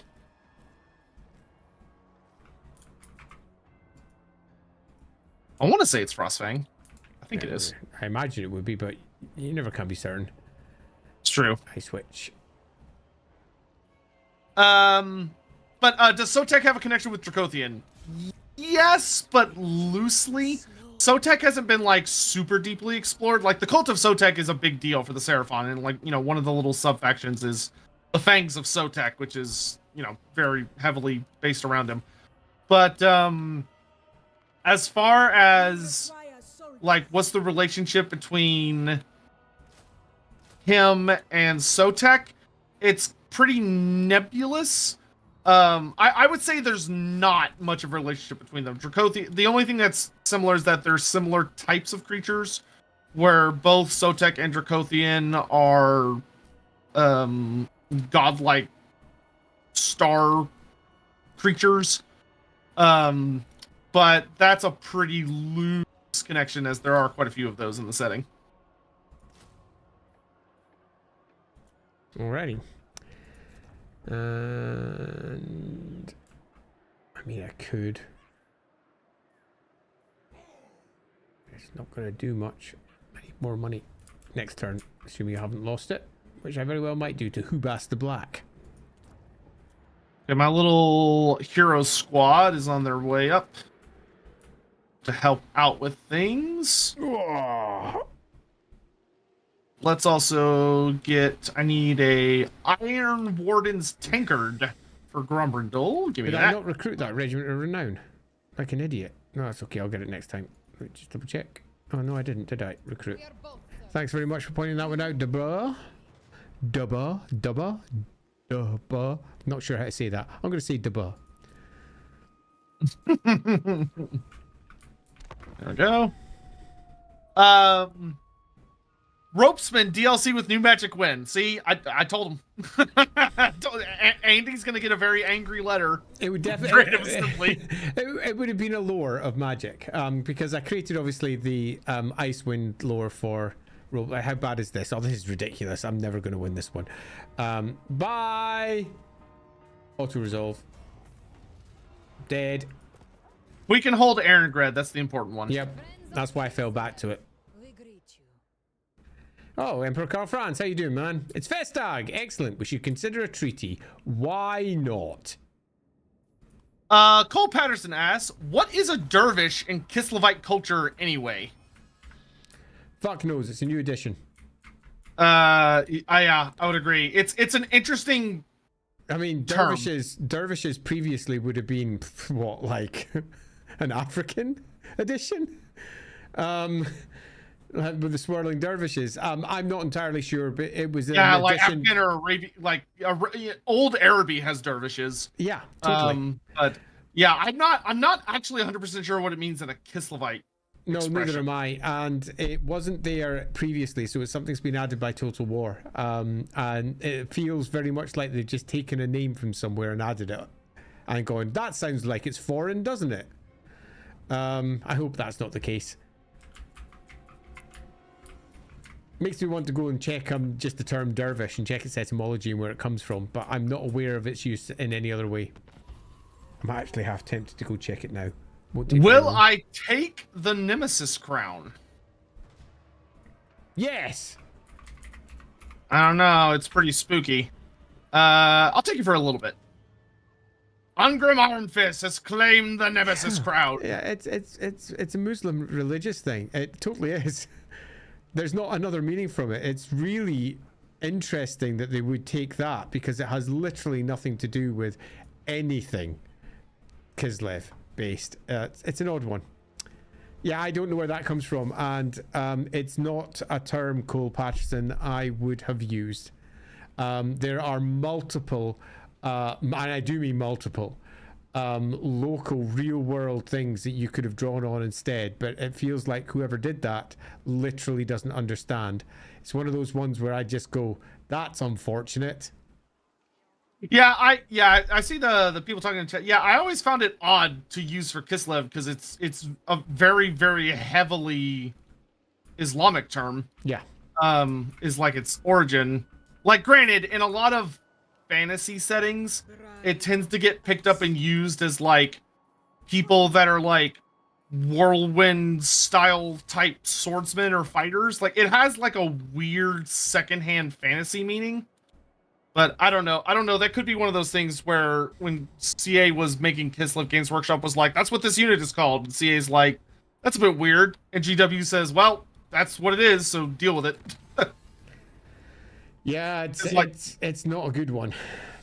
Because CA is generally pretty good about historical stuff. That's kind of like their bread and butter. Whereas Games Workshop, that tends not to be the case. Yeah.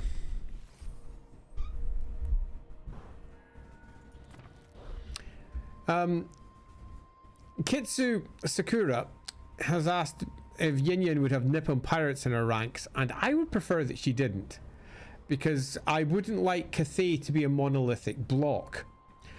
Basically everything that's in Cathay is part of the army of Grand Cathay. That's weak sauce. Everything in the Empire isn't part of the army of the Empire. For example, Sylvania. For example, Laurelorn. In fact, we could continue on doing this for some time.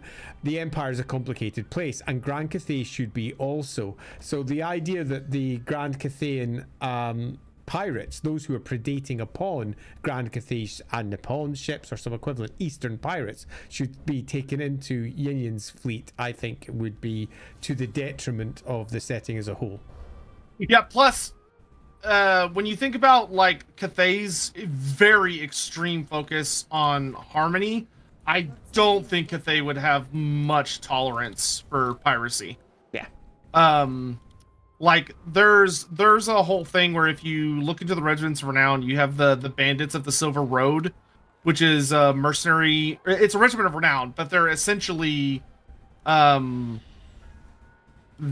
are basically bandits, the Bandits of the Silver Road, who have been hired to help Cathay out. But the important thing about them is that, if I recall correctly, I believe they're hired rather specifically by Zhao Ming, who has a very different view on many aspects of how things should be done, much to the annoyance of everyone that has to deal with him.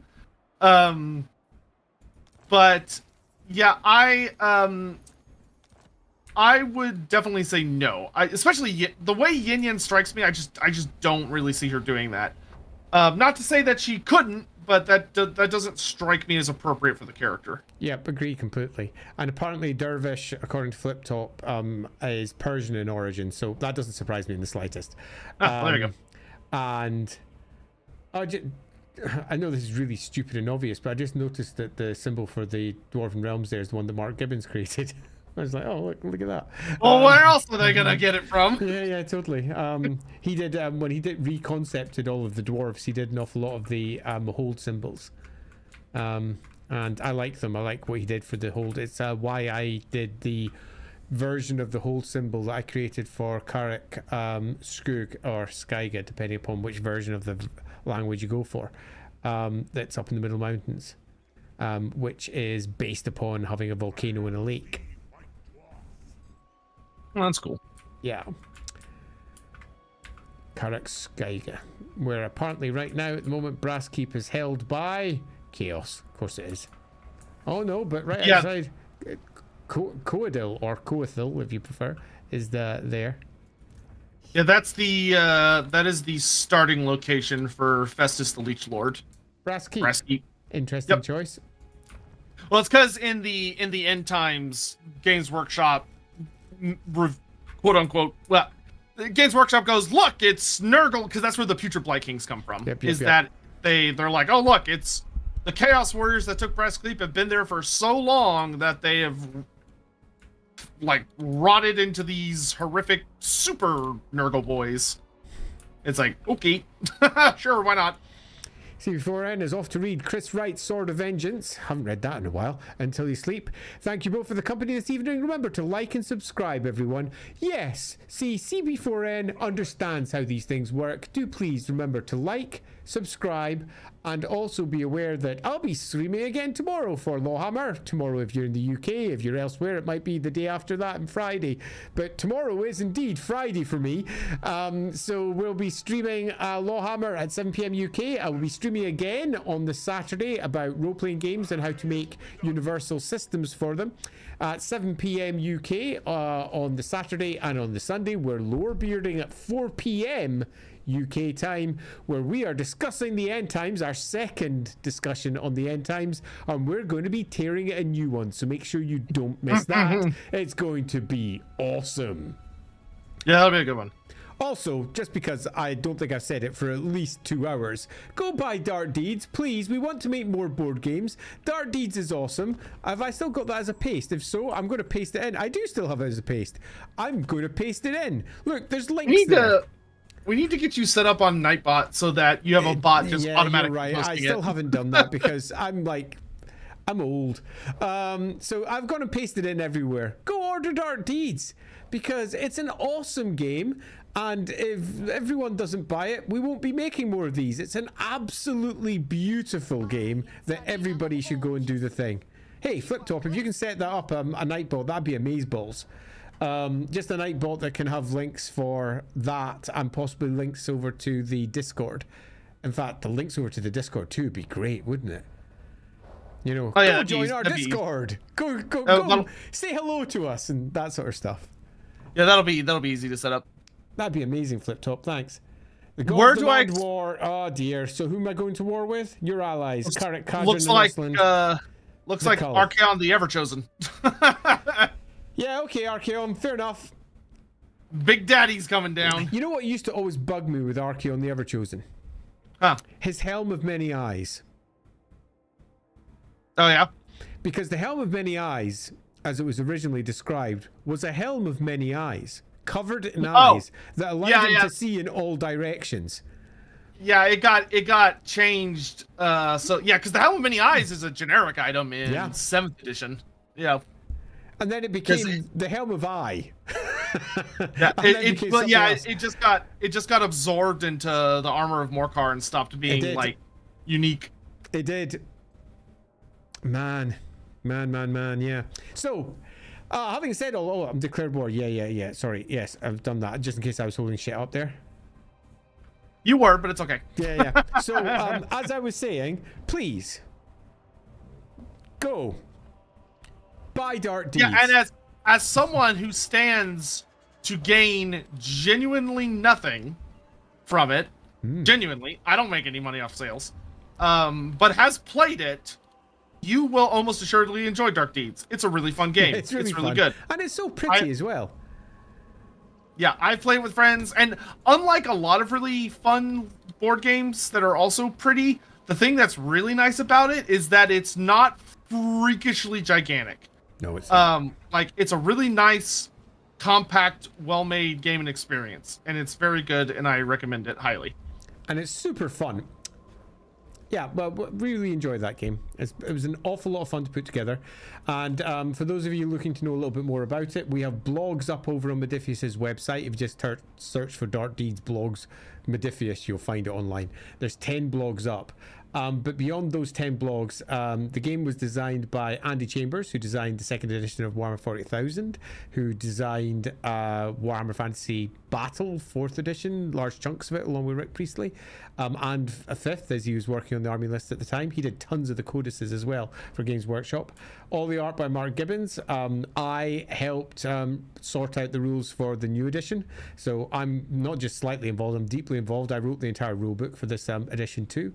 It's just great. You should go and help us out. It would be lovely. Right, have I done enough touting? I mean, you can keep going. I think I've done enough touting for the moment. All right, let's have a It's little look important. The around. people need to know. Azazel's running around like mad. But yeah, nothing too bad there. Everything's going. Did they come closer to Kislev? No, they didn't. Interesting. Okay, I can finally start selling settlements to the Empire. Finally, I'm in range.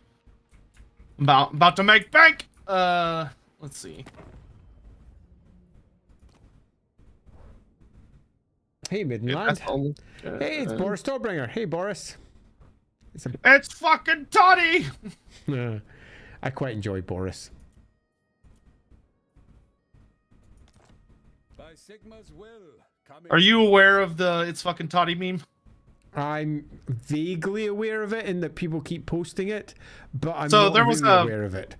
There's a podcast, or there's a group that does like group streaming, and like they're like an organization that does a lot of streaming stuff, called Yogscast, and they are big fans of Total War Warhammer. And there was a very famous stream that I don't remember when it came out. I think it was during Warhammer 1, where one of their members was in full cosplay as Boris Todbringer, to the point where he was wearing actual full like metal armor. And they're having this stream, and all of a sudden he just kicks in the door and just yells something along the lines of "It's fucking Toddy!" And he's got like a big beer stein in one hand and his sword in the other hand. He just looked fucking ridiculous. I kind of love And that. people loved it and just decided that, oh yeah, that's just what Todbringer's like. That's just Toddy now. So to a lot of people who don't have their own books and stuff, that is, when they think of Boris Todbringer, that is what they imagine him to be. That is interesting. I have, obviously for LAWhammer, we've got our own version nowadays. Dude, I love the LAWhammer version. Dude, Though I oh, worry that so many people love him that there's a sword of Damocles hanging over his head. Yeah, Because yeah, I'll be too interested many to people see. like him. Yeah, be interested to see how that one goes. Yeah. Swear to God, Andy, if Boris Todbringer dies, I will cancel my Patreon. I swear to God. I mean, it was heck of a lot. It was really pretty close when the things that happened in those most recent episodes without using any spoilers. Because I randomly rolled for what happened to everybody inside, according to where they were, and yeah, he survived, which was good. Let's see. What was that? What is that? See it? Sean DeWolf. Who in the Warhammer world would make the best professional wrestler? Probably That's actually a an ogre. surprisingly. What'd you say? Ogre. It'll be one of the ogres. Oh yeah, it would. Probably but Goldfrack ogres. Maneater, to be honest. Goldfrack would be brilliant. Yeah, he'd be spot on.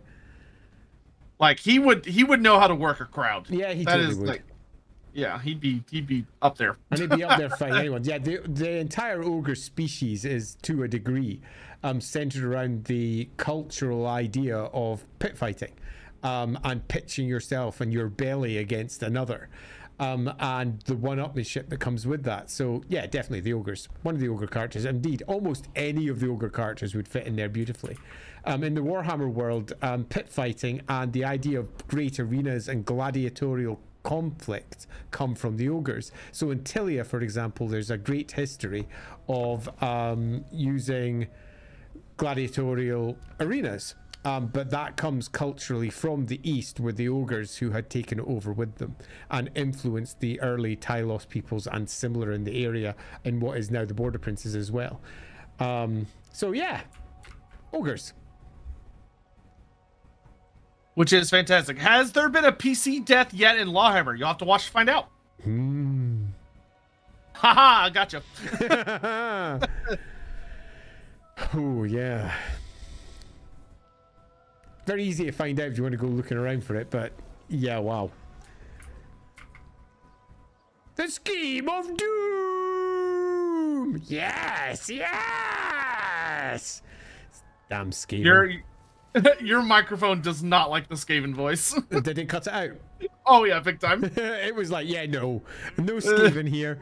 Interesting. I wonder what setting that is. That'll be over on my thing. I'm gonna guess. There's it'll be your noise gate. The gate. So if I bring that down like that, yes! Did that come through? A little. Is it still getting cut out a bit? Is it? Oh yeah, big time. Oh well. Okay, I'm going to figure out what's causing. In fact, I don't know what's causing that because I just switched the gate off. Huh. Interesting. Oh yeah, I don't know. That's something I actually need to mess with mine as well. I know my microphone likes to cut me off if I get too loud, which is annoying when I want to do something funny that requires being loud. Fucking Skaven! You're not welcome here. Stop coming here. Nobody likes you. You little brat bastards. Let's see. I would like... I mean, grudge throwers are cool, but if I'm going to be going fighting chaos stuff, Daddy needs a cannon. Big boy cannon. Yeah, that'll suffice for the moment. Let's get a big garrison in Kadrin, so I don't have to worry about it falling to anything, because that would suck.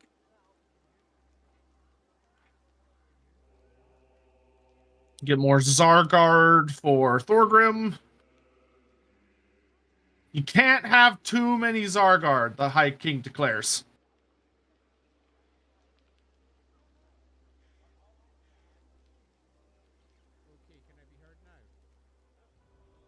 Andy, if you are talking, you are so quiet, it's not even funny.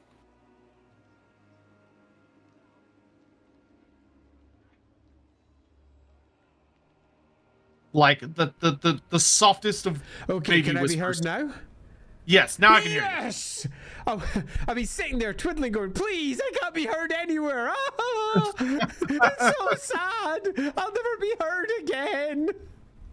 Andy, don't you know the cardinal law of live streaming, which is don't touch the settings during the stream? No.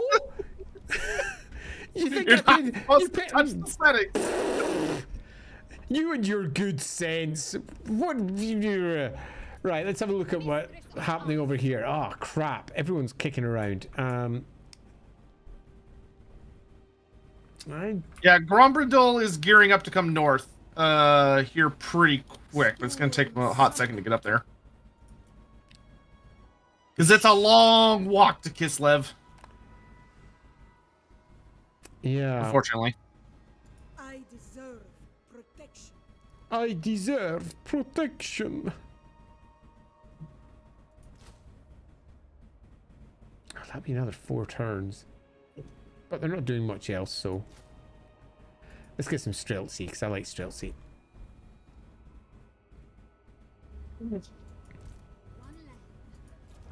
Is there a character called Maximus Decimus Myrmidius? That would have been less obnoxious than... that would have been far more acceptable to me than fucking Curious Geezer. Curious Geezer can go fuck himself.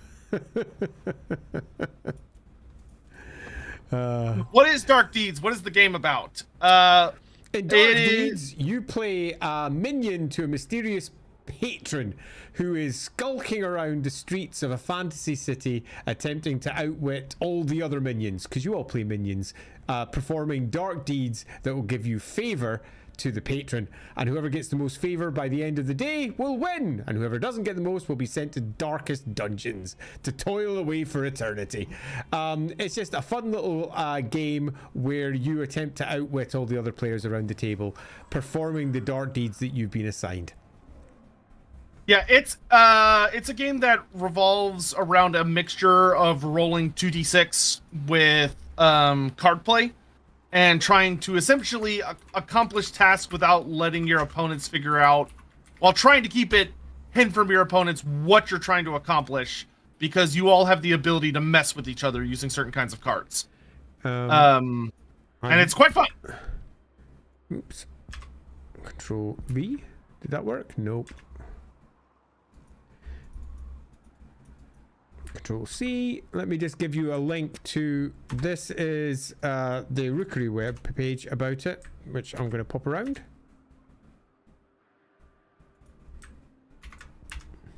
There we go. That's a bit to the Rookery web page. There's also, if you go to the Modifius's web page, a whole host of blogs explaining it all. Hey, ready for duty. Good to hear it. Let's bring her back. How many units do I have over with you? 20. How about down here? Yeah, 16. Let's bring you in there. All right, Grombrindal is on his way north. Because who better to show up to Kislev's aid than Grombrindal? How do you recruit special cards again? There. Oh, I've got a Frost Maiden just sitting there. Let's take her in. How do you get your special character back? She will respawn after a certain amount of turns. Oh, she's right there. She's next to Erengrad. I knew that. Thanks. The Golden Knight. The Golden Knight. Oh, I don't know. I think I'm going to send her over to the other side. And if you put her in Kadrin's army, she will make Kadrin pretty much unkillable. Come back! Not that you have to do that, of course, but No, I'm all up for unkillable characters. Let's knock out. Who do I want to knock out? Some of these crappy units. I've got quite a few crappy units in that stack, actually. Follow the frosts. Let's put them together and I'll split them up with one of the heroes in a moment. Oh, wait a minute. There's somebody over there. That was a mistake. Winter's call. Dun, dun, dun, dun, dun, dun, dun, dun, dun, dun, dun, dun, dun, dun, dun, dun. Yeah, more hags. Excellent. oh wait, nope, that rune won't work on this army because I don't have the right thing for it. So give me. I need a different rune. Do you have to train the how do you get hag? You just recruit them from the regular hero menu. That's where I am, and there's no hagwit showing there. It'll be along the. Maybe it's because I don't have the right building there, but I thought this is where I put the building. Maybe I've done something wrong. Let's have a quick check. Where are you looking at? Silent Grove. No, I can only get the things. I've got to upgrade it one. It's in the process of upgrading. Got it. Okay, yeah. Let's not upgrade that because I don't have that much cash. So let's finish my turn. Let's go kick the vampires out of Flinsburg. You don't need to be here. Ooh, the magnificent armor of Boric Beetlebrow. That is really fucking good. Hell yeah. Boric Beetlebrow. Armor made to hold off a giant? I will take that. Actually, you know what? Give me that buff. And then let's grab Deadly Blade. Oh, on that, just on the whole Dark Deeds thing, my actual copies of the game arrived. So these are my copies, not my... I got obviously a pre-print copy so that I could check over to make sure it worked. I got myself the very first print edition copy as well. So when it arrived, we'd actually have a copy. But my actual copies have just arrived. They arrived yesterday. Oh, good. I got 8 whole copies all to myself. Because 8? Oh my god. yeah, totally. So I'm actually going to be sending Andy Chambers one. So not really all to myself. I'll be sending one to Andy. Andy Lees Kier, who you may know if you watch LAWhammer. He'll be getting a copy. Officially, Lindsay's getting one of those copies too, which is and me. So that's 4 of them already down. So I suppose there's 4 sitting there that are currently unclaimed. But they will be used for other purposes here at Rookery Towers. Well, that sounds fun. Yeah, totally is. All right, let's sell Averheim. Right, given the hour, I'm going to quickly pop to the loo while you're sorting out your turn over there. I think it might be good to, based on the time, because I'm conscious of people wanting to watch these. Yeah, I think this would actually be a good stopping point for tonight. Do you think so? Yes, I think so. So what have we learned? We've learned that I've made literally zero progress in Kislev. True, you have a frostworm now that Kadrin's riding into battle, so some progress has been made. Yeah, but I accidentally abandoned bloody Erengrad by clicking out beside my hero by mistake, so it's probably going to get attacked by Azazel next round. Well, if you go into the south and zoom out a little bit so you can see the faction colors, you'll see that Kadrin is doing quite well with its expansionist policies. Hey, I don't understand why you could say that could be doing quite well when I have 1, 2, 3, 4 whole territories. And that's it. It's really embarrassing. No, 1, 2, 3, 4, 5, 6. Okay, 6. I was being unkind to myself. But hey, you know, we're getting there. Hey, David, thanks very much for the super chat, by the way. Can you get a business card reading Dark Deeds done dirt cheap? Holidays, Sundays at special rates. Angus the Younger, Esquire. Aussies will understand. When I went down on holiday to the south to Kent, where Sea Scouts from across the world gathered, because I was a Sea Scout when I was a kid. I was very, very Scottish because, well, I was in the depths of deepest, darkest England. And me, someone who came from the very north coast of Scotland, if you go any further north from where I used to live, you'd be swimming. And I lived right at the very, very, very, very, very north in a lighthouse. And I'd come all the way down to deepest, darkest Kent, and everybody called me Angus, because Angus is a very Scottish name, and they thought that that was funny because my real name was Andrew. And that also begins with A. Children are not very good at making up nicknames. But for that entire holiday, everybody referred to me as Angus. So it would not be an inappropriate business card, David Whitfield. It would not. Music, Right, but so, hey. Here's what we're going to do, dear chatters. So, the big thing is that because we've got the celebration going on right now, the anniversary, birthday, whatever you want to call it, for Lorebeards, we are keenly aware of the fact that that means that we are basically going an entire month without people being able to vote for stuff, which may be a little bit feels bad's man's for y'all. So what we have decided to do, in an attempt to kind of balance the equation, so to speak, is that we are going to do a vote for next Wednesday's stream. So I'm thinking what we're going to do, because me and Andy talked a little bit about it earlier in the week, is we're probably going to do something along the lines of, like, you'll be able to vote for us continuing our Total War campaign, doing another tier list stream, or doing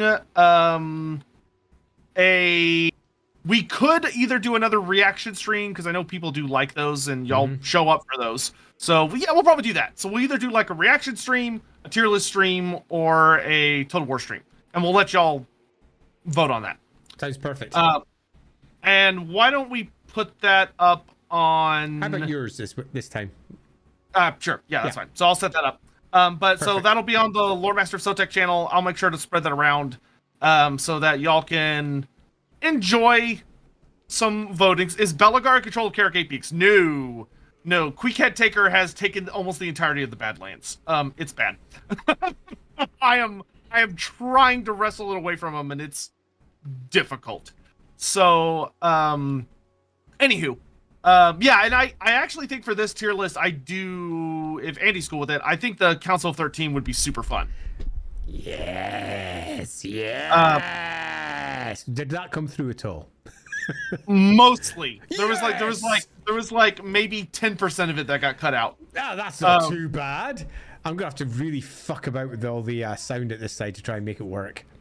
Yep. And with that, we are pretty much done for this evening. We are going to definitely try a different camera program next time, because this one has proven unfortunate. I mean, look at that. There's a delay of around about half a second on my side, and when I move over like this, suddenly it's super smooth.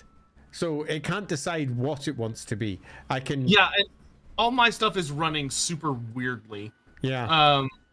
Because of Video Ninja. So we're definitely going to mess with that. But hopefully you all had fun, enjoyed the stream. There's lots of exciting stuff coming down the future. We hope you'll join us this upcoming Sunday for End Times. End Times Part 2, which should be a good time, with lots of yelling and shouting and stuff.